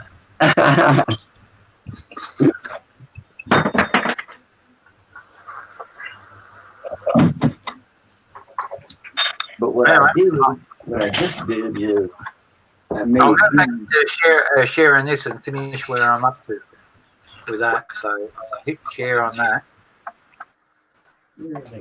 It's time. You guys are. I'm going to do some pie. I'm just gonna keep on flicking through with this. These are all the parts. It smells a little chop out the back. Oh hell yeah! Oh, sorry. That's the end of it. So next trip, that I'm doing a barrel for it. It's going to be in .46 caliber, and that. So I'm actually casting on lead, very soft lead coating, a very hard lead and antimony and zinc compound bullet in soft lead, and that they're 45 caliber. So I'm just dipping these things into a very soft lead compound, and that'll go through there. But these things are very hard. So it's the old rotary printing plates at letterpress that were cast, same material, very, very hard. Oh yeah. That heavy steel. Yeah, lead, tin, and antimony, and that. So the lead exactly is a lot harder, less spread, but vests, yeah, it'll turn you inside out. You may be wearing a vest, but it'll drive the vest 4 inches into your chest. You ain't getting up for it real quick. And the other thing is the barrel that I'm making is to withstand something like about 90,000 psi. So I should be able to have a 2,000 foot per second muzzle velocity coming out of this thing, and that with modified black powder. But the black powder has got a thing called a neonite filler. So it's basically a black powder to get the expansion rates, but the neonite just sort of gives it that oomph that it really needs. It'll be a barrel burner, but the sabots, because of the soft lead out there, it's not going to burn the barrel out as fast as if I use hard lead or copper jackets. So I just made these to see if it'll work. I harden up my lead there, Crow. Hard lead to you is solid lead. I harden it up. I'm talking something that's part way to steel.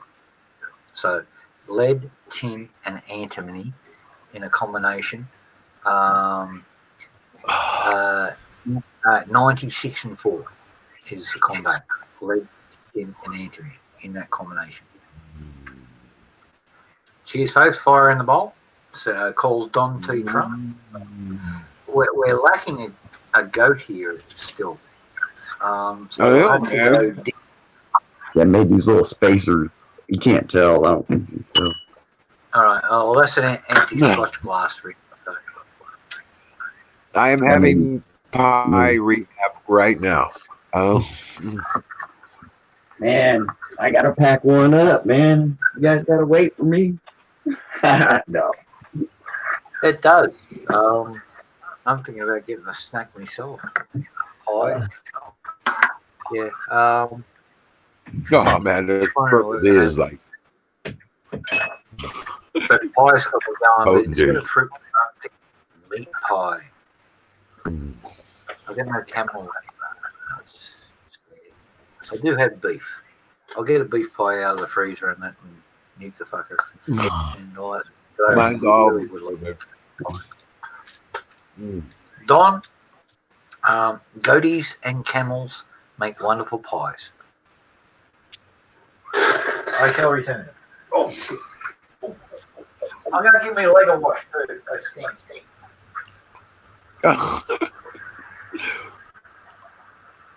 That's cool. I wanted to show you guys that too, man. I'm glad I caught y'all. Good deal. Yeah, I never even. I just tried it, you know, just attempted it.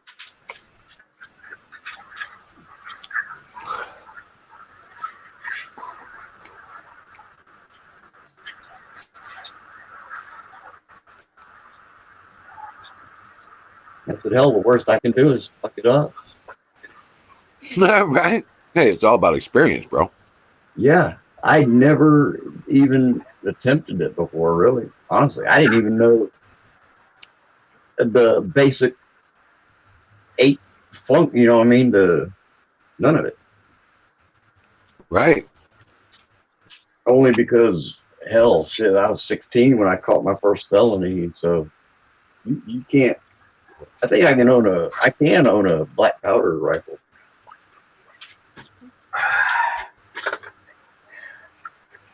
And I had my rights restored. They restored my rights in 2007.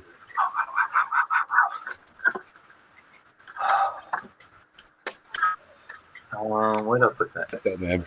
Crossbow is badass too. Well, that's what that's for. Technically, it's my crossbow. Do me a favor. Don't hunt critters with arrows and bows. No, that's gonna be for home protection. Yeah. I don't kill nothing. Friends tried to get me into hunting with bows and arrows, and I got sick of chasing wounded animals through the scrub for a few hundred yards until they bled out. That's not a way to exactly. kill an animal. Yeah. I'd rather go to McDonald's and get a $1 double cheeseburger. Eating grass down here, and that next minute they're up in bloody heaven eating God's green grass, and now he's noticed changes. The scenery's changed, but the grass was nicer. And yeah, we go that way. I can put a bullet through a critter's head, so I know it doesn't hurt and all that sort of thing. And I'm quite happy to go the same way myself, to be honest with you. I know the effect. If you blow out the cerebellum on that, you ain't going to feel nothing. Yeah. They just drop. There's not a flinch. There's not a spasm. There's not nothing. I've seen it a lot of times, animals and people. Yeah, I'm happy to go that way. The firing squad and 10 in the chest, acceptable, class enough. Yeah. I agree with that. One right there. That's humane. Yeah. Hey, this is how I do it. I go out, I buy an animal, Tracy, and then bring it home, give it 3 days of absolute luxury. Feed it up, scritchify it, pats and all that sort of thing. They love it.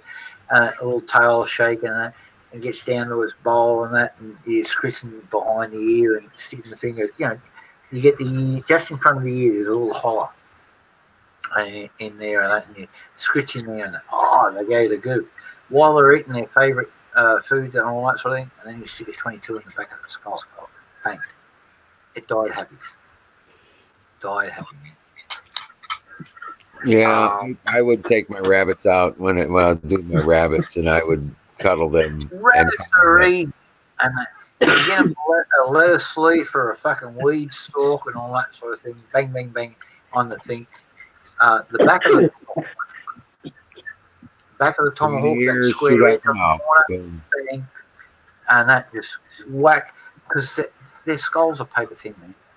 And that you take it out right there with the fucking tomahawk. It's not going to feel. They just go to the I use a pellet gun. Whatever works. Straight through the cerebellum. Yeah. Cerebellum. Is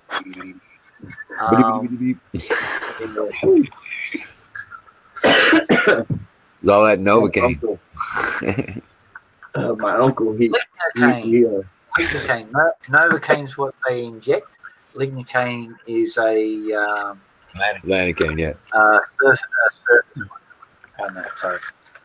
Yes. Identify your drug, sir. That reminds me, I got to go get some more of that first aid spray. That analgesic and. Well, that's huh? That's a lignocaine spray.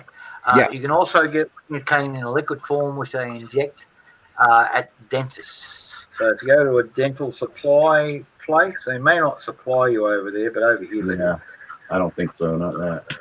Well, the spray, the first aid spray, the Lanacane first aid spray, that's the best thing to have. It'll calm a situation down instantly within. Oh, that's what I did on this. Yeah.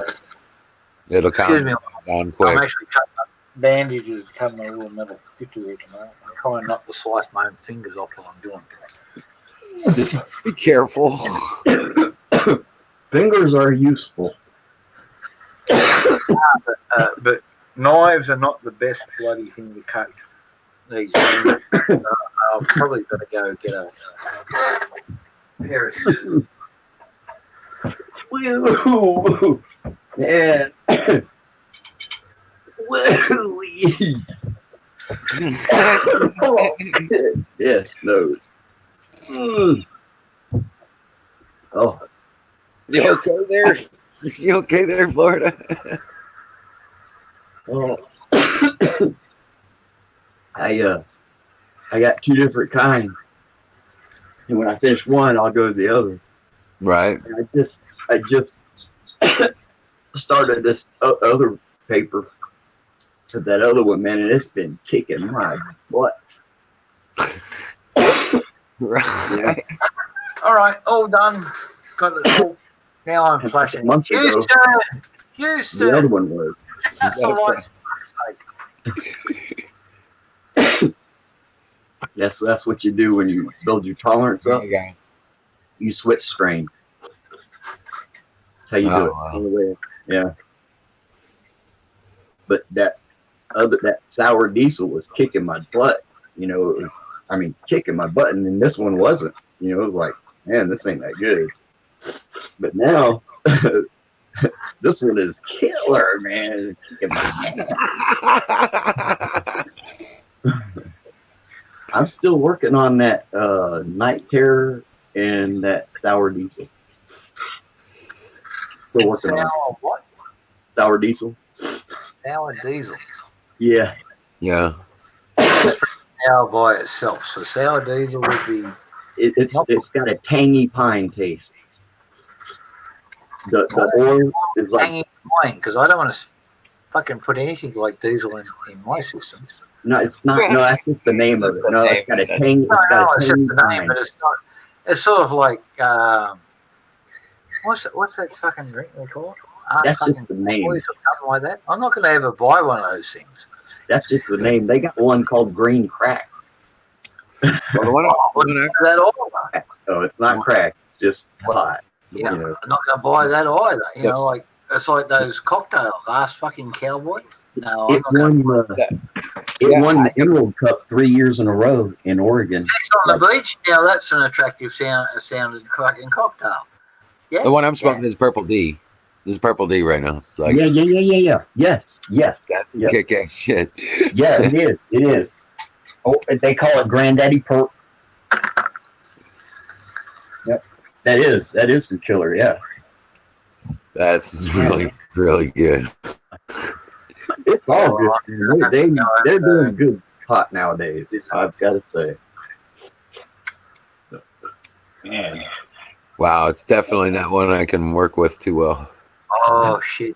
Hey, look, forget about your oxygen guns. Have a look at your not just your founding fathers, but your early explorers. Who were the two blokes that fucking discovered Yosemite and all that sort of thing? Fucking Clark, Lewis and Clark. Yeah, Lewis and Clark. Yeah. Clark had an air rifle. Clark had an air rifle. Yeah. Man, this thing had These things were banned by the Geneva Convention because the fucking I think the Swiss had them. Oh, it was shocking. The French. French or the Swiss or the Austrians? Austrians. That's right. That's right. They did that. Sorry. I'm a little bit slow because I'm a little bit tanked and a little bit stoned and a little bit lignocaine. It's like Coke. Yeah. See, I never smoked pot until I was 55. But when I was 18, I did try cocaine. So yes, I remember. Jack, I've been smoking weed for 30 something years, and for about 28 years, I thought I was high. You were what? I've been smoking weed for about 33 years. Yeah. And for about 28 years, I thought I was getting high smoking weed. And then you got on to what you're doing now. Yeah. That's cool. Look, my homegrown does me quite nicely, man. Oh man, I didn't even know. I go to friends' places, right? Yeah. And they give me a cone of their stuff. Yeah. 1 or 2 of them cones. Oh fuck! I can't get off the fucking sofa for fucking 2 or 3 years. Yeah. That's good. That's good. Like that. I want to be like I am now. I'm happy. Yeah. I'm active. If Tracy was here, I could chase her around the house and no dramas. But it's like getting totally wasted and sitting on the sofa and not able to get up and thinking, shit, I really got to go to the bathroom. Well, that don't last forever. Make that happen. That's when you figure it out. That's when you sit and look at something and you figure it out. Yeah, I know. But I don't want to be that same as drinking. Yeah. Well, I mean, as to do that. Let's face it, I've been working on that for fucking decades. Yeah, probably, you might be better off to smoke a little bit during the day and then more at night. Don, I actually smoke to get relaxed. Yeah. I don't know if you've seen that. Yeah. That's what they call skeletal carcinoma, bone cancer. The lump on me is not the cancer. I've got 4 little spikes growing out of my thing. And it's actually the last check I had. One was broken off halfway through. Spikes growing out of there, and they're growing in there and scarring up the tissue on the inside. So it's like a giant inside-out callus, and with all these little chips of bone as chips break off and all that sort of stuff. So, and with constant pain comes tension. Yeah. You get tight. Yep. And so I'm working during the day and I'm swinging hammers and all that sort of thing, and I'm working in hot environments and I get tense. Tensed up. So what I want pot for is to take away the tension away. It's not going to take the pain away, but it will take the tension away. With the tension away, I have an appetite back. Yeah. And so I have a smoke. By the time and then I cook dinner and all that sort of thing, and that's kicked in, I've got an appetite again. Right. And so we're going to eat. And then later in the evening, I'll have another smoke and all that sort of thing. I'm smoking too much here because I'm doing this and I chill. Yeah. So today, that's okay. That's all right. It won't hurt you. As you'll see, I'm going through it a lot faster than what I do, but it's my own mild stuff. It's not great. I'm smoking male heads at the moment because that's all I got. Yeah. It's something. It's something. I bet it smells good. Does.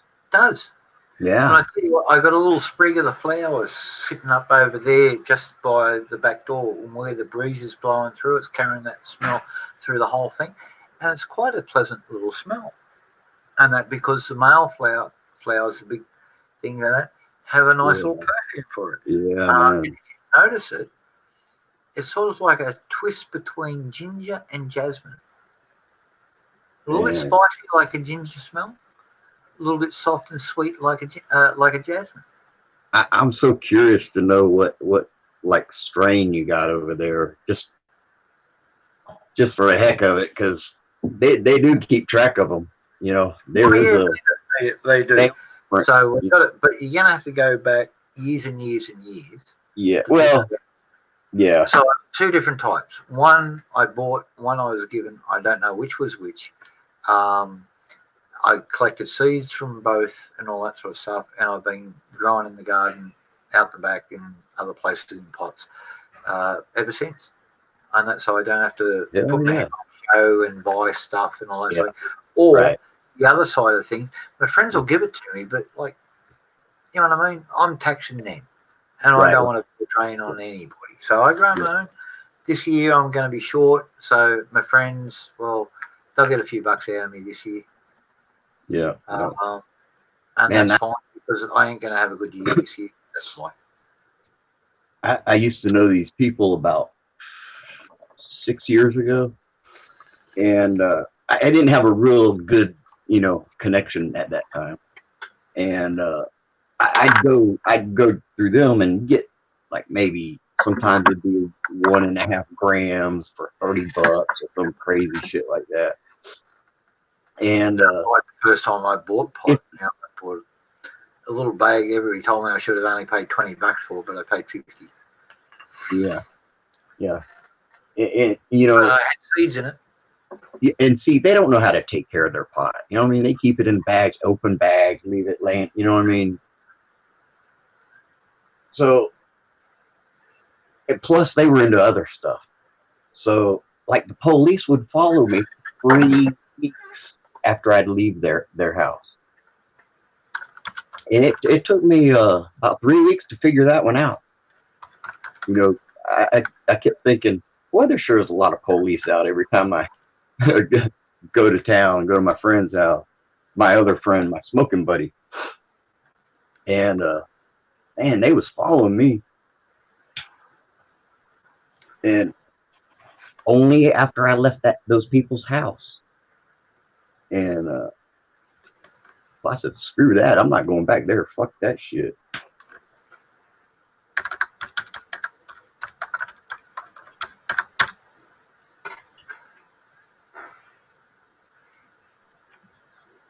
See, that's a problem. You know, to get it, sometimes you have to, you know, put yourself through shady situations to, you know what I mean?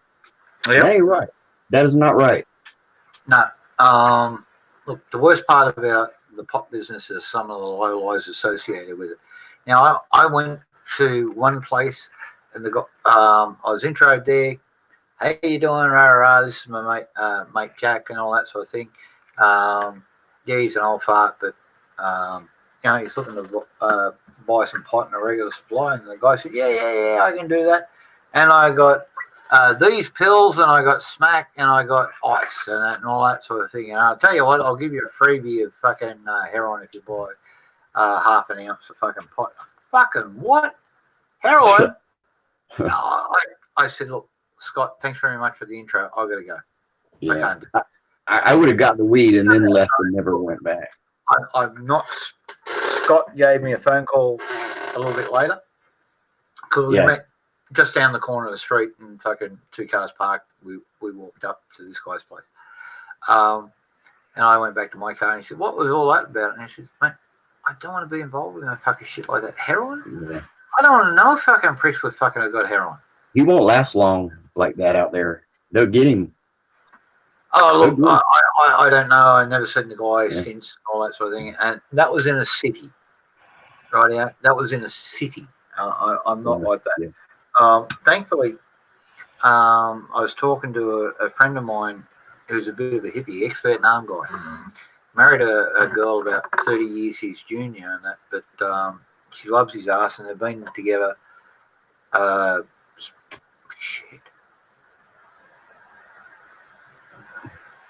20-something years, 2 kiddies, and all that sort of thing. They grow a bit on the side, and they make hash cookies as a market thing for one of the underground markets that got up that way. You all right? Yeah, man, I got so much shit in here, man. I wish I had a place to sit down. If you have a look at my place and at me traveling, You have a look down there, Yep. and the bags unpacked, all this sort of shit that I've Yep. unpacked. I've got the dishes from last night's dinner, because I didn't get home till about 10 o'clock. And You then know what you do with them? sitting on the lounge there, which I've got to wash up. You know what you do with them dishes, Jack? Throw them in the backyard. For the chooks? No. Just throw them in the backyard. That's what I do with them. You got cats and dogs floating around the place, though. No, I don't put food out there, but I just throw dishes out in the backyard. Let them get rained on for a couple of days. Then go get them. It's all right. I'll wash them. I'll wash them tonight. So I have done that before. yeah, I know. I just got back home. I unpacked everything. I've got tools everywhere. I've got clothes everywhere. Been traveling and all that sort of thing. There's even a suit on the floor there. A suit. And Did you wear it? White shirt. Have a look back. There's a white silk shirt, a blue striped business suit, and Windsor Smith shoes on the floor. Plus a whole pile of knife grinding tools and diamond files and grinder belts and all that sort of stuff. So, And I got a couple decent files, but all my blades are shit now, man. All my hacksaw blades and stuff, my sawzall blades, they're all shit. yeah, no. So look, I got home again, late last night. I haven't cleaned up. I haven't done anything. Went out this morning. I made 4 railway spike knives, and did a repair job trying to catch up, and then sliced my leg open. So I've done nothing since. So pretty much nothing since. Absolutely nothing. Not even the washing up. Sat down here. Thought, well, if I'm sitting down for a little while, I might as well start this thing up. Yeah. I mean, that's where we got to. Cheers. Let me cheers. Let me try to show you around. 3/4 of a liter of scotch. Oh man, that's not bad. That's not bad. Let me try to show you around my room. Cool.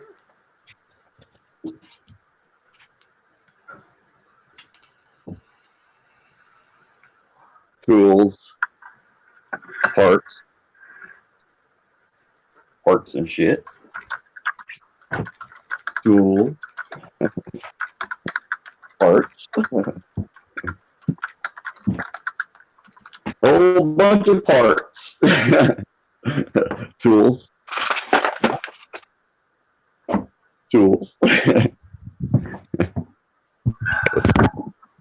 Did I cut out? Let me see.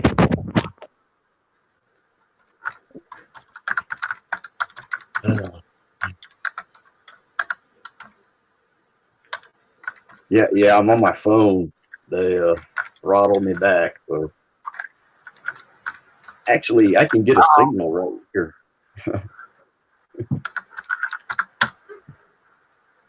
Just reminding everybody, it's Friday the 13th here. So really? I'm not doing Monday at all. Yeah, it is. Because we're Friday. You're in Thursday the 12th. Guess what you got tomorrow?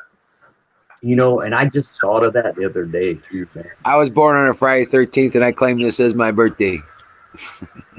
Dad's was the best president we have ever seen. You're in Mecca. He was good for ISIS. He was good for Islam. He was good for radical leftists. He wasn't real good for the US economy. He wasn't good for, well, Asian folks, Christian folks, white folks. And that includes Christian folks who are brown and black. He didn't do them at all, any favors at all. So Daz D222, I'm not going to fight you. I know, why would I fight you? I'm in Australia, man. Why would you have a battle of wits with an unarmed person? It's like, idiots probably, no, I'm not playing with an idiot because they're superior at stupidity, and that they use that and they drag me down to their level and beat me to fucking death with stupidity. Because facts don't matter to them. Oh, there goes the door. The wind's picking up. Suppose I should go out there. It's all good, man. Why you got? Oh, actually, and it's good for the trans folks too. It's good for trans people. Now, of the folks who were funded by the US taxpayer under Obama to get their sex changed and all that sort of thing, they get their wings back. New England College of Surgeons have reported that 68% of them have killed themselves. Now, that's sad. I'm not laughing at that. People killing themselves are no joke. Okay? This is a fucking problem. Yeah. We're getting sued now by people because we refuse to accept their new term. But remember, these people refused to accept who they were in the first place and then change into something else, and now force us by law and legislation to recognise them as they are now. They refuse to accept who they were from before. Yeah, I don't see the sense. I like Australia. You know, I think these are the things that came out under Obama. Yeah. Well, you know. Thank you very much. Look, we knew there was... I don't know if I'm wise, but I try not to be full of bullshit. I like to talk the truth. So, wisdom, not wise, to be honest with you. Probably not in the classification of wise. I fuck up too often. Heck, I sliced myself open again today, and all that sort of stuff. So it's all good, you know. I'm an average pisshead from the outside. Enjoy. Kiss my ass. He's a wise ass. Excuse me while I get myself some more smoker. Right. Rock on, man. I just happen to have a dried branch here that I prepared earlier. Oh, man. Cool. I've been hitting on this purple D, and I don't know if I want to hit it again just yet. I'm still feeling hey, Grump65, how you doing? Look, Dad's 22, Grump65. Welcome to the channel. Thanks for your input. I appreciate the shit stir too. It's all good. Aussies love it. Okay, so I'm not going to react to folks for that because, like, a shit stir starts off exactly like that, but you end up fucking meeting good folks. Okay? So I like folks with a sense of humour. It's not a big secret here. There's a pot. The planet needs fucking stirring regularly. Right. I'm gonna have Trump tattoo. Excuse me for being late. I'm just in the middle of mowing that, and it's going to take me a good 5-10 minutes to get all these fucking seeds out. So I'll be with you soon. But yeah, if I'm fire involved right now, you know what I'm doing. Rock God love you. Holy cow. With reality. Bullshit people. No, they are purple. My eyes are purple. I'm turning purple. Purple D, man. Hey, Wiz, you just locked up them for a second while you're stretching your eyes like that. So I got a full 10 seconds of it. Just freeze. But it wasn't fast enough for me to go for the Gadwin print screen and that fucking actually capture it. Just as I got it up and going, and you started moving with lost it. But it being a classic, I'd have printed that out to A1. You know, 900 by 600 millimeters, 1 yard by 2 feet.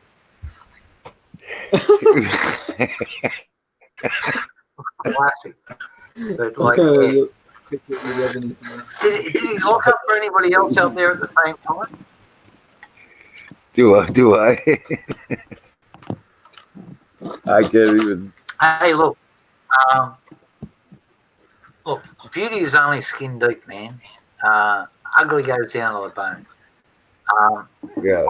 Why do I like Trump? Because he's got my friends' jobs again. I have a lot of friends, veterans, right now, and they work in country areas in the US. Virginia, coal country. Coal mines are working again. All my The friends car are plants, ugly as shit. Chicago. All those folks. Now, there's blokes that I played games with in the military a long time ago that are African American. There was a big chunk of them, right? Yeah, they were part of an organisation called the US Marines, and to be particular, Marine Recon. Okay, so these blokes got out of the military, they did their time and all that sort of thing, they settled around with their families, and a lot of them were up there around fucking Chicago, so a lot of them were working in car plants. And they all fucking went offshore. You know something?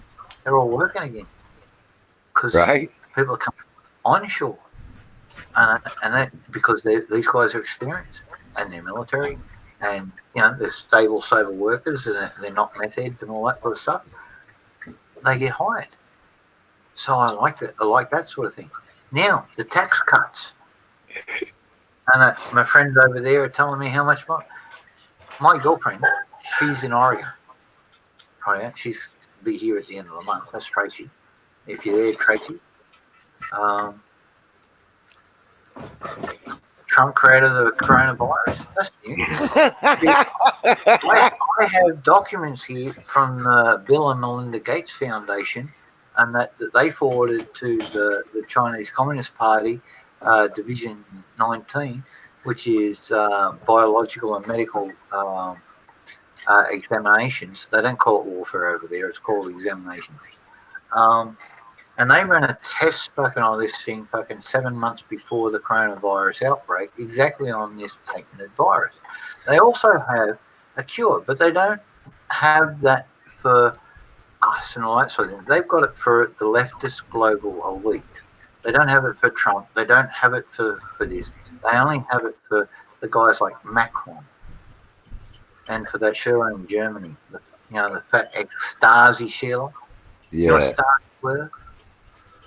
Yeah. Under the communist regime, they were the secret police. And she's who's running Germany now. But she's all for immigration. I'm going to ask you, okay, everybody hates Trump. Let's show who hates Trump. Communists hate Trump. Socialists hate Trump. Yeah. Nazis hate Trump. Yeah. Anarchists hate Trump. Islamists, hardcore jihadis hate Trump. Satanists hate Trump. Luciferians, same thing, but different. Right, Wiccans and stuff like that. Yeah. They're all against Trump. Yeah. You know what? I don't want to be associated with any of those people if I'm on Trump's side by default. And they couldn't even tell you why. Look at who's against him.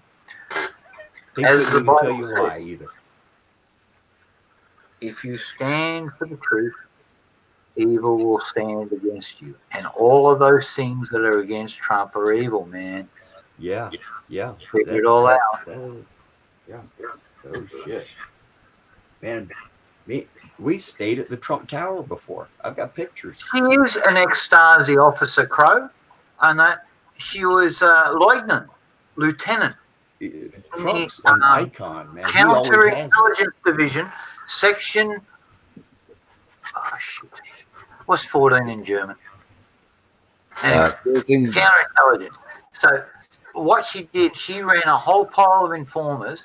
So you know how they got big communal fucking blocks of flats and all that sort of thing. You generally got a little old lady living rent free in the bottom, and she cleans the stairwells and the elevators and all that sort of thing to live there rent free, and that on a pension, ex-government employee. They're all the snitches. And she ran a whole fucking team of them. She fucking she busted fucking 2 American intelligence agents in the 50s. They ended up getting executed. Quiet fucking thing. Merkel is hardcore fucking common. She was raised in it. She loved it. She fucking bred it.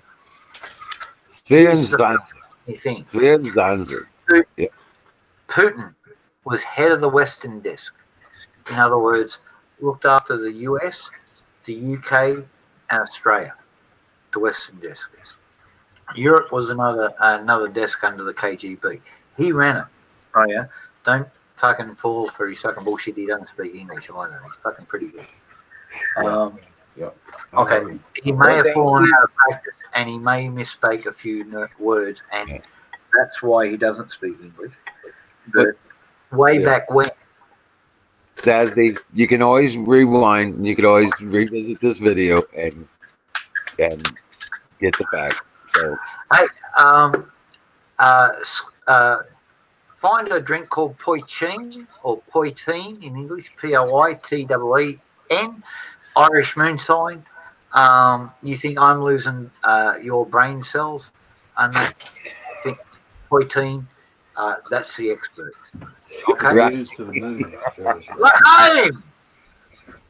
No, can you guys hear me? Yeah, we hear you fine, but you absolutely. Forward. When you're way back, it's hard to hear you. When you're forward, yes, now we hear you. You bet. No echo though, right? Cheers there, Dazzy. That's all I was saying. I'm just going to call you Dad. Is that okay? Daz. You have a good night, mate. Take care, Ray. Yeah. Have a good one, Patriot. Looks like before you go, though, remember Australia has alternate socialist and UN-controlled governments for like 26 fucking years. And you wonder why I fucking like Trump? Live out here, man. Live out here. Tell you what, try to fly in there and see what happens. The Opal card in New South Wales, they don't give veterans discount anymore. You know why? Because veterans are fascist and Nazis, according to fucking some 20-something-year-old shooter in their call centers. Yeah. Try to fly in there and see if they'll let you in with $5 in your pocket, and you ain't got no story. Yeah. So this is what I love about the lefties killing all the history. Nobody remembers who the Nazis really were. Yeah. They were the nationalist, socialist, German Workers' Party. Socialist. People say, oh, but it's not going to be like Russia. Hang for it.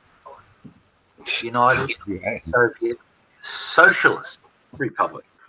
Oh, we're not communists and that like Russia and that we're socialists. Hang for it. Russia was socialist. I put it to you. You know that. Absolutely. You proved me wrong in one single instance, and I will pay you $500 fucking dollars. That's all I can offer at the moment because that's all I got in cash sitting over there. Jack, let me borrow $500. Borrow. I'll pay you back. I'll pay you back when my uncle straightens out. Oh, forget that. It might be a while. It might be a while though. He's probably like my uncle. Forget that. He's been a hunchback all his life, so it might be a little while until he straightens out.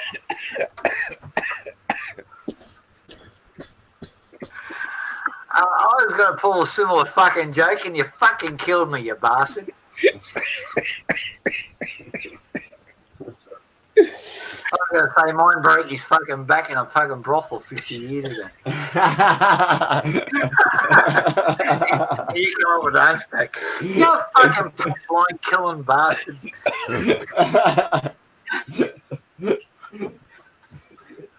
That's so funny. G'day, Easton. Yeah, I'm from Australia. A little town called Dimboola.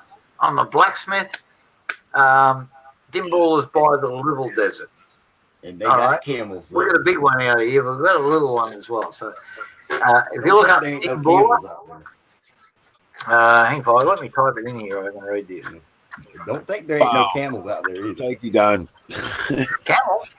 Yeah, I told them don't think there ain't none out there. Cause they got some. Oh, we got plenty of camels out here. They got an ass load of camels.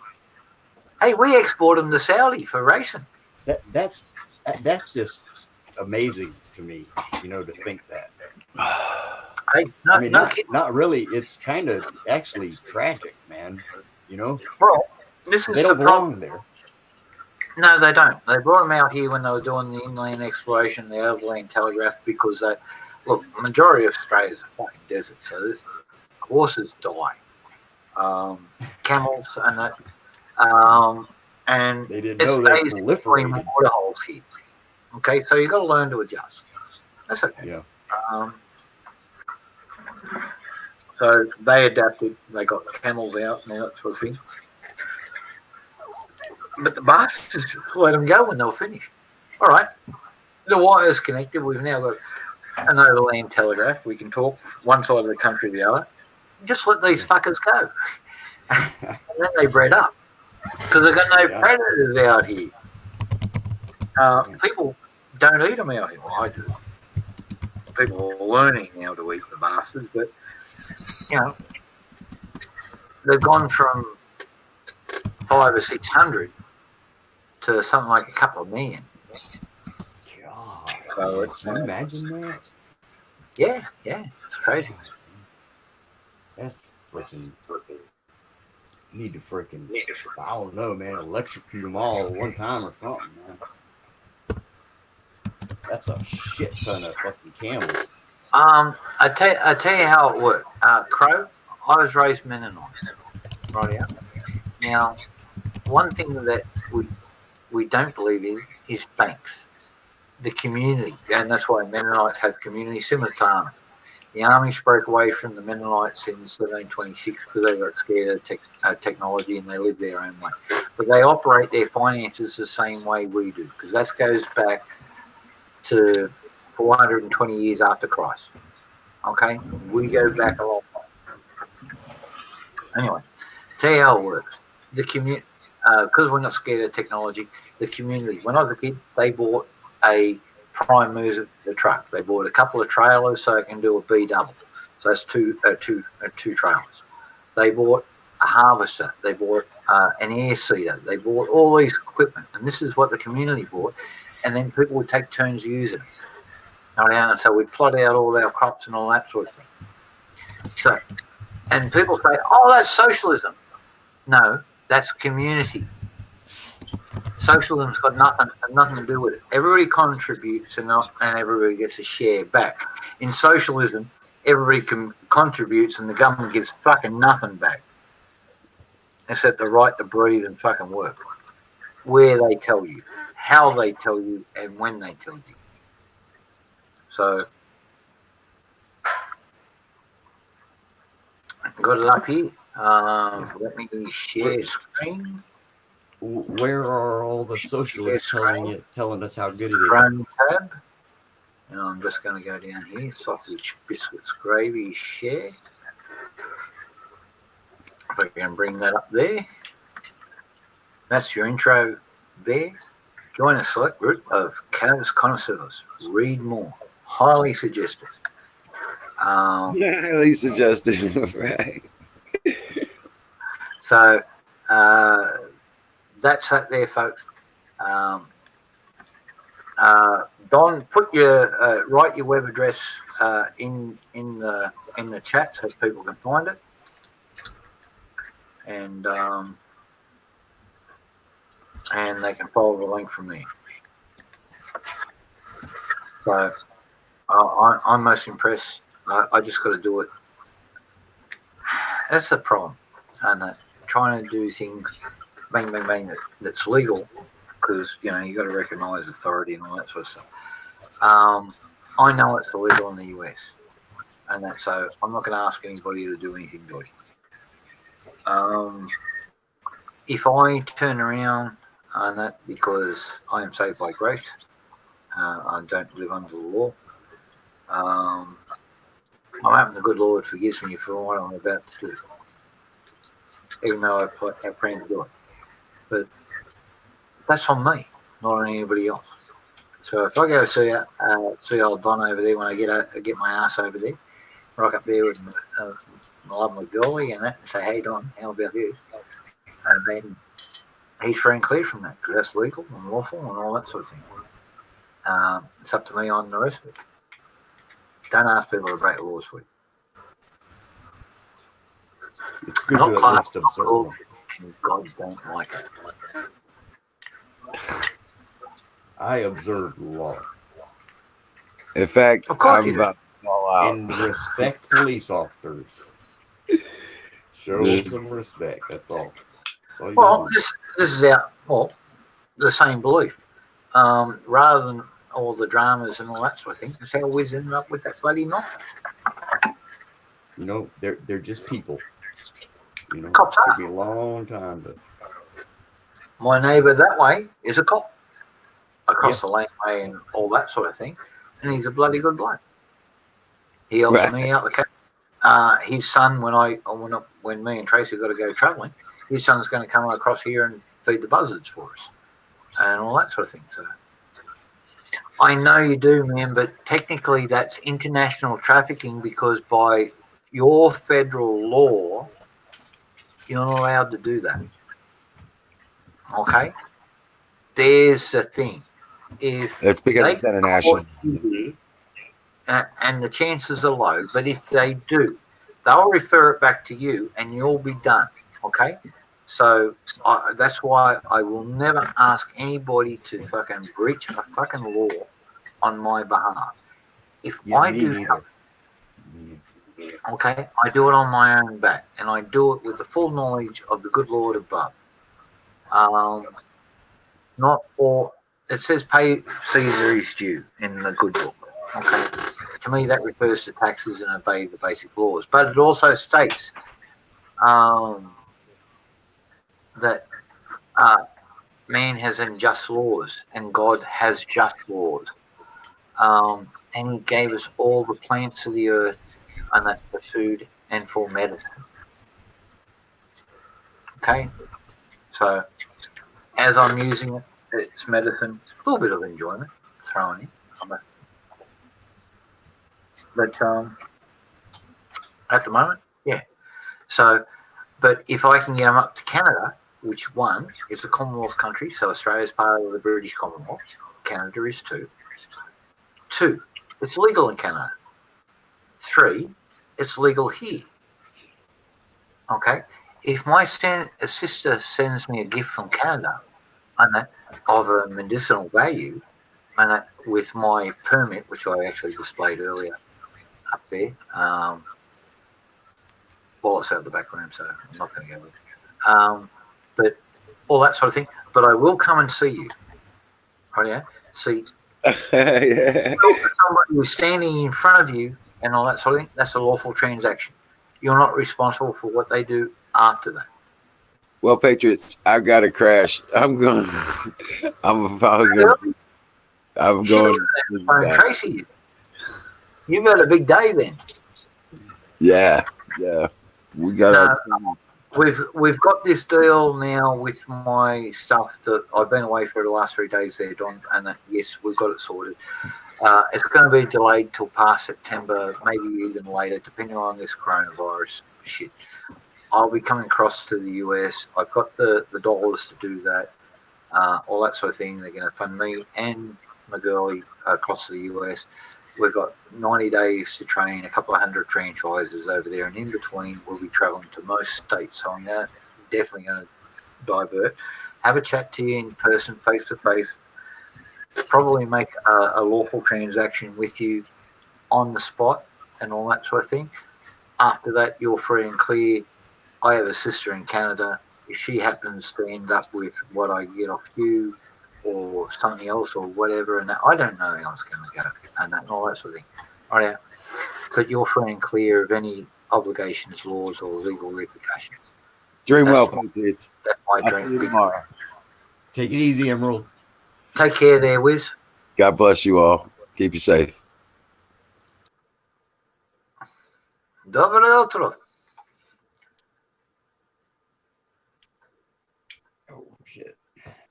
Yeah, look, the small kulaks in Russia, they were the landowners in Russia and all that sort of thing, were very productive and all that sort of thing because they worked in as a group, as a community. Catherine the Great brought a lot of Mennonites out of Europe, specifically Germany, because the Catholics there were very harsh on us. We refused to pray to Mary. Sorry about that if you folks don't like that, but no. Mary is always revered, and that because she was honest and true enough to receive a gift from God, and all that sort of thing. And she'll always, but to pray to her, she's just a person. Through Christ are ye saved. So anyway, take care there, Don. You have a good night. Thank you very much for your input, and I look forward to catching up with you on that when I'm over there.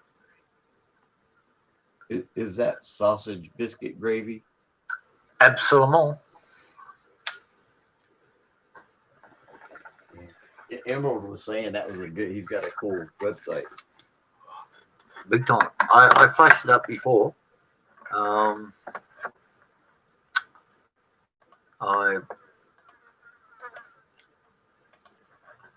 I've got this one here. I'll repost into there. I don't know if it's the right link. This is the link from me. Okay, hold on, yeah. And that, but remember, I'm coming via satellite, and sometimes my links are a little bit skewy.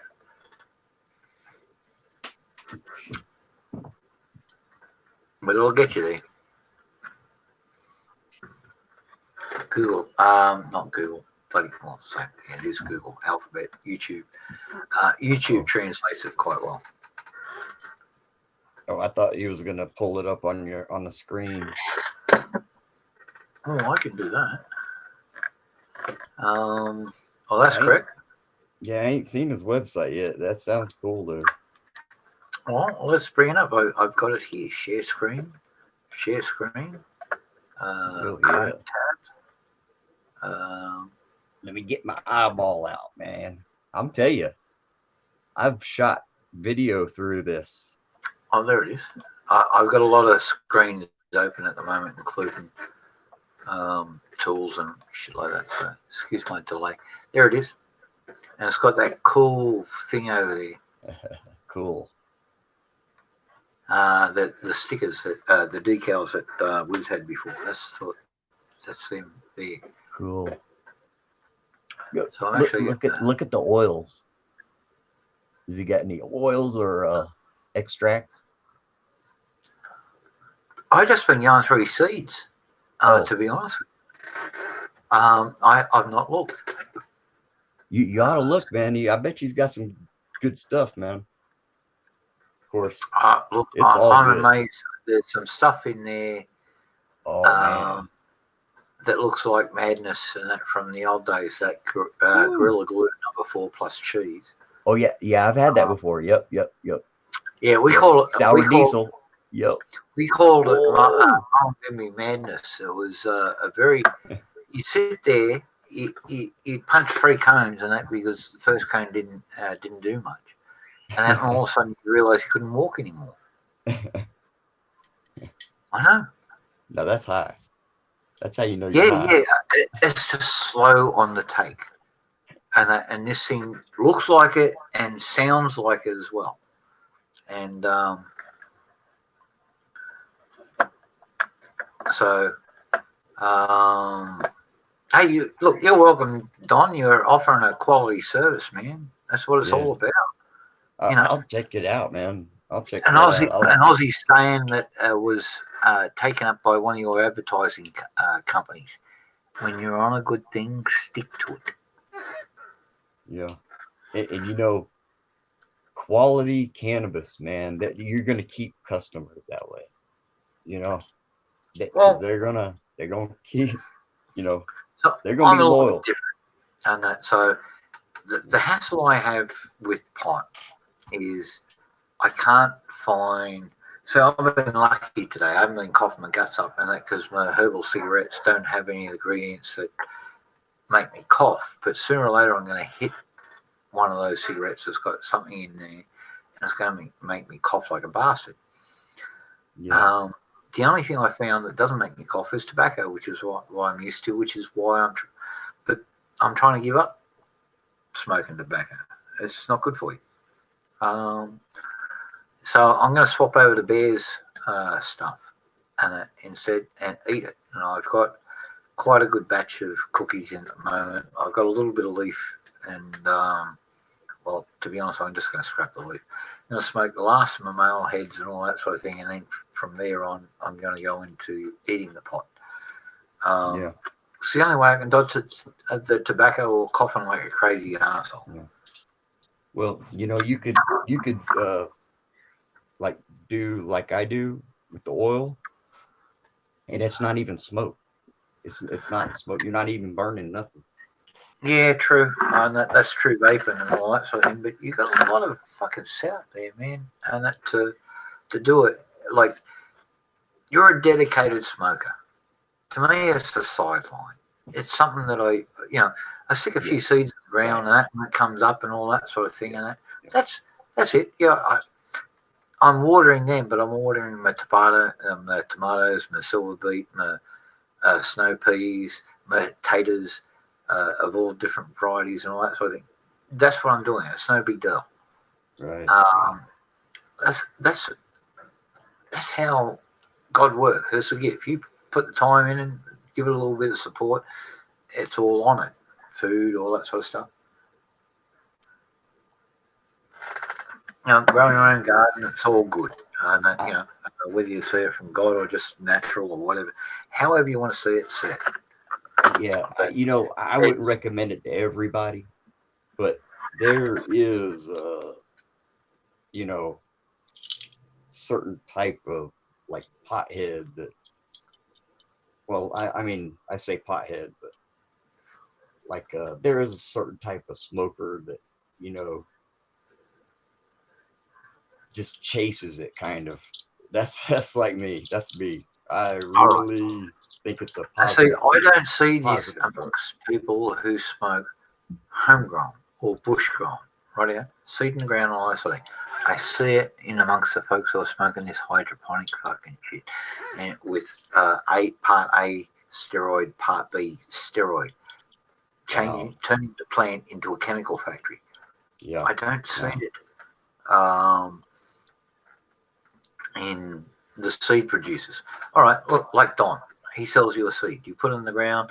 I put some chook shit in it. My mate will put a fucking get in a river, catch a carp, and he'll bury the carp 6 months before he paint in the middle of winter, and that or the end of summer, spring, and all that sort of thing. He'll dig up a new thing, put half a dozen carp down, let them lay there for 6 months, come in there, sprout a seedling early inside, and all that sort of thing in toilet paper and all that sort of thing, gets it, then puts it into a jiffy pot, and then puts the whole jiffy pot into the ground, and then it goes down, and you can see that thing take off when the roots hit the fish. Dig a hole, dig down there and see where the roots are going at, and see when it hits that what's left of that fish. One, it sinks. Two, at the timing, you can see it sprout. Yeah. Okay. And my buddy had a Northern Lights plant, and it was so pretty. Man, it was nice. Well, I just recently seen a white widow, which is a that's Northern my favorite. Lights, a Northern Lights next generation type thing. Because he was explaining that to me. That's White Widow's been around since the 90s. Yeah. Well, I just recently seen some in first hand recently. Like I said, I've been traveling, so I caught up with some friends while I was away, and they showed me some of this, and it's magnificent, and it's all that sort of thing. And I had a puff of it, and I was on my ass for an hour before I had the second go, and then I was on my ass for another hour. I'm a lightweight when it comes to this stuff. Yeah. Okay, so I'm happy with what I got. It's nice that I'm getting introduced to all these advanced stuff and all that stuff. But personally, ain't nothing wrong with that. I'm not really into them. Okay. I don't think it's a bad experience for people. No, I don't think so. I think it's a choice thing. If you like getting wasted, then go for it. Yeah. If okay. You're not hurting anybody. You're not bothering me. If you're sitting back on your music and you listen to Floyd and all that sort of thing like I do when I get wasted, who's going to give a fuck? You're not hurting anybody. Taxman's not complaining. Government's not complaining. All that sort of thing. Maybe your neighbours will, and that because of the fucking noise you're putting out. But just headphones. All good. Dude, but personally, I don't want to get that stoned. To be honest with you, and Tracy's going to be here in a month. No, less than a month. Think about it. 13. She'll be here on the 27th. 14 days. I don't want to get wasted.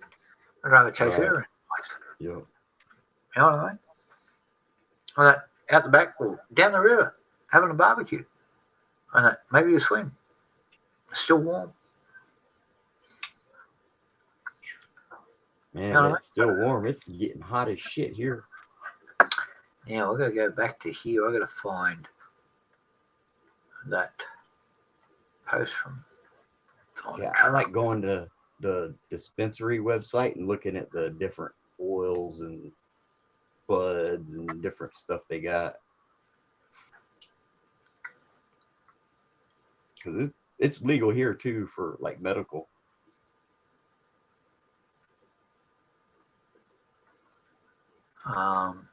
I've got a post on the screen that I've highlighted. It's from Donald T. Trump underneath it, but I've got to take it down now. And I've got to find the fucking thing. How far back did I go?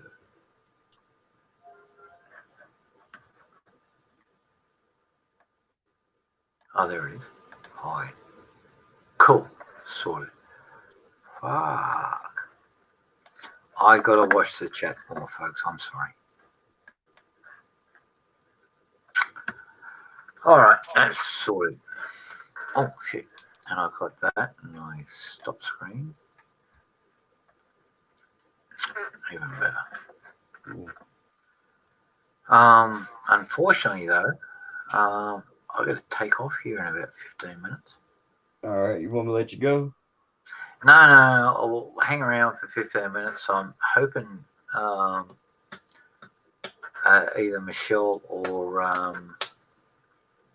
Kearns will show up to help out. And so I'll drag that out in the last minute, but I do have to call my girlie, Tracy. So go ahead, I'll put it on chat. That way I can bullshit with people and yeah, they don't mind. Hey, if you're out there watching, darling, and let me know, please. I don't know. He's probably working. No. I think he said he had to go hire that Uber and go to that meeting or something. I haven't been here the last few days, so I missed a fair bit. Yeah. They was worried about you. I said no news is good news, usually in my opinion. Look, I pulled it off. All right, we had a couple of folks trying to fuck the deal on us and all that sort of thing, but that's business. You know what I mean? They're trying to make a buck out of the same market you are. Except they're selling gadgets. I'm selling something different. Skill and experience. Yeah. Man, we were talking about skill, last night. I don't know. People got to learn, I guess, something, and then try it. See if they like it. Mark for honey. Try something different, and eventually they'll find something they're good at, and then that's fun. Yeah. Not bad, right? Mark 400, coronavirus really about to stop the AFL? So I hear, mate. Whereabouts in Australia are you?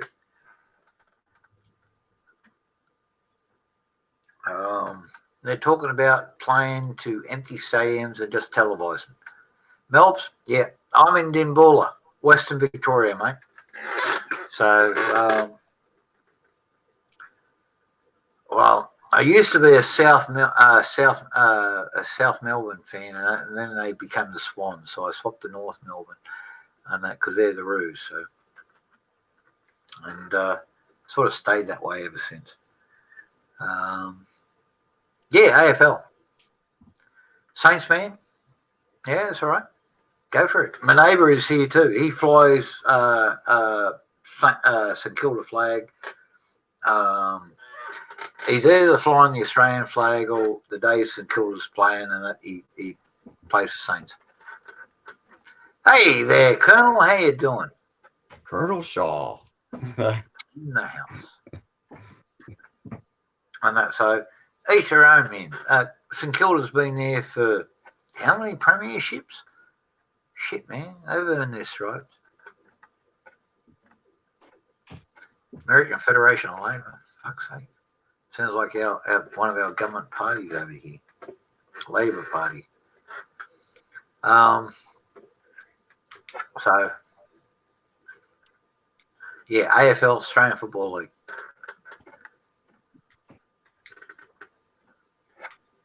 And then you got the Victorian League. So, I actually play in the seniors division. I'm 64, and I play for Wimmera.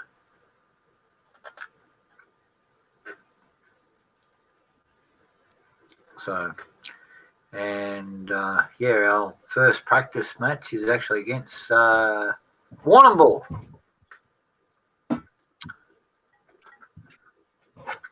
So, problem is, then after that, we've got to go to Ballarat, and they're a pretty serious team. Yeah, well, over here it's football, and we get half a day off, and that went just before the grand final.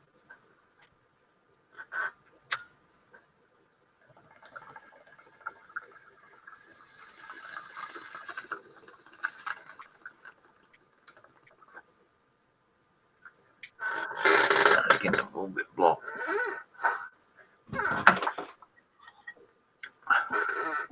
Don't know about Corona Planet. Wake up in Corona Planet.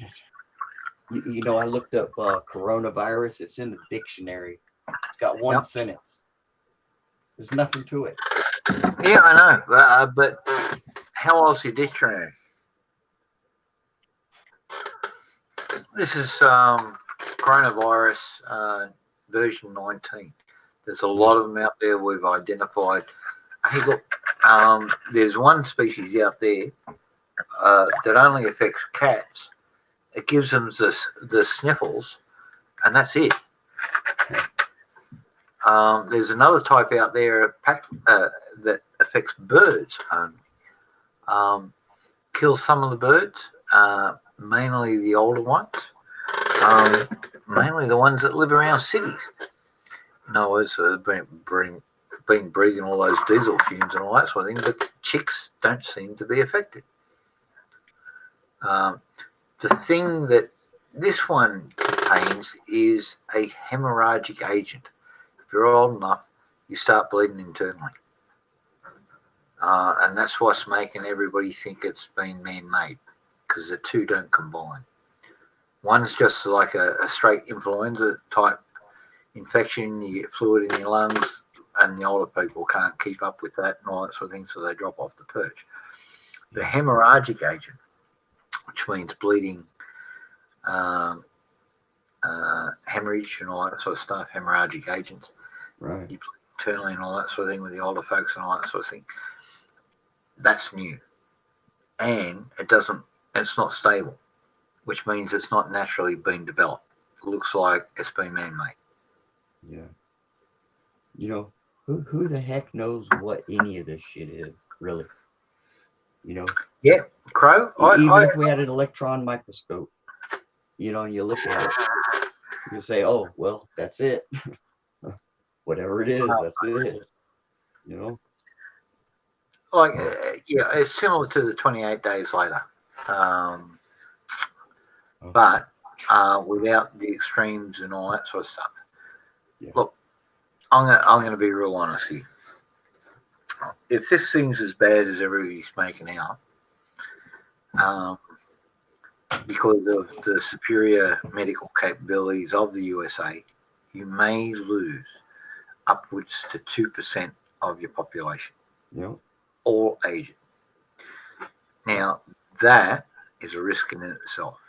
Yep. 2% of your population, and it's going to happen soon, and that through natural causes. And this is the other side that I'll get into in a minute. But if you lose 2% of your population, you've got a population of 325 at the moment, roughly. I don't Right? even know. That's 6 million people. Wow. How are you going to funeral homes, all that sort of thing going to happen? But remember, you've got an aging population. So soon, and it's estimated at 2025, you will have upwards of 1.5 million aged deaths every year just through natural age, 1.5, increasing for about 30 years because kids ain't breeding as fast, the younger folks aren't breeding as fast, they're having one kid and all that sort of thing. The folks out there created a mass population, but they're now getting to an age, because those sort of folks had 2, 3, 4, 5, 6 kids right now, but they're now getting to an age where they're dropping off the perch real quick and in series. That's the other side of the baby boomers. There's a shitload of folks in the US who are my age. Have a look at it. Look at 64 years of age. Population density. Targets for the coronavirus and all that sort of thing. Me, I was a smoker for from the time I was 16 years and 9 months until I was, I forget, remind me, 60, And 59 years of age when I got onto this. Tracy, no, sorry, I tried a lot of things before I got this. At 59, I started. Tracy asked me to give up smoking. So I said, yeah, okay, I'll do that. I asked her to go on my diet for her. And when she came over here, showed her how to eat, and asked her to keep it up over there. And she did. So I got to keep my side of the deal and give up the smoking. Cigarettes, tobacco. So I found a non-nicotine thing that I can deal with. And do what you can do. Yeah, that's good. That's like, you know. So you got to keep your word, man. You got to keep your word. You are only what you stand for. That's it. You can talk a hell of a lot one thing, but unless you stand up and back it with word and deed, it's worthless. Words. Heck, look at the politicians. They lie to us all the time. Yeah. Local government, they lie to us all the time. Fucking leftists. They lie. Look at the mainstream media. They're lying to us. I read a fucking thing by Jim Acosta. Very rarely does he go into writing. Actually, he wrote this, and it's 2 weeks old. That America has never been in such a financial shit fight in its life and all that sort of thing. Everybody's poor, everybody's suffering and all that sort of thing. Well, I remember him under Obama with just the blokes that I know from the US. How many of them fucking picked up their jobs since then? How many of them lost them under Obama? The fucking coal miners. I know 8 guys. The free phones. And that across 3 different working sites and all that sort of thing. And that were put out of work under Obama. Fucking Trump's in there. 3 months later, they're fucking back and working. One guy was 2 fucking months. The bank had started repossession fucking action on his house. He got hired. He got a letter on his first day there. He asked the fucking pay office and that to write a letter saying his gainful employee was now getting this much, and he took it to the fucking bank. He didn't take it to the local branch. He sent it to the national head office and said, hey, look, please understand I've been out of work for a long time. We've done everything. We've sold everything and all that sort of thing. We've done everything to keep faith with you. This is that. And besides, my house has got wood rot and I'm going to have to fucking repair it and all that sort of thing, but I can pay the mortgage in it and I can fix it up myself now that I'm working again.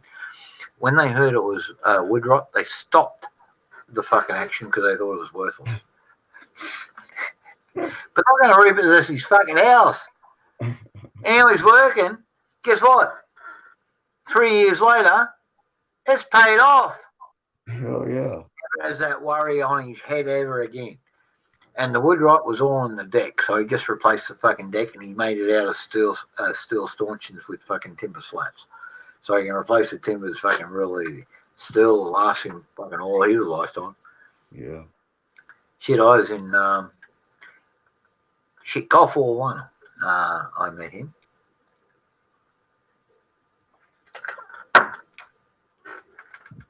I was locked up for that one.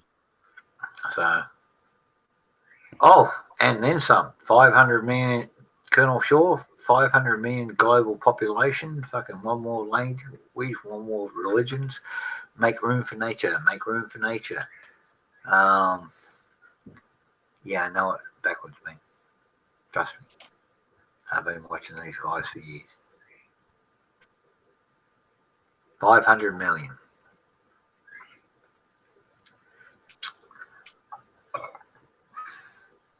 I want to see the breakdown for the US. 50 million. South America, 50 million. There's 100 million. There's 400 million you gotta go. Europe, 50 million. India, subcontinent, all throughout Asia, 50 million. 150 million in Africa. But why is that? Sadly, folks in Africa are more easily controlled. That's okay. Yeah, FFS, fat finger syndrome. It happens, man. It's all good. Don't worry about it, Colonel. We know where you're coming from. Yeah, I'll correct you, but I'm not going to fucking diss you. I don't know what you mean.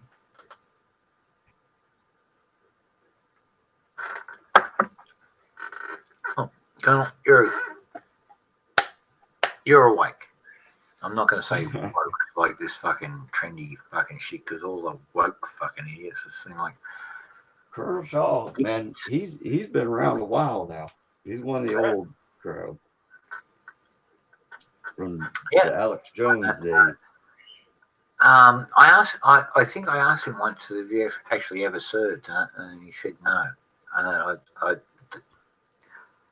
maybe somebody else, but I'm pretty sure it was Colonel Shaw. And that's so. But there's no dramas. You're around for years. We all are. I think only that's the real good and dickheads die young. I think it's Matthew Broderick in his little icon, that circle icon. I think that's what he said one time. 4 years or so. 4 years. Actually, I'm going to have to go. I'm going to have a look. Because I can't see that. The icon's too small. Real tiny. Yeah, but you'll know it when you see it. You know, you'll know it when you. I'm heading there, but excuse my slow satellite connection.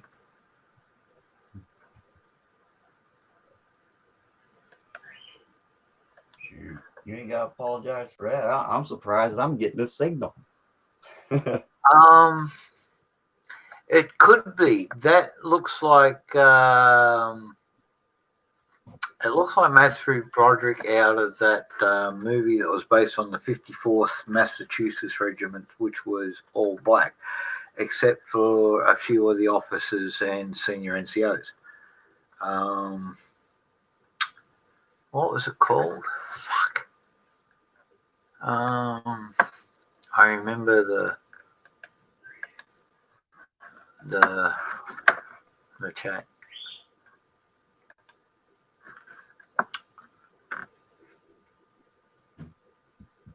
When Trump got elected, he came out. Yeah, Colonel Shaw, an old info warrior. Yep. He remembers when Frank called in. I'm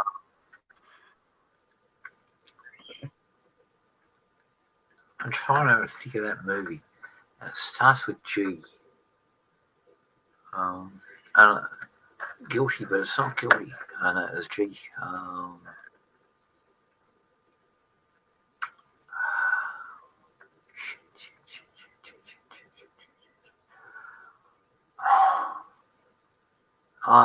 See, that's the fucking problem with smoking dope and drinking piss. And you remember he goes, I know it. It was a movie. It's about the 54th Massachusetts, which was predominantly black regiment, except for senior NCOs and officers. I do watch these things. But yeah, I'm sort of lost on this one.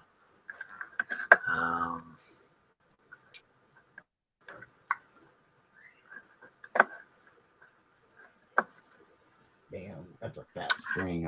Colonel Shaw, you're right. I'm going to ask directly instead of fucking around trying to rely on my memory. Colonel Shaw, what's the name of the movie that your icon's been taken out of?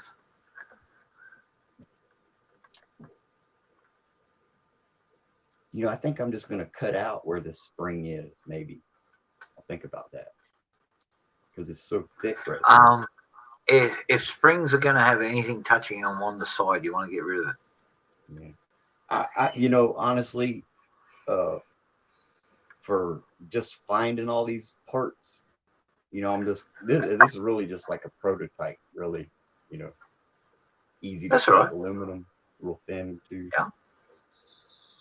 And yeah, I just got into it, and I just had to try it. I'm glad I did. I started with circles to get like my glory. That's glory. I just did a web search. Glory. That's the one. Yes. Sorry, Colonel. You probably beat me to it. But yeah, Glory. Fucking excellent movie. Yes. That sort of thing I'll watch. Right, yeah.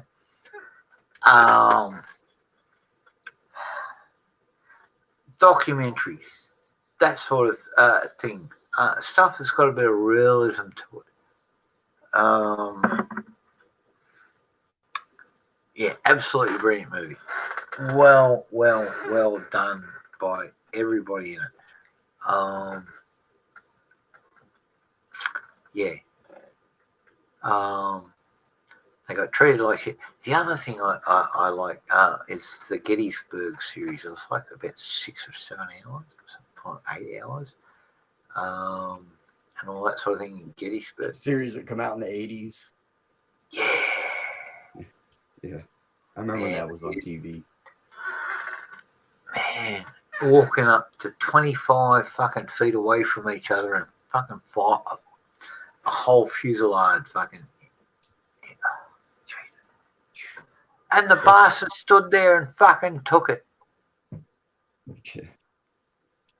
Man, everybody, both sides, forget about fucking picking sides. Every single person who fought on either side of that thing had big brass ones that size. To stand there, yeah, the 54th Massachusetts.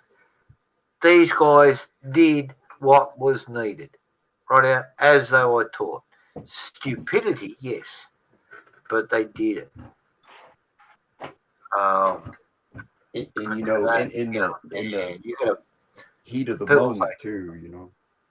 People say I'm brave. No, that's fucking balls, man. I'm fucking compared to those bastards because I spent half my life hiding. I did. Taking shots when the bastards couldn't see me. But then again, I believe in you do not win wars by dying for your fucking country or your ideals. You win wars by making the other bastard die for their country or their ideals. I'm sorry, Mr. Patton, General Sir. I fucking totally disagree. Make the other bastard die for your country. There's no fucking way for it. Man, to stand there in ranks, like the British and the French, Waterloo, muskets, 50 yards, 1,000 wide, front right, nail. Ready! Fire! Rank 2. Set. Forward. Nail. Aim. Fire! The other guy was doing the same thing too. Yeah. And they were dying in their hundreds. Cheers, Colonel. You take care. You know, it's, man, balls. They got some balls and a half.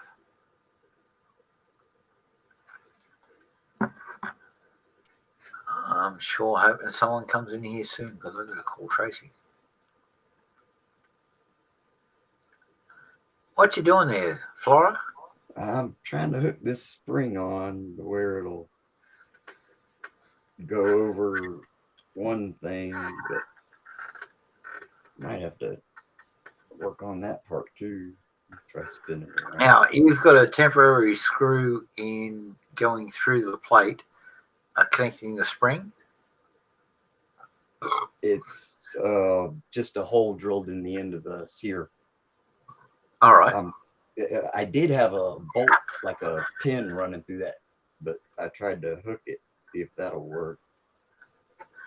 But I don't know, it might be catching on my trigger. There might do something different there with that. Yeah, well, it's I'm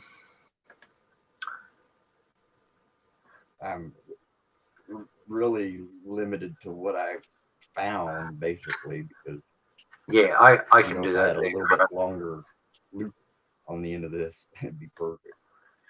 Can you put up the screen there for a second so I can get a second look at it? I'll just blow you up.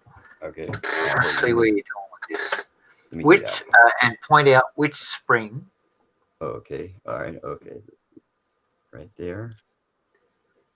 Trying to hook it to there. Yeah. Wait, hold on, let me get in the light where.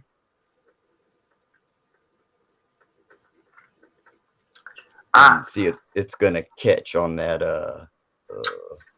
on the back of the on the hammer, but all of that stuff there. See where it actually makes contact. You've got around about 3 or 4 millimeters excess on the back of the trigger. Yep. Right. Yep. Right. Yeah. If you shave that down, that'll allow the spring to move a lot freer. The other thing with the spring is your hook is around the wrong way. Yeah. Yeah. So what you do is that piece that you've got that's connected to the spring, which is the sear. Okay. Alrighty. If you put a filed channel on the far side, on the inside of that, and then pass the spring through underneath that filed out channel, in other words, hook it up in reverse. So hook up the spring from underneath, so the end of that hook that's hooking into the sear is actually coming out from the front. Then you should be able to get the other part of the spring to mesh a lot easier with the pin that's where you've got it. I actually thought of taking some more of that back of that trigger off. Yeah. Yeah. But I'm unsure of how much I can take off of that back end. Okay. Connect your spring over the top of the thing and hold it in place with something like a G clamp or something, and operate the trigger. That will show you how much you can take off without affecting the performance of the trigger. Yeah. That's another thing too. Crow is spot on. You can extend the length of the sear because it's a flat thing with only 2 holes in it. So if you extend this the sear out another ½ inch, that'll avoid the fucking issue there. Crow. Yep. I should have said that. Man, this camera's hooked up. Okay, here we go. No, that's perfect, man. That's good. Oh, is it? Okay. Yeah, we can see all of that there. Crow's spot It's just I'm limited to what I've found is all, I kind of actually had thought about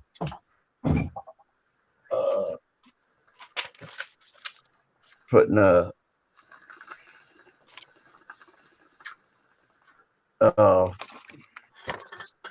hook on top of that sear. Oh shit, man! Like to where I could hook it, drill a hole right there, and hook it. But looking at it, that it won't clear over the bottom of that. So no, but if you remake the sear, make that half an inch longer, and that for the hole, half an inch longer from the hole. Remember, and that not the overall length. Half an inch on the hole, that'll clear the back of the sear, give you a straight down draw pull. Yeah, you'll be able to engage the fucking trigger and trip it. Yes, that'll be perfect. And, the only reason it's not longer is because just I happen to cut that length, honestly. And I was just working on my pivot points because making it work, and then whatever the measurements were, that's what they would be. Basically that's what I was gonna. I was trying to find a file here for a Bess, brown Bess clone that I made.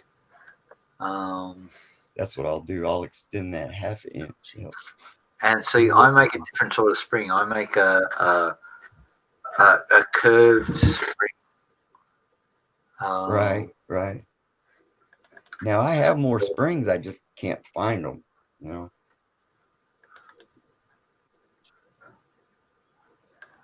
just trying to. Yeah, that's exactly a half inch would be perfect. I'm gonna try that actually. Yeah. Look, I'm just going off by I think what you got to do is cut a piece of paper. Right. Yeah, I trace these. I trace these on that paper. Your spring over the paper so it's clear of everything, straight up and down. Right out. No contact with anything like that. Yep. Extend your sear back to there so it clears the whole thing. So you don't have to take anything off the back of the hammer. Right. So because I don't want to. The earlier or the more you got on it, the crisper the break on the thing. Because it's more leverage. So the travel. That's what I was. Cool, man. Thanks, man. That's great advice. I can make that in about. Look, not being rude, Crow came up with it first, and I should have seen it earlier. Well, I probably read it, but didn't. A U-shaped flat spring and that, but the extended spring, that was. If I could do that, I would. Like if it had a longer loop right there. Yeah. That's all it would take would be just where's my camera? They had like a longer loop, but it's cool,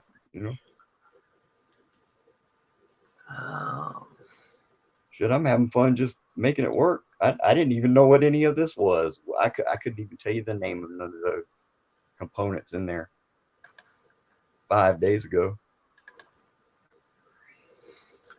True story. No, hey, look, I'm happy to help you as anywhere I can.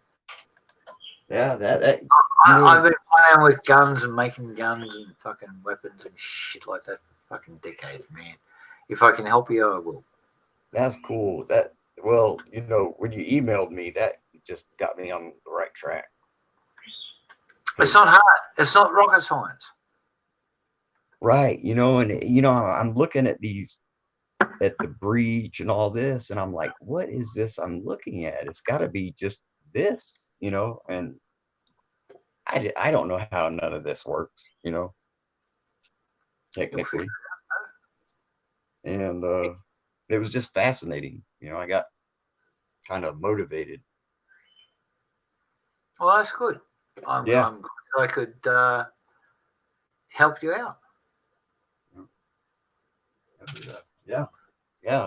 Came out of nowhere too. got inspired, and in one day made a simple trigger mechanism for a crossbow or whatever.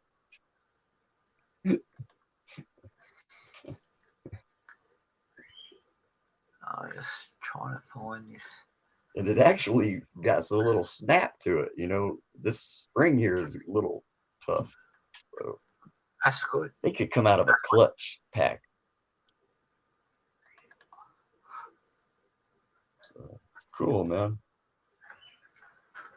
And you know, you could probably buy something like this for $40.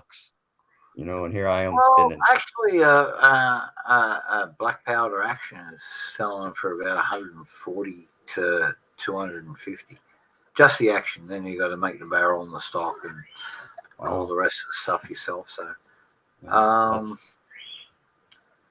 yeah.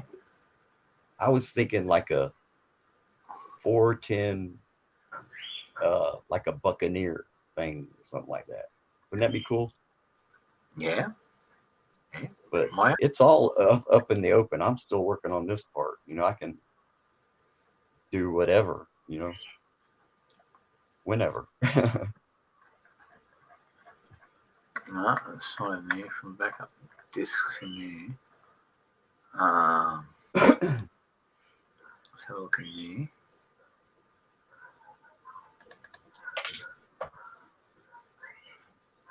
No, let's go back to the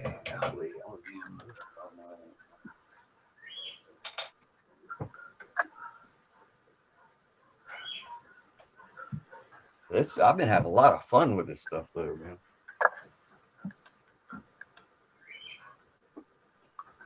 Cool.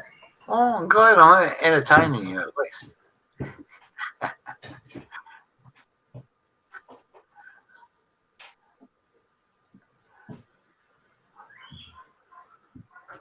And I got this aluminum that's, you know, flat on one edge. Well, actually, this was two edges. It's perfect, you know. Cool. So I'm actually not watching at the moment. I'm trying to flick That's through. all right. All I can see is just a dark spot where my face is. I wish I had better light, you know. But I'm afraid to move the phone. This is where I get the best signal. Oops. Oops.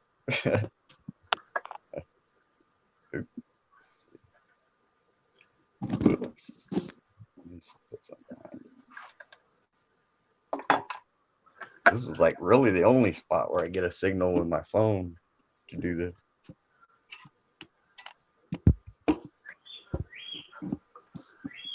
And now the buzzers are screaming. There we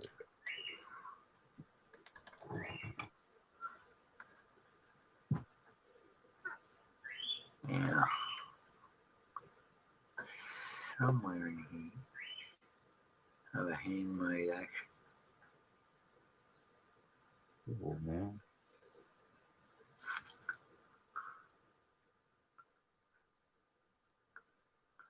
And you know what I was thinking was I make the mechanism on this plate that went down, you know, 45 or whatever, and then whatever it is on either end, that's just what it is.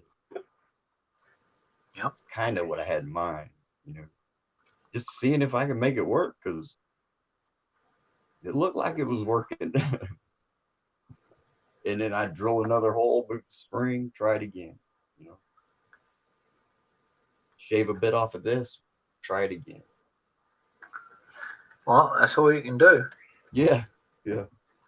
It's fun. It I is. didn't know it was possible. Really. All things are possible, my friend. I honestly just never really thought about it, I guess.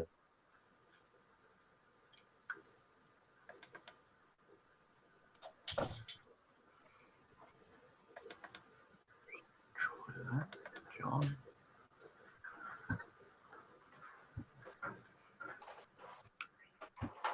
Try that. Docs download.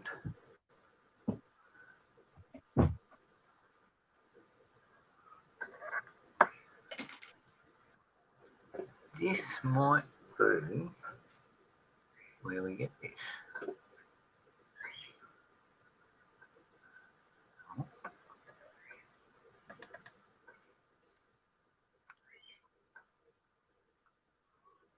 Now we're talking. Here we go.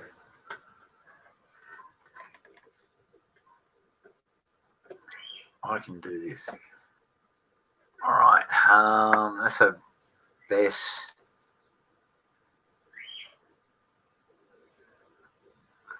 All right. Here's one of my little fucking toys that I was playing with last year. Let me just bring this up. Share screen, application window. This is step one. Let me just go back to this here and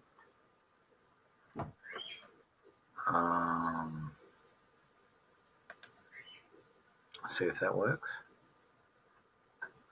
It flashed up there for 1 second. Oh, there we go. Yeah. All right. That's the interior, and I'm now going to stop sharing that. Share, and this will give you the overall picture. Application window, that one there. Share.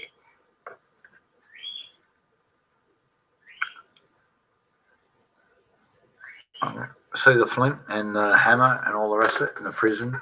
That's up here. If you have a look up there, that's the frizzen. So the flint's there. It strikes down here. That's the pan. That sits up close by the rifle and up against the barrel where the touch hole is. Just there, the touch hole lines up just at the bottom of that. So the powder in the pan, you tilt the rifle to the left. It goes down the touch hole and gets in there and burns all the way through to your main charge, which sends the projectile out the end of the barrel. But here, if you see the spring, that's a U shape. Right, yeah. Well, what is that providing tension on the back of that sear there? Okay. All the tension is in there. Right, see this curve? And okay, when he cocks it, that's the only time it's going to get tension on. Yeah, and it gives you this part here. See that funny shape hook? Okay, yeah. And that's a connector for the trigger.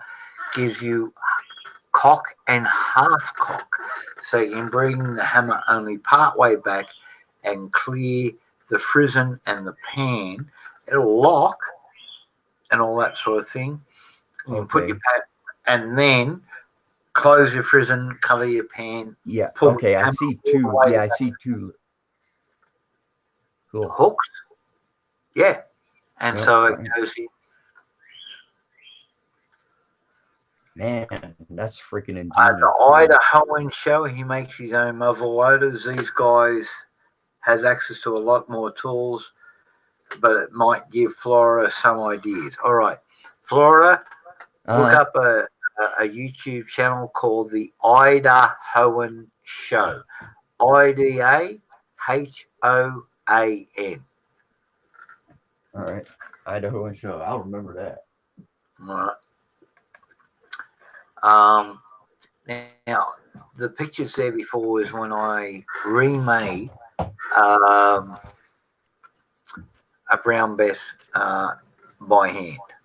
Okay, so files, flat steel, all that sort of stuff, and that's for a demo for somebody else.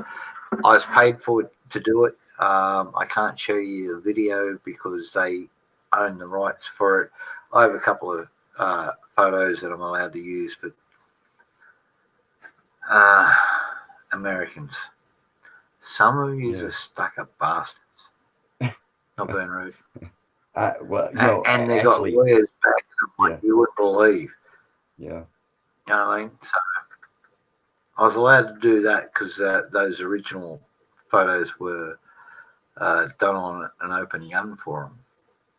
Right. I think I saw that on one of the freaking thousands of images I've seen. Yeah, so I did it on a gun for. It's called the Firearms Forum and all that sort of thing. That's where I met the guy and that, and he said, "Yeah, I'm doing that in the moment and all that sort of thing." He did pay me, so I'm bound by a contract and that, but he's just gone totally sick with it. You know what I mean? Threats and all that sort of stuff, lawyers, all that sort of stuff. So they're the only two photos I can show. That's so cool. You ain't even got nice little you ain't fucking got to, rifle, all that sort of thing, but in 40 caliber.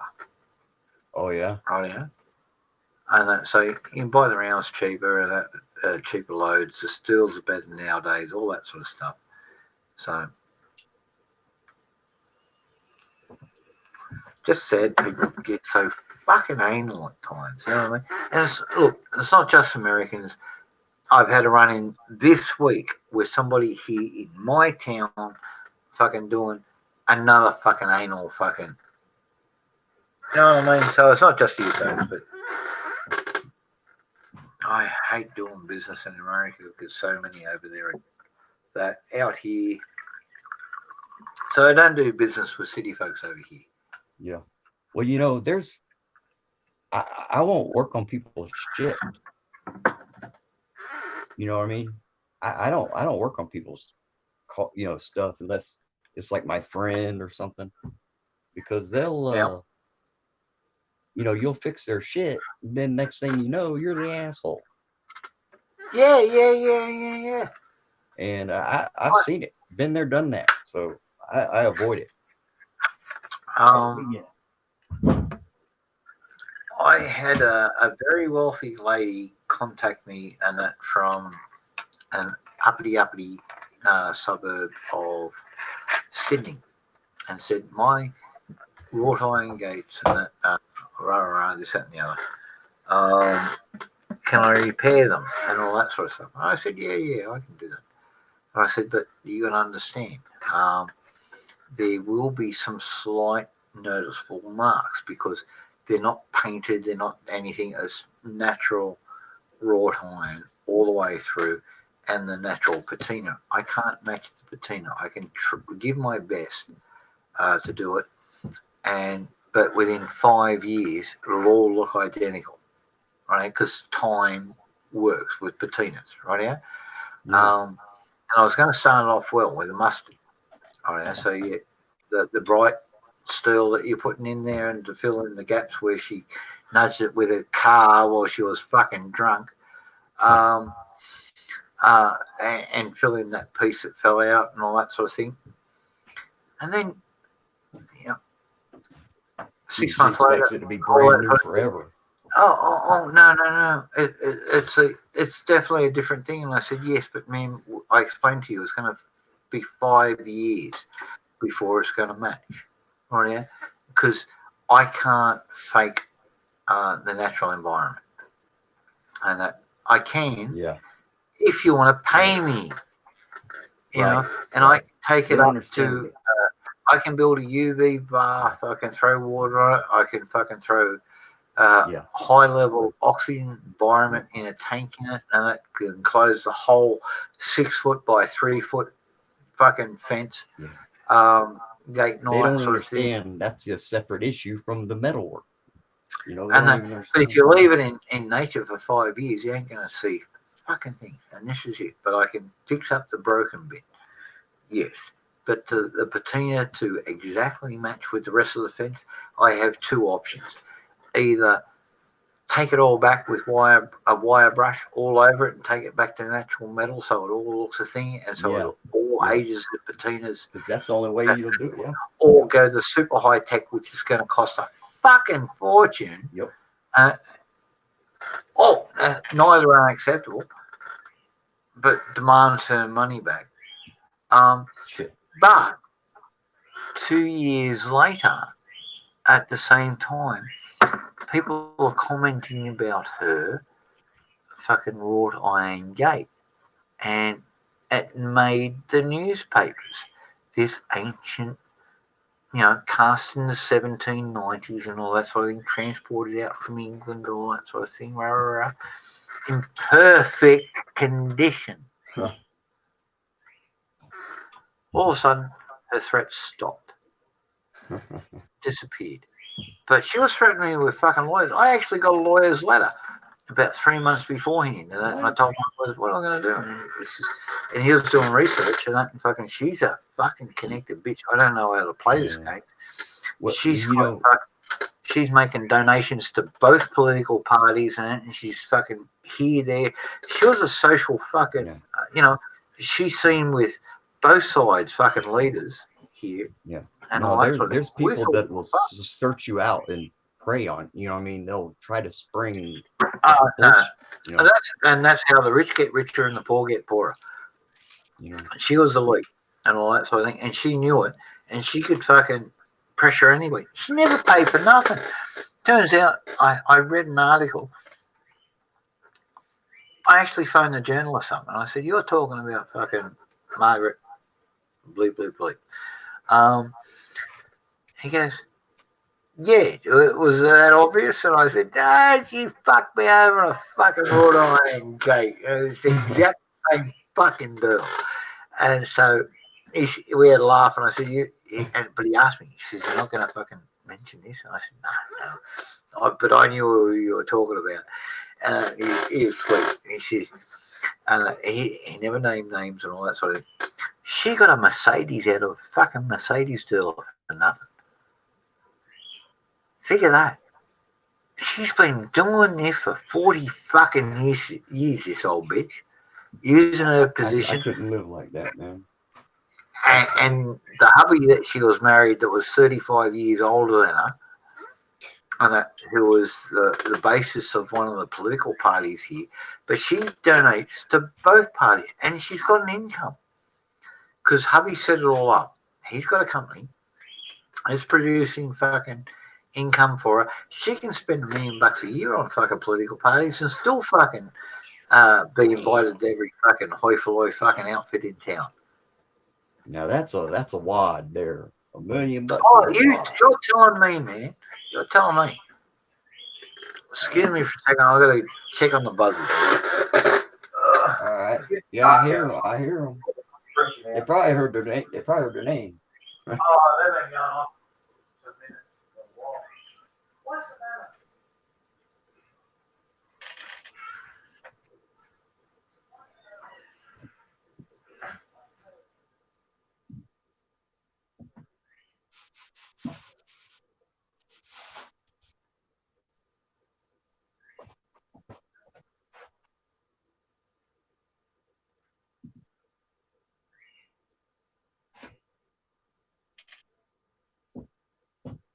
Let's see. Do we got anybody watching? Let's see.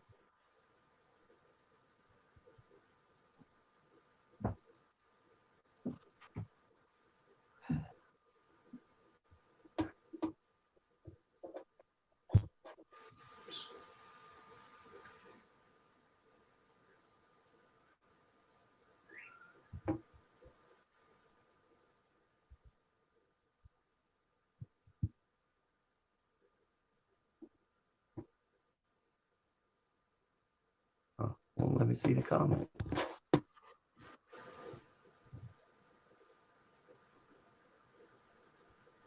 Oh, that's weird. Won't let me see the comments.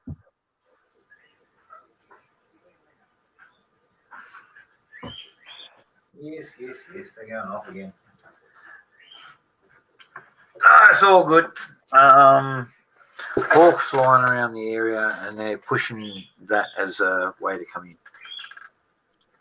So, but I do have to get going. It's 5:37. I'm 7 minutes late. Folks, look, thank you very much. Crow, you're in chat. I don't know who else is in chat. We've got 6 watching. Can't do it. Yeah, I can't even see the chat. Watching out on YouTube. I've got 5, 7 watching there.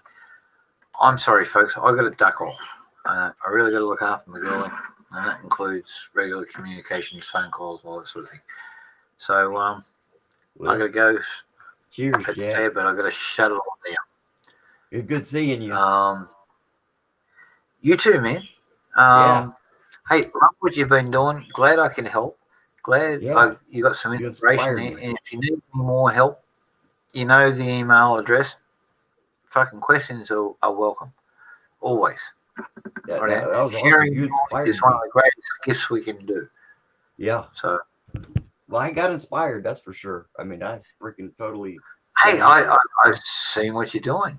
Fucking, that's And didn't 100 even times expect more. You are now 1 in 1,000 in a country of Well, and I made it work. 330 fucking. You know, I made it work. It's got some snap. 1 in 1,000 of folks have made their. Oh, hey, God, no, that's wrong. 1 in And I found all that 100,000. I 1 found all in that shit. 100,000 in America's history have made their own firearms. 1 in Well, I make 100,000. crossbow. I make crossbow mechanism. I don't know the numbers on Crossroads. I'm sorry, man. Well, no, that's what I do. I make because I like to hit the bullseye target practice. That's it. Oh, heck, this way we go out and hunt a gator or two. We're in that part of the world. I tell you, you don't want to run up on me in here. Yeah, no, I don't run up on anybody in their home. That's just not classy, man. Not classy, and you fucking deserve what you fucking get as a response. That's my view. Yeah, It's all good. I can't same see here. the chat, man, or I'd say bye to everybody, but bye to everybody in the chat. As far as I can see, there's only Chrome in you and talking in chat. Yeah, I like to I like to see the chat and respond back. But on my phone, I can't. On my laptop, I can't. That's okay. Take care there, Crow. Flora, you take care. Okay, I'm out of here. Good night, guys. Cheers. Cheers, folks. Good Lord Good bless seeing you, man. Right Take on. care, Yeah. Flora. All right. Cool.